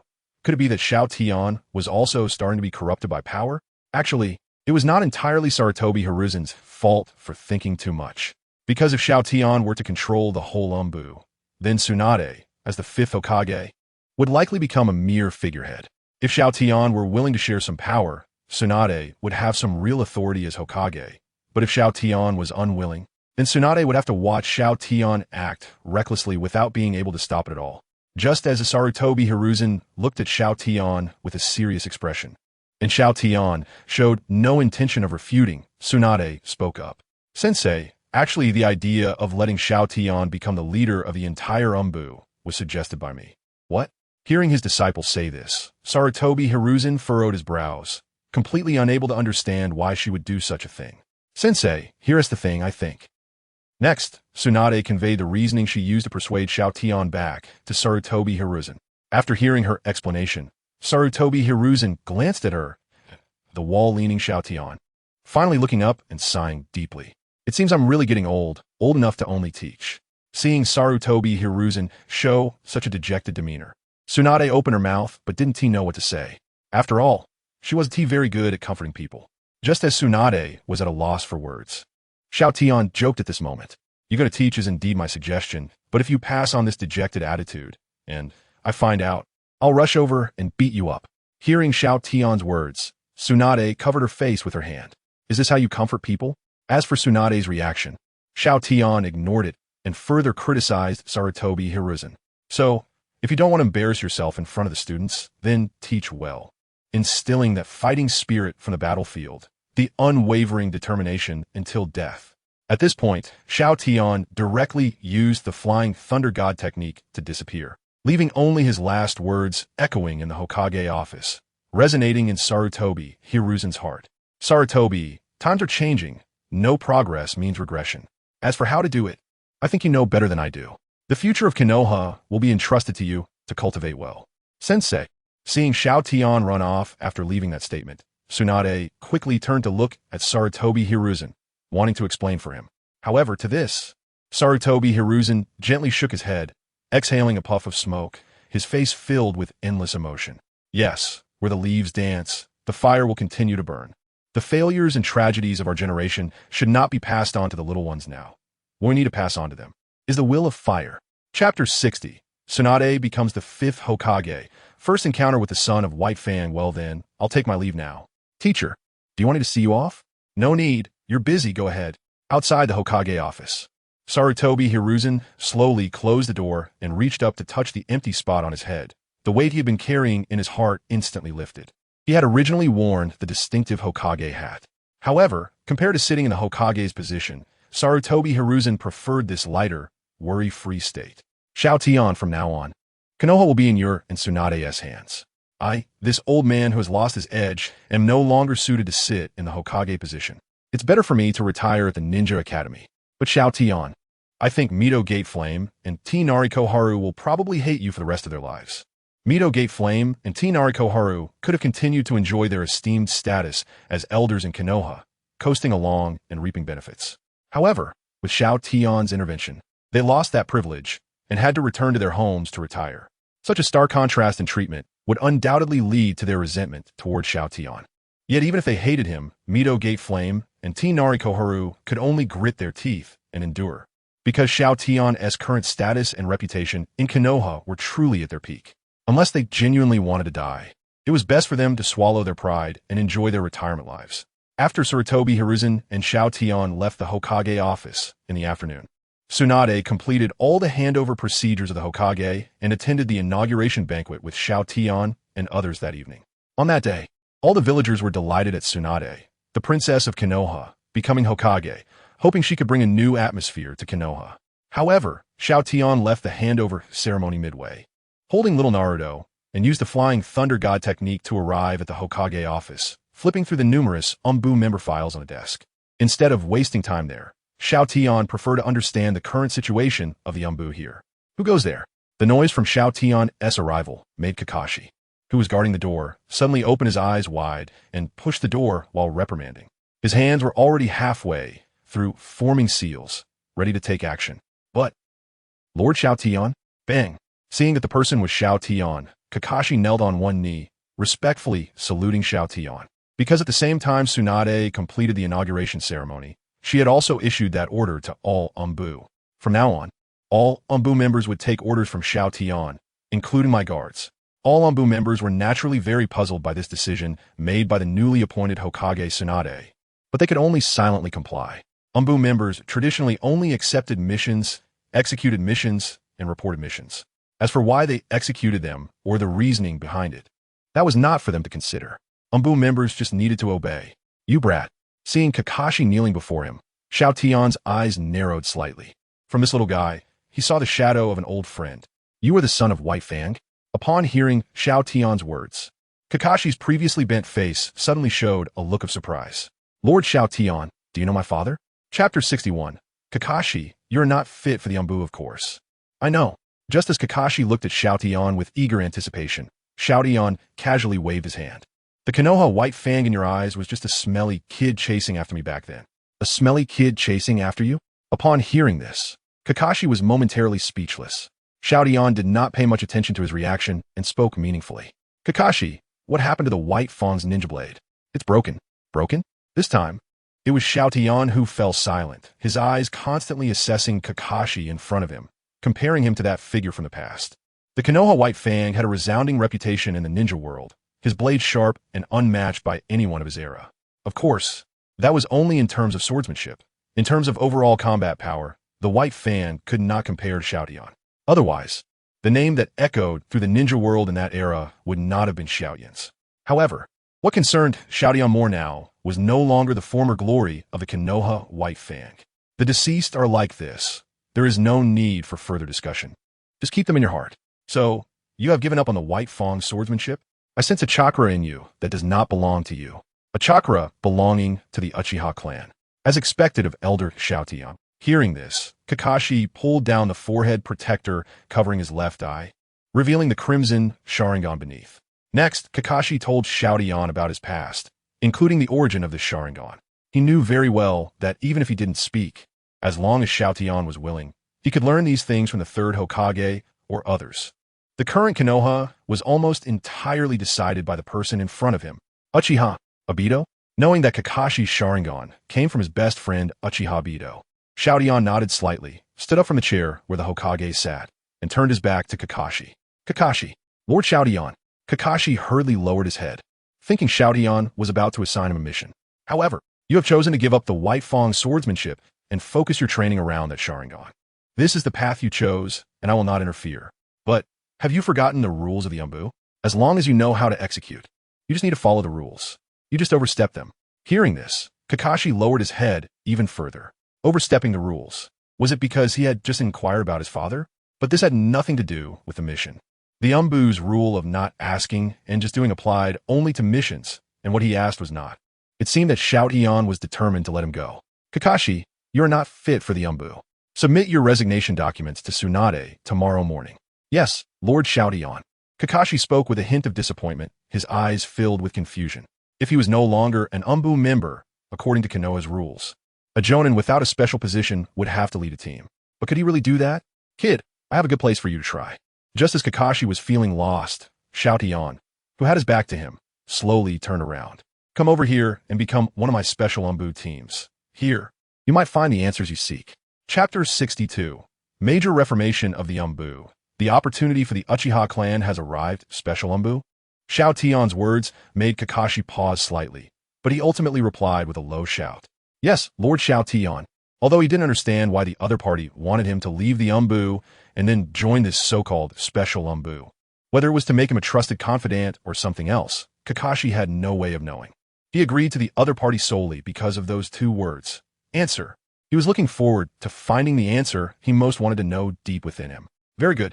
Seeing Kakashi agree to his suggestion, Xiao Tian nodded slightly. Kakashi, after you resign tomorrow, come to Tsunade's place to find me.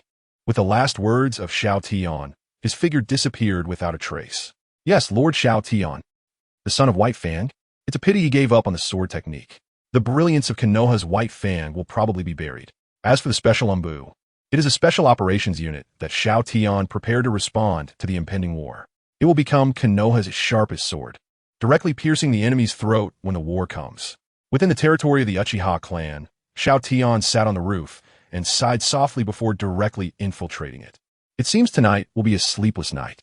At this moment, Uchiha Fugaku, who was quietly training in his room, suddenly narrowed his eyes. The ninja blade placed beside him was drawn out and ruthlessly thrust towards a spot beside him. At the same time, the hand seals he was forming had already been completed. Fire release, great fireball technique. However, just as Uchiha Fugaku made his move, a wall of water appeared out of thin air in the room, directly blocking the blazing fireball. As for his blade, it was now pinched by 2 fingers of someone, unable to advance an inch. Little Fugaku has a good reaction. Teacher. Upon seeing that the visitor was Xiao Tian, Uchiha Fugaku quickly bowed respectfully. For Uchiha Fugaku's greeting, Xiao Tian merely waved his hand nonchalantly and then tossed a stack of documents in front of him. Do you remember what I told you? Teacher, what did you say? Uchiha Fugaku looked bewildered. First, take a look at those documents. Hearing Xiao Tian's words, although Uchiha Fugaku was somewhat confused, he ultimately picked up the documents to read. However, as he read on, Uchiha Fugaku's expression grew more and more excited, and he eventually lowered his head and shouted, Fugaku, Uchiha clan, is at your service, teacher. These documents could only be read by Hokage or the heads of the root, yet his teacher had thrown them to him. Now he finally understood what Xiao Tian had just said.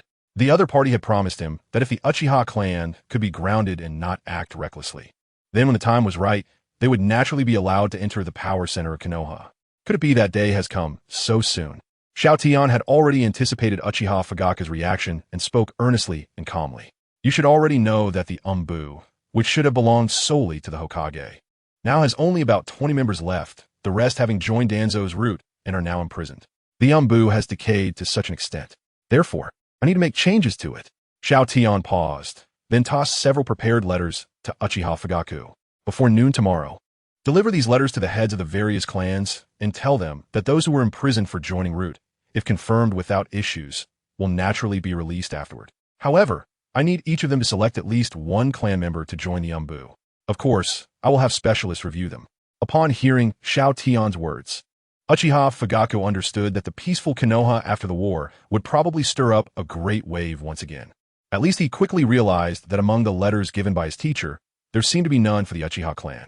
As for your Uchiha clan, how about we let Shursui and Itachi, those 2 little ones, join for now? Are you willing to let them join? Xiao Tian looked at his disciple with a playful expression. Upon hearing this, Uchiha Fugaku quickly agreed. I am willing. Fugaku is willing. Other clans had 1 person, but the Uchiha clan had 2. Moreover, after Shursui and Itachi joined the Umbu, their status would certainly not be just ordinary members. After all, their teacher and ancestor was the leader of the Umbu, Xiao Tian. Well, if that's the case, let's resolve this matter quickly. After saying this, Xiao Tian's figure disappeared again. He came without a trace and left without a trace. The teacher is still as decisive as ever in handling matters, but since the teacher has entrusted this to me, I absolutely cannot let him down, because this is also the key for the Uchiha clan to successfully enter the power center of Konoha. Chapter 63, Kaleidoscope Sharingan activated. Future Ahead System spends 60,000 points to grant me the Kaleidoscope Sharingan. Sitting in a room where the first Hokage, Senju Hashirama, once lived, Xiao Tian spoke calmly. Tonight, Tsunade needed to deal with formal greetings from various major clans due to her recent appointment as Hokage, so she would likely return only in the early hours of the morning. As for Uchiha Fugaku, that guy had returned to cultivate his own Kaleidoscope Sharingan after exchanging a few polite words with Tsunade, because I had advised him to focus on managing the clan rather than vying for power within Konoha. In short, this evening, Xiao Tian could fully experience the newly acquired Kaleidoscope Sharingan. Ding! The Kaleidoscope Sharingan's abilities are determined by the host's desires, requiring 60,000 points. Would you like to exchange and master it with 1 click? Yes. With Xiao Tian's affirmative response, his eyes began to be enveloped by a power entirely different from his chakra nature. Intense pain spread from his eye sockets in all directions, and cold sweat dripped down his back. Yet Xiao Tian's expression remained calm as water. For the Konoha god of death, who had walked on the edge of death countless times, this pain was nothing. After a long while, Xiao Tian exhaled a deep breath and picked up a prepared mirror, gazing into his pair of crimson, eerie Kaleidoscope Sharingan. Is this the Kaleidoscope Sharingan? He wondered what kind of power it possessed. However, Xiao Tian believed it would definitely not disappoint him. After all, The abilities of the Uchiha clan's Sharingan stem from the deepest desires of its members. If you seek power, it will enhance your strength. If you seek speed, it will enhance your speed. Ding! Returning to the host. The ability of the host's left eye is called Nether Flame, similar to Uchiha Fugaku's Amaterasu, but it burns different targets. While Amaterasu burns the body and physical objects, Nether Flame burns the souls of enemies. Burning souls? Hearing this voice from the system, a slight smile appeared on Xiao Tian's lips. Such an ability could be considered divine in the world of Naruto. Burning souls, I ask, who in this world can withstand that? However, Xiao Tian also understood very well that the power of the Sharingan was not something that could be used recklessly. Therefore, unless faced with a strong enemy or in an emergency, there was no need to use Nether Flame. After all, Xiao Tian did not want to go blind from wantonly using the Sharingan's abilities. Of course, if it came to Konoha's survival or life-and-death situations, he wouldn't care about that. Even if he went blind, he would drag the opponent down to hell. Oh, and the right eye. The ability of the host's right eye is called Future Sight, allowing the host to see events that will occur shortly. The time is controlled by the host, but it must be a certain distance from the present, and each use will consume a significant amount of the host's vitality. Seeing the near future, this statement from the system made Xiao Tian's eyes widen, revealing a rare excitement. This ability is excellent, although, from a certain perspective, this future sight ability is quite similar to Uchiha Fugaku's Blood Mirror. Xiao Tian was very clear. Compared to the distant and elusive future, knowing what will happen shortly is the immediate priority for Konoha. Knowing the distant future only allows him to have a strategic response, but knowing what will happen soon enables him to find practical solutions. It seems that this 60,000 points were not wasted. However, the limitation of my right eye's future sight is not the number of uses, but the significant consumption of vitality. Although consuming vitality to a certain extent will lead to death for the sake of Konoha, Xiao Tian didn't continue that thought, because at this moment, his right eye's crimson Sharingan had suddenly shrunk sharply. Kaleidoscope Sharingan, Future Sight, activate. Xiao Tian sat quietly in place, his body motionless, with only the rising and falling of his chest and the chakra and vitality overflowing from his body, proving that he was still alive. Not knowing how long had passed, Xiao Tian, who had remained still, suddenly opened his mouth and spat out a large mouthful of blood. Puffed. But Xiao Tian didn't mind this at all. Instead, a faint smile appeared on his face. Cough, cough, cough. Is this the near future? Quite interesting. Chapter 64. Fearless of the rough road ahead. Accompanied by Beauty, Uchiha Bido. Six Paths Pain. Uchiha Madara. Are these the enemies I will face next? After using the capturing ability of his right eye, Xiao Tian saw a future not far ahead. For him and Konoha Village, the closest enemies are Six Paths Pain and the Akatsuki organization. With this thought, Xiao Tian turned to look at the bright moon outside the window, a playful expression on his face. Uchiha Bido, a boy from the Uchiha clan who dares not confess to his beloved girl, yet is willing to declare war on the entire world for her. Nagato, who feels extreme despair due to the death of his dear friend and wants to make the world feel pain to make everyone understand the preciousness of peace. He. These two little guys are somewhat interesting, but their methods are a bit extreme. It seems the days ahead won't be too boring. Regarding Six Paths Pain and Uchiha Bido, who will act soon, Xiao Tian did not feel the urge to kill them due to their crazed actions, because, fundamentally, they are both pitiful people. As for the actions of Uchiha Bido and Nagato, Xiao Tian has ways to resolve them. The Wave Wind Minato and Uzumaki Kushina, whom Uchiha Bido caused to die, can be completely resurrected later using the perfect Edo Tensei. However, this requires a certain amount of points, so it can't be done immediately. According to the original Fate's trajectory, Nagato's Six Paths Pain, who caused his teacher, Jiraiya's death, can be avoided by recalling Jiraiya in advance. Even if the other party refuses to heed his warnings and insists on pushing forward, Xiao Tian still has the option to help. In short, these two future enemies will undoubtedly bring trouble to Konoha, but it is merely a bit of trouble. With him, the Konoha god of death, guarding, those two little guys won't be able to jump around too much. The key lies in his disciple Fugaku, whose Sharingan sees the distant future, those enemies from another world. Bang! Just as Xiao Tian was contemplating the path ahead, the door to the room was rudely pulled open by someone. Hey, why are you hiding here? Back already? But you've drunk too much, haven't you? Seeing Tsunade, who was drunk, Xiao Tian shook his head helplessly. This is one of the reasons he disliked taking on the Hokage role. There were too many trivial matters and unnecessary social interactions.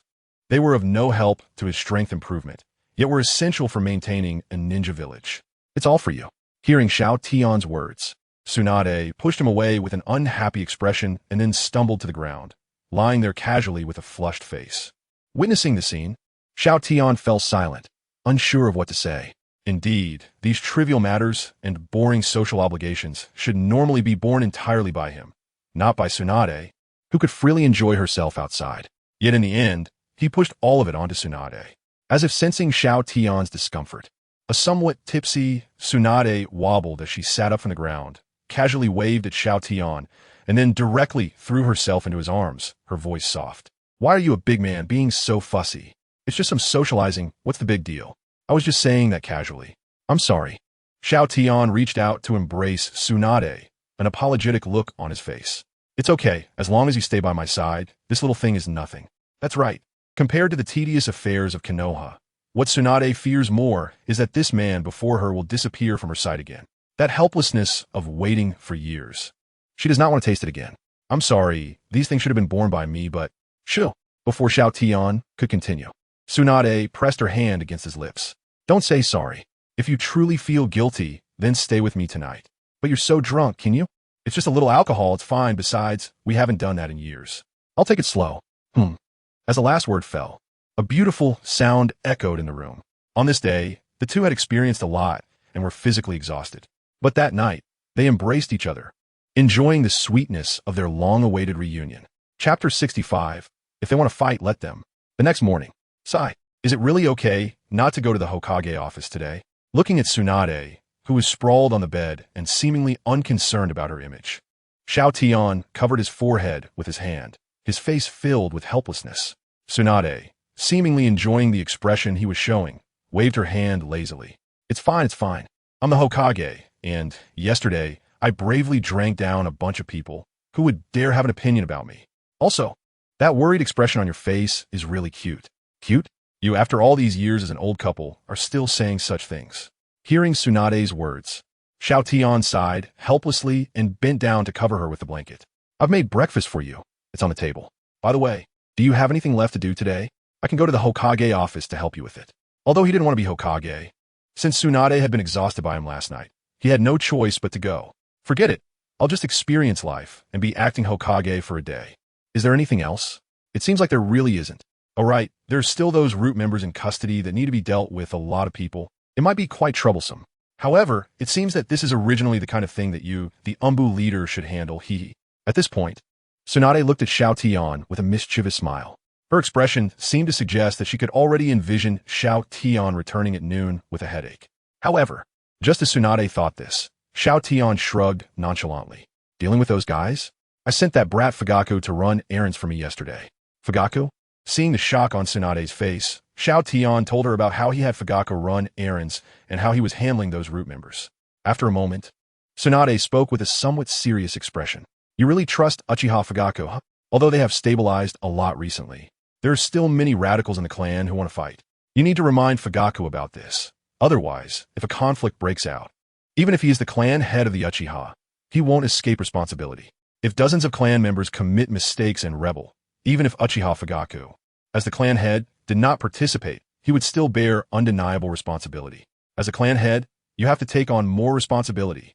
Hearing Tsunade's words, Xiao Tian just paused for a moment and then showed a playful smile. "Since they want to fight, I'll grant them that." Seeing the smile on Xiao Tian's face, Tsunade's brows couldn't help but furrow, recalling the fate of Danzo.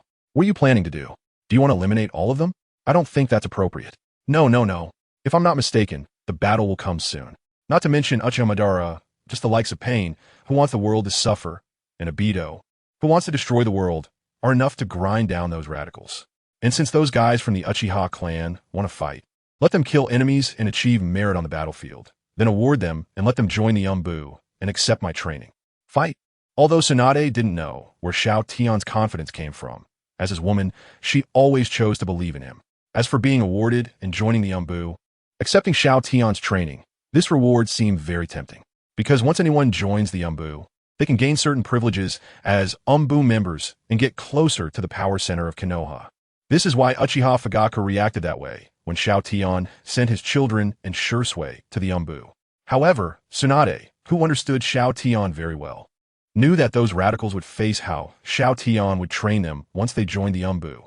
After all, the person in front of her was the direct disciple of the iron-blooded Second Hokage, Senju Tobirama, with unmatched strength and talent.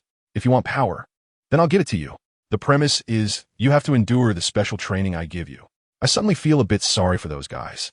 Your training is not something ordinary people can withstand. Say whatever you want. Regarding Tsunade's joking words, Xiao Tian shrugged and then picked up the still sleeping Naruto, walking towards the door. Since the Umbu matters have been taken care of, you should rest well. I'm taking Naruto to the Uchiha clan to see how Fugaku is handling what I entrusted to him. By the way, I'll also teach my two little disciples some ninjutsu. After all, it's been a while since I've seen them, and I don't know if they've been slacking in their training. Chapter 66. The Reappearance of the Uchiha Clan. Decentralization in the Uchiha clan in the clan leader's room. Uchiha Fugaku bowed to Xiao Tian and reported on the responses of various clans regarding the restructuring of the Umbu. Master, I have completed the task you entrusted to me. All the major clans express strong support for your approach and are willing to support you to varying degrees.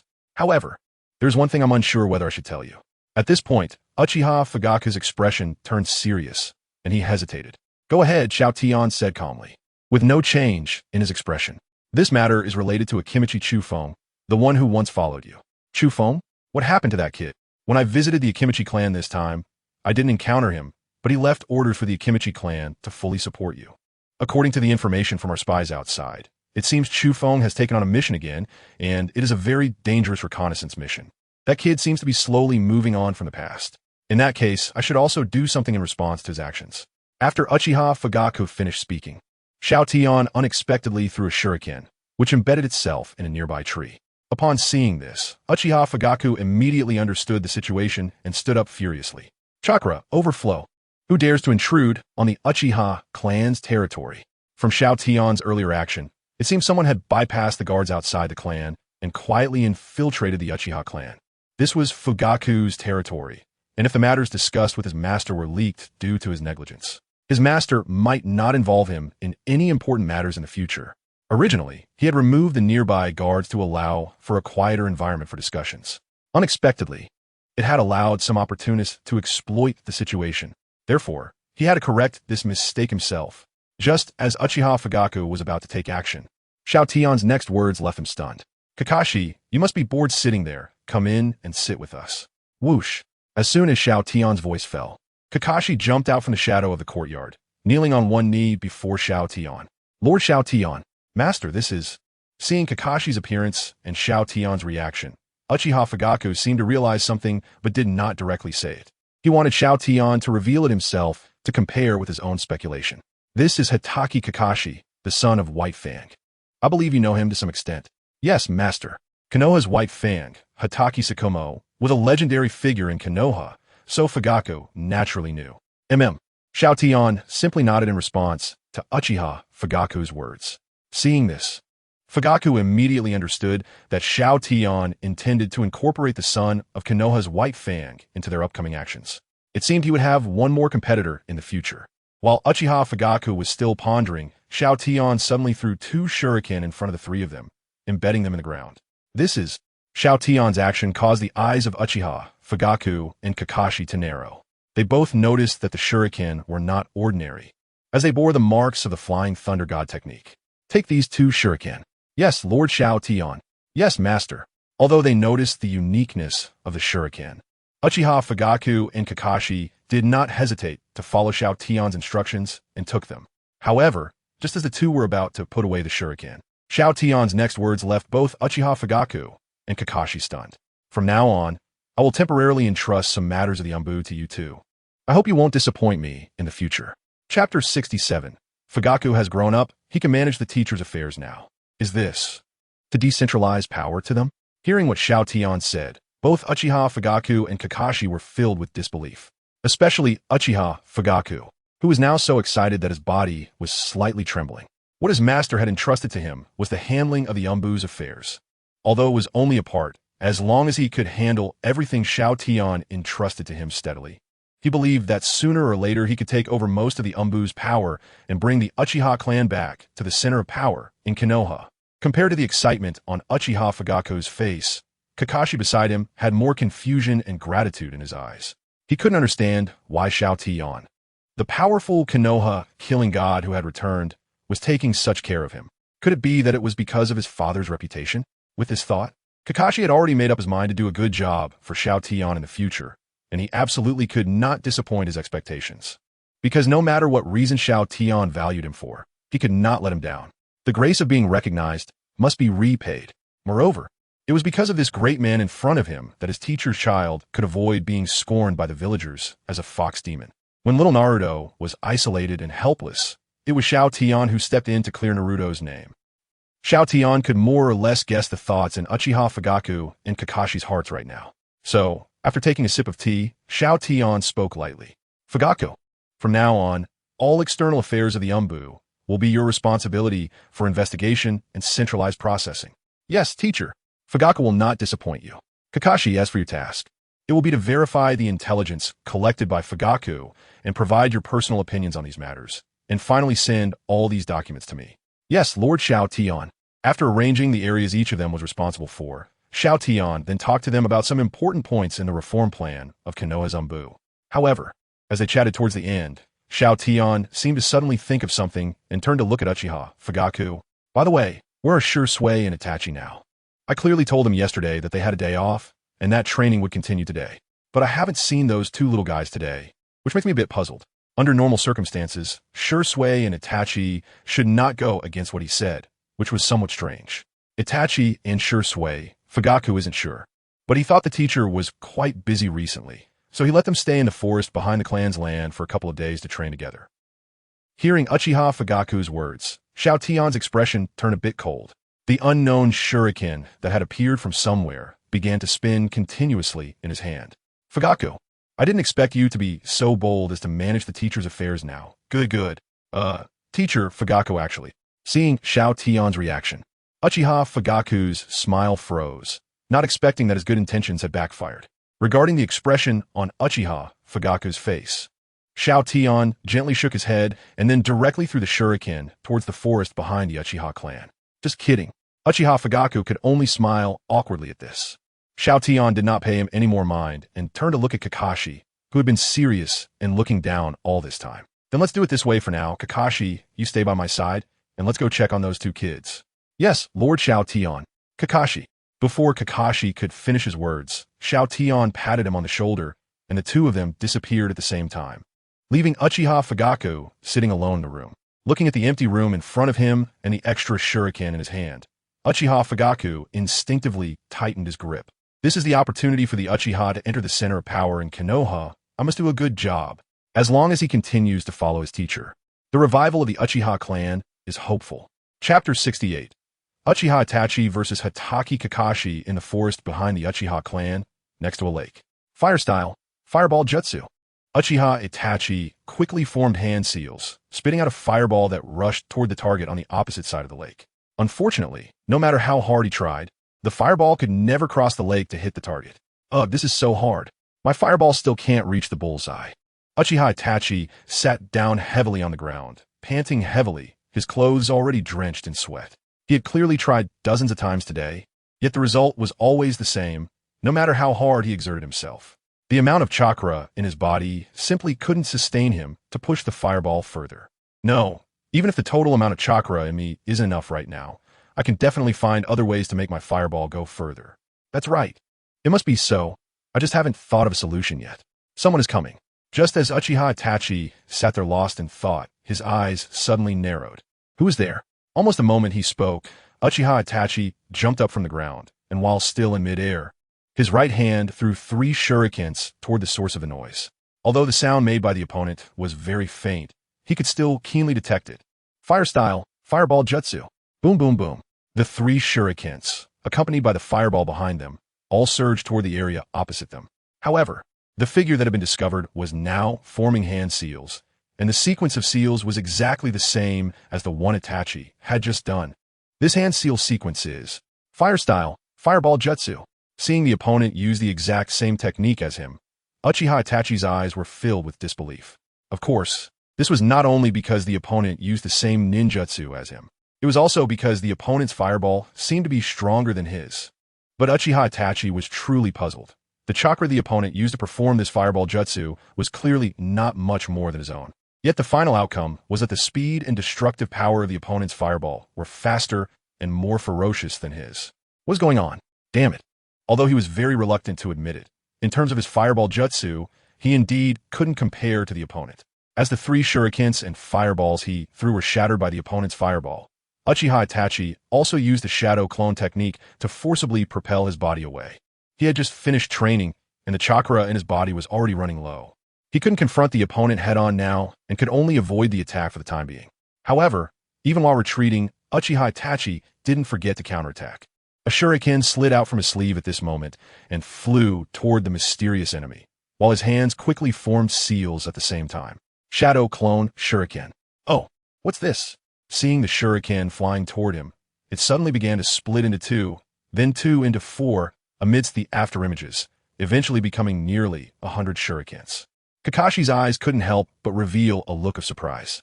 Is this really something a 6-year-old kid can do when his chakra is almost depleted? No wonder he is Lord Xiao Tian's disciple. His talent is indeed strong. But even so, I can't let you gain the upper hand just like that. After all, coming here to train and challenge you is an important task entrusted to me by Lord Xiao Tian.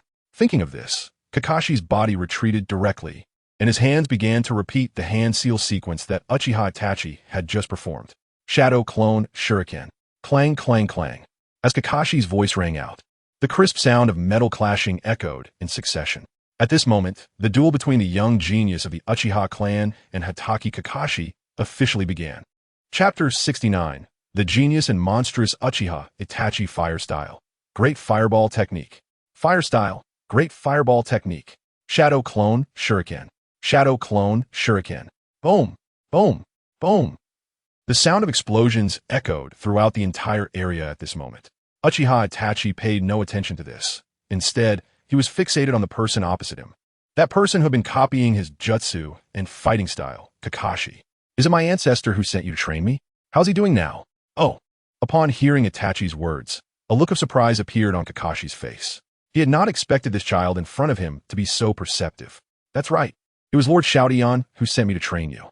However, even if you guessed correctly, I won't give you a chance to catch your breath. As for where Lord Xiao Tian is now, I can tell you, but only if your performance in the following moment satisfies me. As soon as Kakashi finished speaking, he grabbed a shuriken and rushed toward Uchiha Itachi. Kakashi had already gained a rough understanding of Itachi's jutsu level and chakra limits through their previous exchange. Therefore, what he needed now was to gather more information about Itachi's physical techniques and stamina. Only then could he devise a training method that truly suited him. Just as Kakashi closed in on Itachi and prepared to land a hit, Itachi narrowly dodged the shuriken aimed at him. Itachi paid no mind to Kakashi's surprise. Instead, after dodging his attack, he thrust the shuriken in his hand toward Kakashi's back. In battle, every moment is precious. Even a moment's hesitation is unacceptable. Facing Itachi's attack, Kakashi naturally would not sit idly by. As the shuriken was about to make contact, he countered by swinging his weapon to block and retaliate. Clang, clang, clang. The crisp sounds rang out continuously. As the battle wore on, Kakashi's expression began to grow increasingly serious. The little guy in front of him had an alarming combat intuition and on-the-spot judgment. Although he wasn't fighting at full strength, the fact that Itachi could reach this level at such a young age meant that his future achievements would likely be terrifying. Bang! After another collision, both Kakashi and Itachi retreated a few steps, with Kakashi shaking his right hand. Clearly, neither had gained the upper hand in their recent exchanges. As expected of Lord Xiao Tian's disciple, this terrifying reflex and ability to respond in battle truly made him a super genius. No, this was already monstrous. I just don't want to lose. Besides, you weren't using your full strength just now. Itachi paid no mind to Kakashi's praise, calmly revealing the truth and once again assuming a stance ready to attack. Seeing this, Kakashi suddenly withdrew, casually waving his hand at Itachi. I've probably gathered all the information I need. There's no need to continue this duel. Hearing Kakashi's words, Itachi raised an eyebrow, but did not make a move. After all, the guy in front of him was Senpai's ancestor, so he couldn't act too recklessly. Moreover, He was very eager to know where his ancestor was. However, just as Itachi was thinking this, Kakashi opposite him suddenly said something that made his eyes narrow. Do you want to know why? Using the same jutsu and the same amount of chakra, your jutsu is always weaker than mine. Chapter 70. A little insight. This is the genius of Uchiha. Why? Although Uchiha Itachi was somewhat reluctant to ask the person in front of him, he ultimately spoke up for the sake of becoming stronger. Seeing his attitude, Kakashi nodded slightly, then raised his right hand holding a shuriken and shot it directly at the target across the lake. Bang! Anyone who successfully enrolled in the ninja school can obtain the basic training methods for ninjutsu. However, at this point, Kakashi raised another shuriken and threw it towards the target as well. Bang! Unlike the last time, the shuriken Kakashi threw this time pierced through the target, scattering with chips everywhere. The first shuriken thrown was also knocked away. After witnessing this scene, Uchiha Itachi couldn't help but narrow his eyes slightly, because just now it seemed he had discovered something. Then, under Kakashi's watchful gaze, Uchiha Itachi fell silent for a moment, then began to quickly form hand seals. Fire style. What is this? Seeing Uchiha Itachi's actions now, Kakashi suddenly realized something, and a look of surprise crossed his eyes. This little guy's talent is truly monstrous. He can learn just by watching. Great fireball technique. At this moment, a fireball erupted from Uchiha Itachi's mouth, surging towards the target across the lake. Closer. Just 3 meters away. 2 meters away. Seeing the fireball advancing, Uchiha Itachi became even more convinced that his guess was correct. Ninjutsu is not static. It can be enhanced in power and speed by altering certain details. Just like now, 1 meter away. Just when both Uchiha Itachi and Kakashi thought the fireball was about to smash the target, it suddenly stopped. Not only that, but Uchiha Itachi also began to sway unsteadily. Eventually, he reluctantly sat down on the ground, gasping for breath. Seeing this, Kakashi couldn't help but shake his head. What a pity, just a little bit more. Kakashi knew that the chakra within Uchiha Itachi was almost depleted, and so was his physical stamina. Just as he was about to comfort him, Uchiha Itachi stubbornly propped himself up with his arms, trying to stand up again to attempt the great fireball technique once more. I can still do it. Let's go again. However, before he could fully stand up, a shadow suddenly appeared behind him. Itachi, your body has reached its limit. Don't push yourself recklessly. This voice was, Master. Hearing Xiao Tian's voice, Uchiha Itachi immediately spoke respectfully without hesitation. For this, Xiao Tian simply waved his hand nonchalantly and pulled him up. I saw your duel with Kakashi just now. You did well, as expected of my disciple. Thank you, Master. Uchiha Itachi bowed respectfully again, his face filled with excitement. I said don't be too happy yet. You have a long way to go before you succeed. By the way, Itachi, what do you think your current shortcomings are? I think you should be very clear about that. Saying this, Xiao Tian pondered for a moment, then determined the next major focus of Uchiha Itachi's training. It seems that during your future training, the intensity of your physical training needs to be increased a bit. Yes, Master. Seeing Uchiha Itachi's current demeanor, Xiao Tian nodded slightly, then glanced around. By the way, where's Shui? Why isn't he training with you? Shui? I know where he is, Master. I'll take you there right now. All right. Chapter 71. The light of White Fan should not be completely extinguished. Bang. Bang. Bang bang bang. In the depths of the forest, a shadow moved like a ghost, crazily darting around every tree at high speed, leaving behind traces of slashes. Is this really a speed achievable at this age? Kakashi, who arrived with Xiao Tian and Uchiha Itachi, couldn't help but show a serious expression upon seeing Uchiha Shusui's current training. He asked himself at that age, he definitely couldn't have reached this level. Fast? I think it's not fast at all, at least compared to Shui, who has mastered body flicker. This kid's speed is still too slow. Naturally, Xiao Tian didn't voice these thoughts. After all, these were events that would happen in the future, and he couldn't guarantee that mentioning them now wouldn't cause some deviations. So the best plan was to keep this future knowledge to himself. Not fast. As soon as Xiao Tian's voice fell, Kakashi and Uchiha Itachi looked at him with somewhat strange expressions. Could it be that Lord Xiao Tian Master Ancestor was even more terrifying in speed than Shui at this age? However, after considering the various legends about Xiao Tian circulating in Konoha, the two quickly eased their minds. During the Second Shinobi War, someone who could single-handedly break through enemy encirclements and drive back enemy forces in their youth could hardly be ordinary. As if sensing their gazes, Xiao Tian reached out and patted both of their heads. I tell you, you two brats, don't doubt it. The future Shui will definitely astonish you with his speed.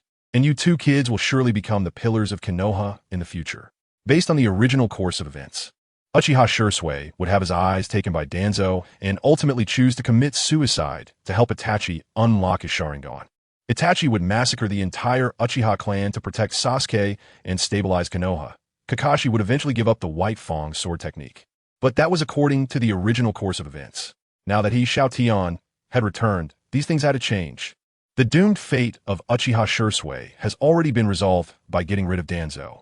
As for Uchiha Itachi, as long as he could ensure the safety of the Uchiha clan, why would he resort to killing his entire clan to protect his brother's life? So what Xiao Tian needed to change next was Kakashi, who would give up the White Fang sword technique. He wanted to let the light of White Fang shine again in Konoha. Of course, this didn't mean letting Kakashi give up his Sharingan or the title of Copy Ninja. It was just about making full use of all his advantages. In the original storyline, the third Hokage, to help him step out of the darkness, had him leave the Umbu and become a squad leader, which greatly reduced Kakashi's growth. But now that he was back, he would allow Kakashi to maintain the title of Copy Ninja while bringing back the light of White Fang. Got it, Master Ancestor. You can stop rubbing my head, I'm feeling a bit dizzy. Uchiha Itachi pushed Xiao Tian's hand away somewhat reluctantly. You brat. Whoosh. Before Xiao Tian could finish speaking to Uchiha Itachi, a blurry shadow suddenly appeared in front of him. Oh, not bad. You can sense it from such a distance. Kakashi. This time, you're not allowed to use ninjutsu, and your chakra must be maintained at a level similar to Shursui's. Not allowed to use ninjutsu? Hearing this, Kakashi pondered for a moment, but showed no hesitation. After agreeing, he dashed out directly. In an instant, the crisp sound of weapons clashing echoed explosively. Xiao Tian also pulled Uchiha Itachi back, watching the battle between the two from the side. It seemed that Shursui's recent training was effective. In front of them, Uchiha Shui consistently suppressed Kakashi with speed, making it difficult for him to move more than 2 meters from his original spot. Seeing this scene, Uchiha Itachi turned to Xiao Tian. Master Ancestor, is Shui going to win? Win? Not yet.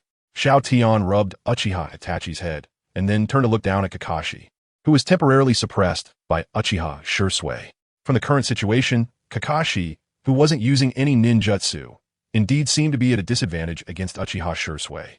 But Itachi, don't forget who Kakashi's father is. Konoha's White Fang? Uchiha Itachi instinctively blurted out those 4 words. Xiao Tian nodded and shifted his gaze back to Kakashi, who was using his blade to block Shursui's attacks again and again. That's right, it's Konoha's White Fang. And as the son of White Fang, even if that ninja blade were truly broken, as long as the thoughts in his heart remained unbroken, then the blade in his heart would not shatter. Kakashi, at this moment, was unconsciously using the sword techniques once employed by Konoha's White Fang. Copy Ninja Kakashi? I prefer to hear it with a few more words in front. The Copy Ninja of the White Fang clan, Kakashi. Chapter 72. What a joke about speed clang clang clang. The sound of metal clashing echoed around Kakashi, creating a dazzling array of afterimages. However, one of the two fighters had a rather unsightly expression on his face. Damn it, why can he block my attacks every time? I must not be fast enough. That's right, it must be that way. Speed. I need to be even faster. What Uchiha Shui was thinking, Xiao Tian did not know. But he was very clear about one thing. His disciple was becoming increasingly impatient. After an unknown amount of time, Xiao Tian gently shook his head and suddenly appeared between Uchiha Shui and Kakashi, extending his finger to block their weapons. That's enough. The outcome of this battle is already determined. Xiao Tian turned to Uchiha Shui on his right and spoke calmly. Shui, you lost. I lost. Teacher, I can still fight. I haven't. Xiao Tian's words made Uchiha Shui anxious, wanting to explain, like a child eager to show off to his teacher. Seeing this, Uchiha Itachi quickly stepped forward to hold him back. Shui, you lost. Hearing Uchiha Itachi's words, Uchiha Shui finally calmed down a bit, lowering his head in shame. Yes, how could his teacher lie to him? After so many surprise attacks, he still couldn't break through his opponent's defense. What good is speed if it can't accomplish anything? Teacher, it was Shui who was being impulsive just now. It's fine. Knowing one's mistakes and being able to correct them is a sign of a good child. Xiao Tian reached out to ruffle Uchiha Shui's head and explained, in the previous battle, you indeed had the ability to continue fighting. But if you kept using that same strategy, you would definitely be defeated by Kakashi once he found the flaw. Xiao Tian's words were spoken very calmly. but they struck a strong chord within Uchiha Shursui.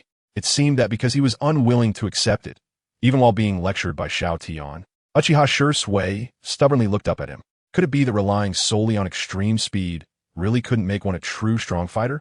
Shursui, seeing his good friend, who held a brother-like status in his heart, clashing with Xiao Tian like this, Uchiha Itachi felt a bit anxious and wanted to pull him back. But just as Uchiha Itachi was about to move, Kakashi beside him reached out to hold him back and pointed at Xiao Tian with a puzzled expression. What's wrong? Are you starting to doubt your path? Or are you doubting your teacher? Xiao Tian said with a light smile. Teacher, I'm not. Hearing Xiao Tian's teasing words, Uchiha Shursui's eyes showed some struggle. Seeing this scene, Xiao Tian couldn't help but sigh, understanding why he was feeling this way. Uchiha Shursui was not someone whose heart could be easily shaken, but this time, after training hard, it was the first time he fought in front of his teacher, Xiao Tian, against others. In the end, he lost.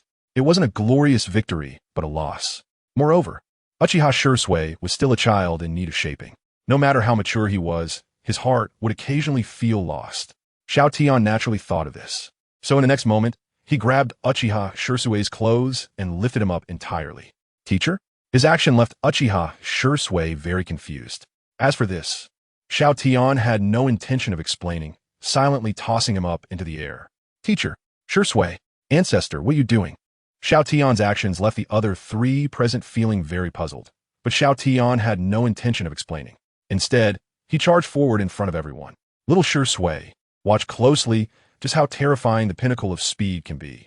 Teacher, boom. Just as Uchiha Shursui was about to say the third word, Xiao Tian disappeared from sight. What replaced him was a terrifying pit that exploded in the ground. Is this something that can be achieved just by starting? Uchiha Shursui was still in disbelief over the destructive power caused by Xiao Tian's start, but Xiao Tian had already dashed out. Rumble. Along the way, rows of trees fell swiftly, cut cleanly and smoothly, making one's scalp tingle. The most important thing was that the places where Xiao Tian struck were all marks left by Uchiha Shursui during his recent practice on the trees. Is this the speed of a teacher? How terrifying. As Uchiha Shursui thought this, his body was already just over a meter above the ground. Just as he was about to land, Xiao Tian, who had returned at some unknown time, reached out and caught him. Fast, precise, and ruthless. As long as you remember these three words, what fear do you have of any enemy? I understand, teacher. Chapter 73. The fourth generation directly affiliated troops. Invitation to the Dark Division, by the way. I see your speed has reached a level where you can learn body flicker technique. Rest well today, and starting tomorrow, you'll learn body flicker with my shadow clone. If your talent is sufficient and you work hard enough, I can also teach you Flying Thunder God technique. Body flicker? Flying Thunder God technique? Can I really learn it?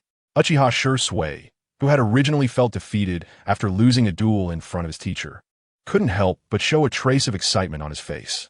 After all, it was the Flying Thunder God technique, which the fourth Hokage used to establish a renowned reputation in the ninja world with his yellow flash and Rasengan. The power of this technique is naturally beyond words. However, now his own teacher was willing to teach him this, which was enough to make him excited. You are my disciple, and teaching ninjutsu to my disciples is the duty of a teacher, right? Hearing Xiao Tian's calm words, Uchiha Shursui's heart was anything but calm. The next moment, he straightened his back and solemnly bowed to Xiao Tian, shouting loudly, Teacher, don't worry. I will study hard and strive to surpass the fourth Hokage, making sure everyone in the ninja world knows the name Uchiha Shursui. Then, on that day, I will tell everyone that my teacher is named Xiao Tian. This kid. Hearing Uchiha Shursui's words, Xiao Tian was momentarily stunned, then reached out and directly tossed him towards Uchiha Itachi. You brat, having such a goal is great, but you should focus on learning body flicker first. I definitely will. Uchiha Shursui replied firmly. Meanwhile, Uchiha Itachi, seemingly influenced, also promised. I won't let the teacher down either. Looking at Uchiha Shursui and Uchiha Itachi in front of him, along with Kakashi beside them, Xiao Tian gently nodded. Well, very good. If you encounter anything you don't understand in the future, come find me directly, and don't mind Fugaku's nonsense. Yes, master. Yes, grandmaster. After taking care of these two, Xiao Tian left with Kakashi. Uchiha Shursui and Uchiha Itachi were his disciples, but Kakashi was currently his assistant. However, when the two returned to the Dark Division office, they found two ninjas leaning against the door with grass in their mouths. Who are you? Seeing these two, Xiao Tian couldn't help but frown. After the Danzo incident, it was the first time anyone dared to block his office door like this. Lord Xiao Tian, we are originally part of the 4th Hokage's Flying Thunder God Guard. I am Noara Jinkan, and he is Nizumi Raito, and there is also Iwa Shizuku. We were ordered by the 3rd Hokage to report to you, and he said you would arrange our assignments here. That old man. After hearing Noara Jinkan's words, Xiao Tian nodded, then walked into the office with Kakashi. Whereas Iwa Shizuku, he just completed a reconnaissance patrol mission at the border. And reportedly, he encountered a Kimichi CHF there. CHF? For some reason, upon hearing this news, Xiao Tian felt a sense of unease. Moreover, based on the information he obtained through his Mainseki Sharingan, it seemed that some movements would begin to occur in the ninja world during this period. Thinking of this, Xiao Tian fell into deep contemplation. However, he naturally did not maintain such silence for long. Jinkan, Raito, do you two want to join the Dark Division? Join my Special Dark Division. Join the Dark Division? Special Dark Division? Noara Jinkan was somewhat confused about what Xiao Tian was talking about. Xiao Tian had anticipated this and pointed to Kakashi beside him. This is Hitaki Kakashi, the only official member of my Special Dark Division team. I believe you should know him. As for Uchiha Shursui and Uchiha Itachi, those two little guys will indeed be members of my Special Dark Division in the future. However, I'm not ready to let them participate in missions just yet. After all, they are at their most moldable stage, and I do not wish to sacrifice their potential for my own tasks. Of course, we know him. The 4th Hokage's disciple, the son of Konoha White Fang. How can we not know? Noara Jinkan nodded solemnly in response. After hearing his answer, Xiao Tian continued, once you join the Special Dark Division, the 3 of you will only follow my orders, and no one will be able to restrict or control your actions. If anyone wants to harm you, come to me. As long as you haven't committed unforgivable crimes like betraying Konoha, I will help you settle it. My people are not to be trifled with. What do you think? Flying Thunder God Guard, are you willing to join my Special Dark Division? Chapter 74, The Flying Thunder God Guard Team Submission. First action hearing Xiao Tian's words. Both Noara Jinkan and Anzuki Raito were momentarily stunned. They never expected that this newly appointed leader of the Dark Department would extend such an olive branch to them. However, their hesitation lasted only a moment. The next second, without any further ado, Noara Jinkan and Anzuki Raito knelt on one knee before Xiao Tian. The Flying Thunder God Guard team is fully willing to join Lord Xiao Tian's Special Dark Department. Xiao Tian was not surprised by their reaction. After all, the two of them, along with the one currently on a mission, Iwai Hoshiki, were all part of the Flying Thunder God Guard team under the 4th Hokage, Minato Namikaze. Xiao Tian had a great favor from the 4th Hokage, so it was no surprise to him that Noara Jinkan and Anzuki Raito would respond this way. Thinking of this, Xiao Tian looked down at the sleeping little Naruto. This little guy really loves to sleep in. Your father's comrade is right in front of you. With this thought, Xiao Tian raised his head to Noara Jinkan and Anzuki Raito and said lightly, how can you be so sure that Iwai Hoshiki is also willing to join my Special Dark Department? Upon hearing Xiao Tian's words, Noara Jinkan and Anzuki Raito exchanged glances and then replied solemnly, we were once part of the 4th Hokage's guard team. The Flying Thunder God technique we possess comes from the 4th Hokage. If it weren't for that great man, the 3 of us would never have come this far. Therefore, for the 3 of us, the 4th Hokage is not just a superior, but also a benefactor. As they spoke, Noara Jinkan and Anzuki Raito's bodies trembled slightly, clearly showing some excitement. However, as members of the 4th Hokage's Flying Thunder God Guard team, they maintained their composure.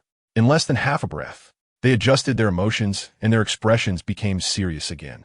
And Lord Xiao Tian, after returning to Konoha, not only did you help the 4th Hokage suppress the Nine-Tails and protect Konoha, but you also gave a name to the 4th Hokage's orphan. Such great kindness. Even if the entire Flying Thunder God Guard team were to die, we would never forget your great benevolence and virtue. So we can assure you that Iwai Hoshiki will definitely be willing to join Lord Xiao Tian's Special Dark Department. Saying this, Noara Jinkan and Anzuki Raito spoke in unison. If he is unwilling, we will personally handle the matter for the 4th Hokage. The Flying Thunder God Guard team has never had cowards, nor have we ever been ungrateful. Hearing their firm assurance, Xiao Tian nodded in satisfaction, then stood up from his chair and handed the sleeping little Naruto to Noara Jinkan. Jinkan, this is Minato's child. My disciple. Take good care of him. I think both of you would like to see him and speak your heart to him. Bang! As soon as Noara Jinkan took little Naruto into his arms, he suddenly knelt on the ground, and Anzuki Raito did the same beside him. Thank you, thank you. Lord Xiao Tian, no need to thank me. You two go sit over there and rest for a while. Yes, Lord Xiao Tian. Hearing Xiao Tian's order, Noara Jinkan and Anzuki Raito did not hesitate and quickly retreated to the side.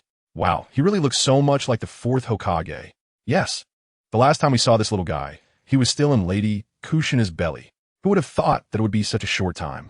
And the two of them, Noara Jinkan and Anzuki Raito's conversation was naturally heard by Xiao Tian, but he did not pay much attention to it and instead turned to leave the area. When he appeared again, he was already at the top of the house. He was waiting for the return of the last member of the Flying Thunder God Guard team, Iwai Hoshiki. The chaos at the borders had already begun, and it seemed that the first war after the Nine-Tails incident would soon descend. However, such idle waiting did not seem to be a practical solution to the problem. Konoha must take action. Kakashi. Bang.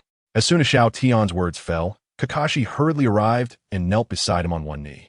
Lord Xiao Tian, you need to find Fugaku immediately and have him send more Dark Department members to patrol the borders. If necessary, they can infiltrate other countries, and we must ensure that accurate intelligence is delivered as quickly as possible. Hearing Xiao Tian's words, Kakashi hesitated slightly, unsure of what to say. After all, sending Dark Department members to infiltrate other countries was a major matter. Shouldn't he first inform the fifth Hokage? However, considering the relationship between the fifth Hokage and Xiao Tian, Kakashi quickly dismissed that thought and replied solemnly, Yes, Lord Xiao Tian. Bang! With Kakashi's voice falling, he transformed into white smoke and rushed towards the Uchiha clan's residence. Having Dark Department members infiltrate various countries was merely the first step in Xiao Tian's response to the war. He had prepared a lot to deal with this war. Not long after Kakashi left, a glimmer of brilliance suddenly flashed in Xiao Tian's eyes. With his hands clasped behind his back, he gazed far into the distance outside Konoha Village at a shadow. The clothes of that figure bore the same patterns as those of Noara Jinkan and Anzuki Raito. Iwai Hoshiki, the last member of the Flying Thunder God Guard team, has finally returned. Chapter 75, Urgent at the Border. The chaos and fog hidden village Raito and Taiwashi have returned. You hold little Naruto and tell him everything. Make sure to protect little Naruto. Yes, Lord Xiaotian, I will not let this child suffer any harm even if I die. Hearing Lord Xiaotian's order, Raito did not hesitate at all. The shadow flashed and dashed out directly. Xianjian, we will go over later. Yes, Lord Xiaotian. Lord Xiaotian's words made Shiranui Xianjian, who was kneeling on one knee, grip the shuriken that had somehow slipped into his hand. As long as Taiwashi, who had just returned, showed any unusual movement, he would act immediately. If Taiwashi refused to join Lord Xiaotian's special dark division, he would still take the other down. But if the other dared to harm little Naruto, Shiranui Xianjian would definitely send him to hell. The descendant of the fourth Hokage must not suffer any mishap here. Otherwise, when he goes to hell, he would have no face to meet that lord.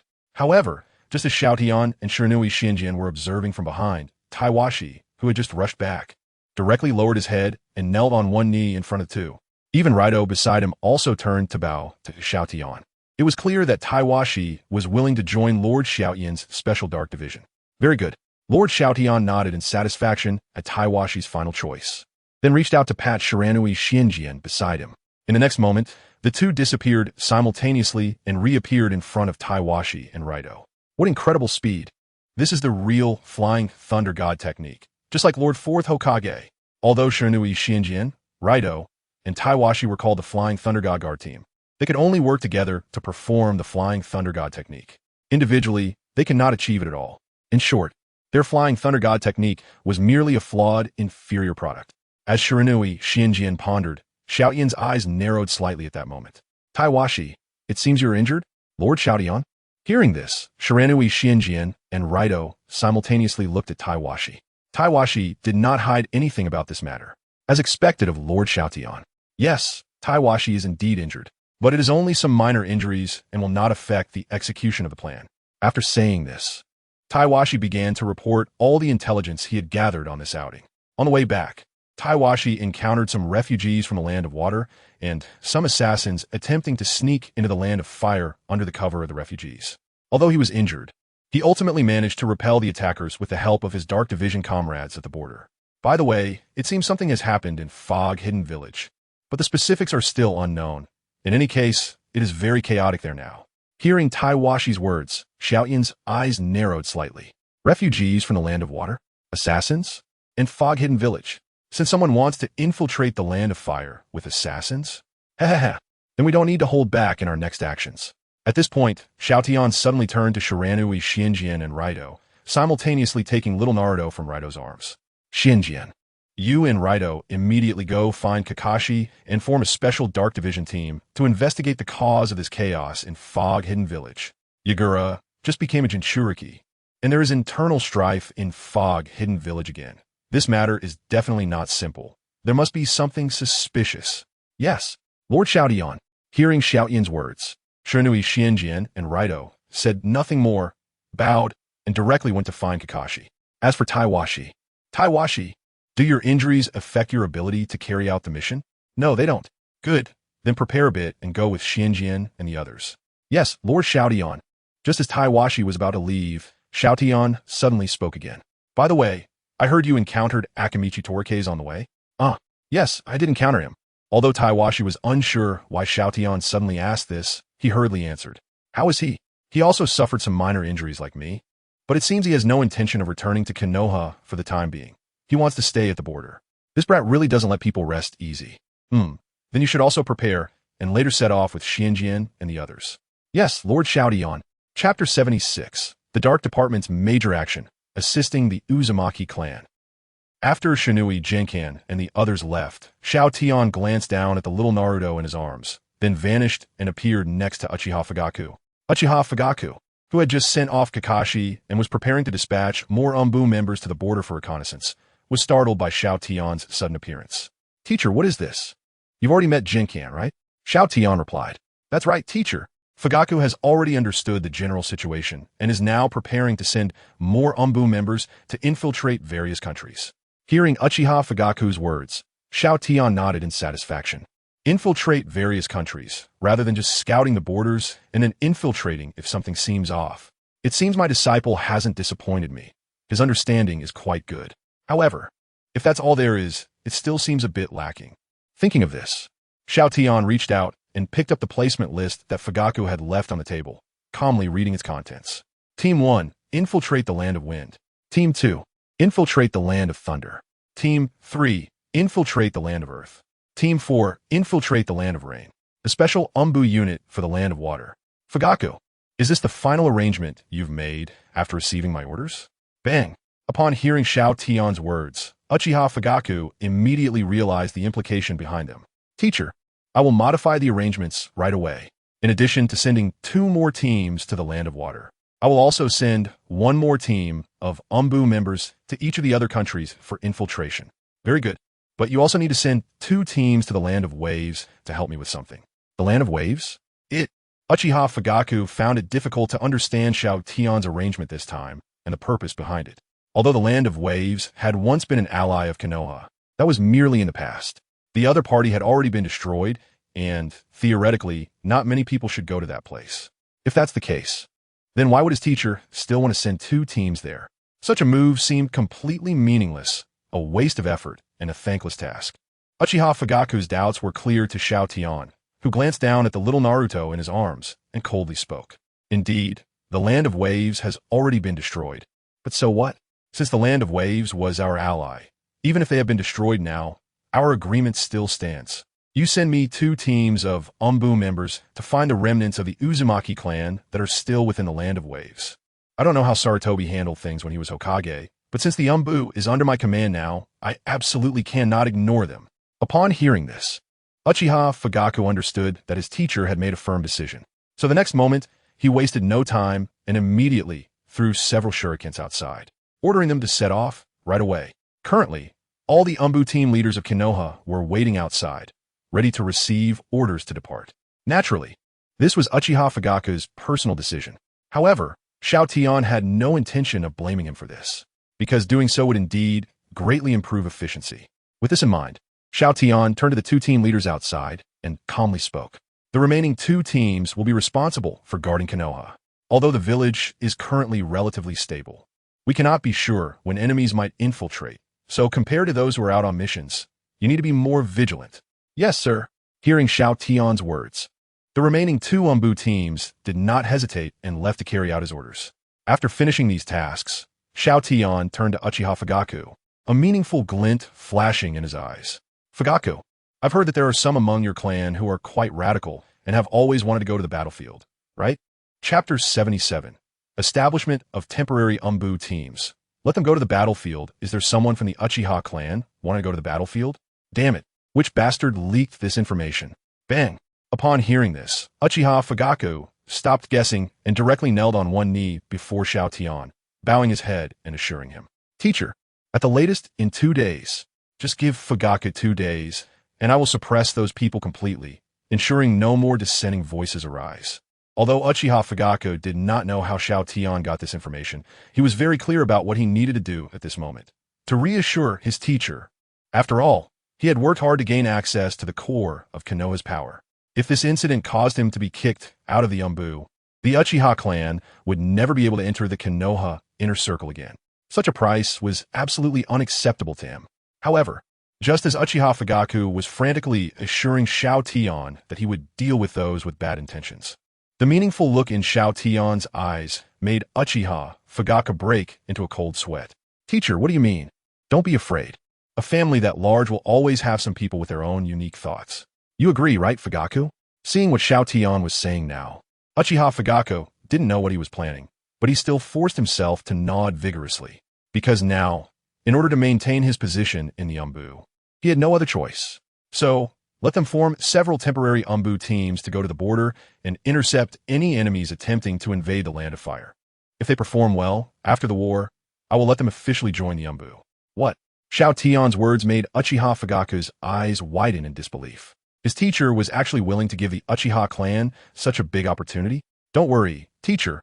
I'll have those guys gear up and set off immediately. We will protect the safety of the Land of Fire's border at all costs. Well, if that's the case, then go handle it. Xiao Tian still believed in Uchiha Fugaku's assurance.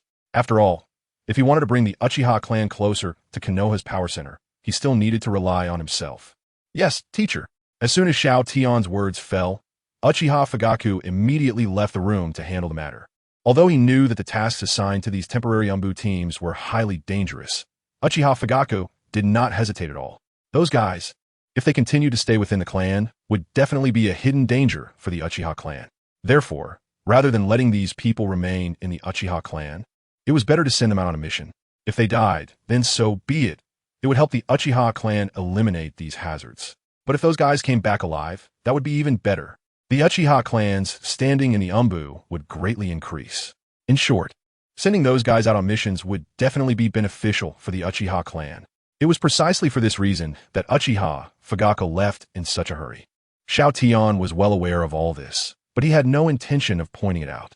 Instead, at that moment, he turned to look in a certain direction. In this war, these radical members of the Uchiha clan would become a very useful sword. Speaking of which, Xiao Tian suddenly used the Flying Thunder God technique and appeared on a tree outside the Uchiha clan's territory. With calm eyes, he gazed down at the figure that had long since arrived but had not taken any action. That little guy he hadn't seen in many years, right? Orochimaru. Chapter 78. The legendary three of Konoha reunited again.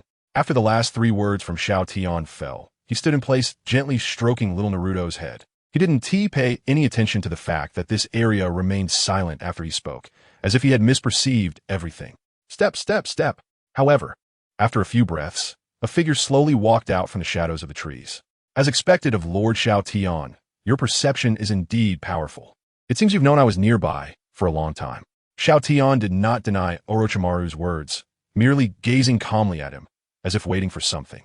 This made Orochimaru's brows furrow slightly, as if he had realized something. Such calmness clearly could not last long. Orochimaru.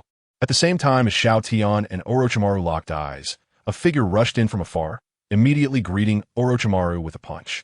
Boom! A huge explosion erupted between Orochimaru and Xiao Tian, kicking up dust. Why didn't you dodge? Tsunade, who had just arrived, coldly stared at Orochimaru, her eyes complex. Orochimaru showed no intention of answering her question, instead looking at Xiao Tian. Lord Xiao Tian, what do you mean by this? It's nothing. I just thought it had been a long time since the 3 of you gathered together, so I created an opportunity for you to meet. Upon hearing Xiao Tian's words, both Orochimaru and Tsunade seemed to realize something and turned to look towards the gate of Konoha, where a figure was emerging. It was a guy with a head full of white hair, but he was walking in a carefree manner. However, at this moment, he was running wildly. Orochimaru, how did you come back? Tsunade, get out of the way. Watch me kick him away. Jiraiya, the last of the legendary three of Konoha besides Tsunade and Orochimaru. His combat ability is quite good, but outside of fighting, his mind could be a bit. Seeing Jiraiya's current actions, Tsunade couldn't help but cover her forehead with her hand, feeling a headache. This fool. Orochimaru is still a rogue ninja in name. Shouting like this in the street will only cause chaos. However, just as Tsunade thought this, Xiao Tian suddenly looked up, raising a water wall in front of him to block Jiraiya's assault, while turning to shout towards the street. Umbu is on an emergency mission. All Konoha villagers, return to your homes. Umbu members, maintain order. Yes, my lord. Upon hearing Xiao Tian's words, the two teams of Umbu members left behind in Konoha rushed out from the shadows, stabilizing the villagers who were about to reprimand Orochimaru. Once the Umbu began to act, Xiao Tian smiled slightly at Tsunade. All right, this matter has been temporarily suppressed. Hearing this, Tsunade gently nodded and linked her arm with his. With him around, she felt she didn't need to worry about anything. Seeing this scene, Jiraiya, who was originally about to attack Orochimaru, was now completely petrified. Who are you? How can you have Tsunade holding your arm like that? Jiraiya felt a mess in his heart, his face filled with pain. But soon, he realized something was off. Wait, why does this look so familiar? What a fool. He can't even recognize Lord Xiao Tian. Orochimaru directly mocked Jiraiya without mercy. Being called out like this by Orochimaru, Jiraiya flipped his long white hair and began to retort. You're the fool, Orochimaru. Where have you been all these years? Also, why? Wait, did you just say he is Lord Xiao Tian? Is that not right? No, Lord Xiao Tian, I just... Facing Jiraiya's incredulous gaze, Xiao Tian smiled slightly. The more he smiled, the more awkward Jiraiya felt, scratching his head in embarrassment. So this long-lost person has returned. If that's the case, then my chances with Tsunade are almost gone. Seeing Jiraiya's expression, both Orochimaru and Tsunade shook their heads, feeling very embarrassed for this guy's current behavior. Especially Orochimaru. Even I, a rogue ninja, know that Lord Xiao Tian has returned. You, a good ninja of Konoha, actually don't know. How ridiculous. Oof. Who? Who said I didn't know? I was just getting ready to give Lord Xiao Tian a special surprise. Where's the surprise? You, Orochimaru. You're still as annoying as ever. You too. Watching these two adversaries start bickering as soon as they met, Xiao Tian shook his head. The next moment, he swiftly marked Jiraiya and Orochimaru with the Flying Thunder God technique and directly took the three of them away from there. Since he finally returned, they shouldn't just stand here talking. Whatever they needed to say could be discussed in the office. Chapter 79. I can't go back. Orochimaru's dream, is this the Hokage's office? Even after so many years, Lord Xiao Tian is still so decisive and powerful that it's hard to see through him. Compared to Jiraiya's astonishment, Orochimaru's eyes reveal more seriousness. Under normal circumstances, so many years have passed, and even if Xiao Tian returned to Konoha, he shouldn't look this young. After all, his teacher, Sarutobi Hiruzen, is now so old. So Xiao Tian should also. Could it be that Xiao Tian has some means to maintain youth or extend his lifespan? Thinking of this, the light in Orochimaru's eyes became even more intense. However, this change was fleeting and did not alert Jiraiya and Tsunade in the slightest. He returned this time to personally verify whether the information given to him by that organization was true. Now that he has witnessed the real Xiao Tian, he is convinced. It seems that in the future, he needs to find opportunities to put in more effort with Lord Xiao Tian. After all, the other party seems to have what he desires.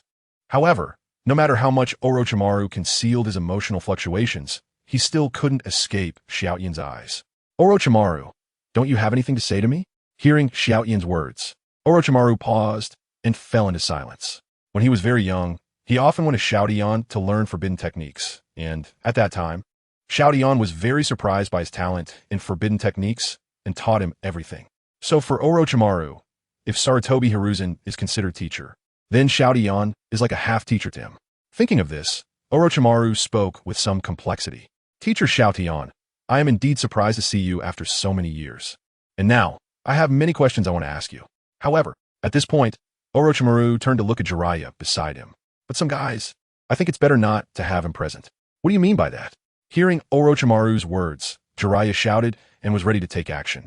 If Tsunade hadn't held him back, Jiraiya would likely have already attacked Orochimaru with a fireball. As for the reactions of the three in front of him, Xiao Tian merely smiled slightly, and a light blue chakra enveloped him. At the same time, a terrifying pressure emerged that made Orochimaru and Jiraiya break out in a cold sweat. I don't care what you have experienced during my absence, but now that I am back, you must put aside your mutual hatred and work together for the future of Konoha. As expected of teacher Xiao Tian, this pressure is still as terrifying as ever.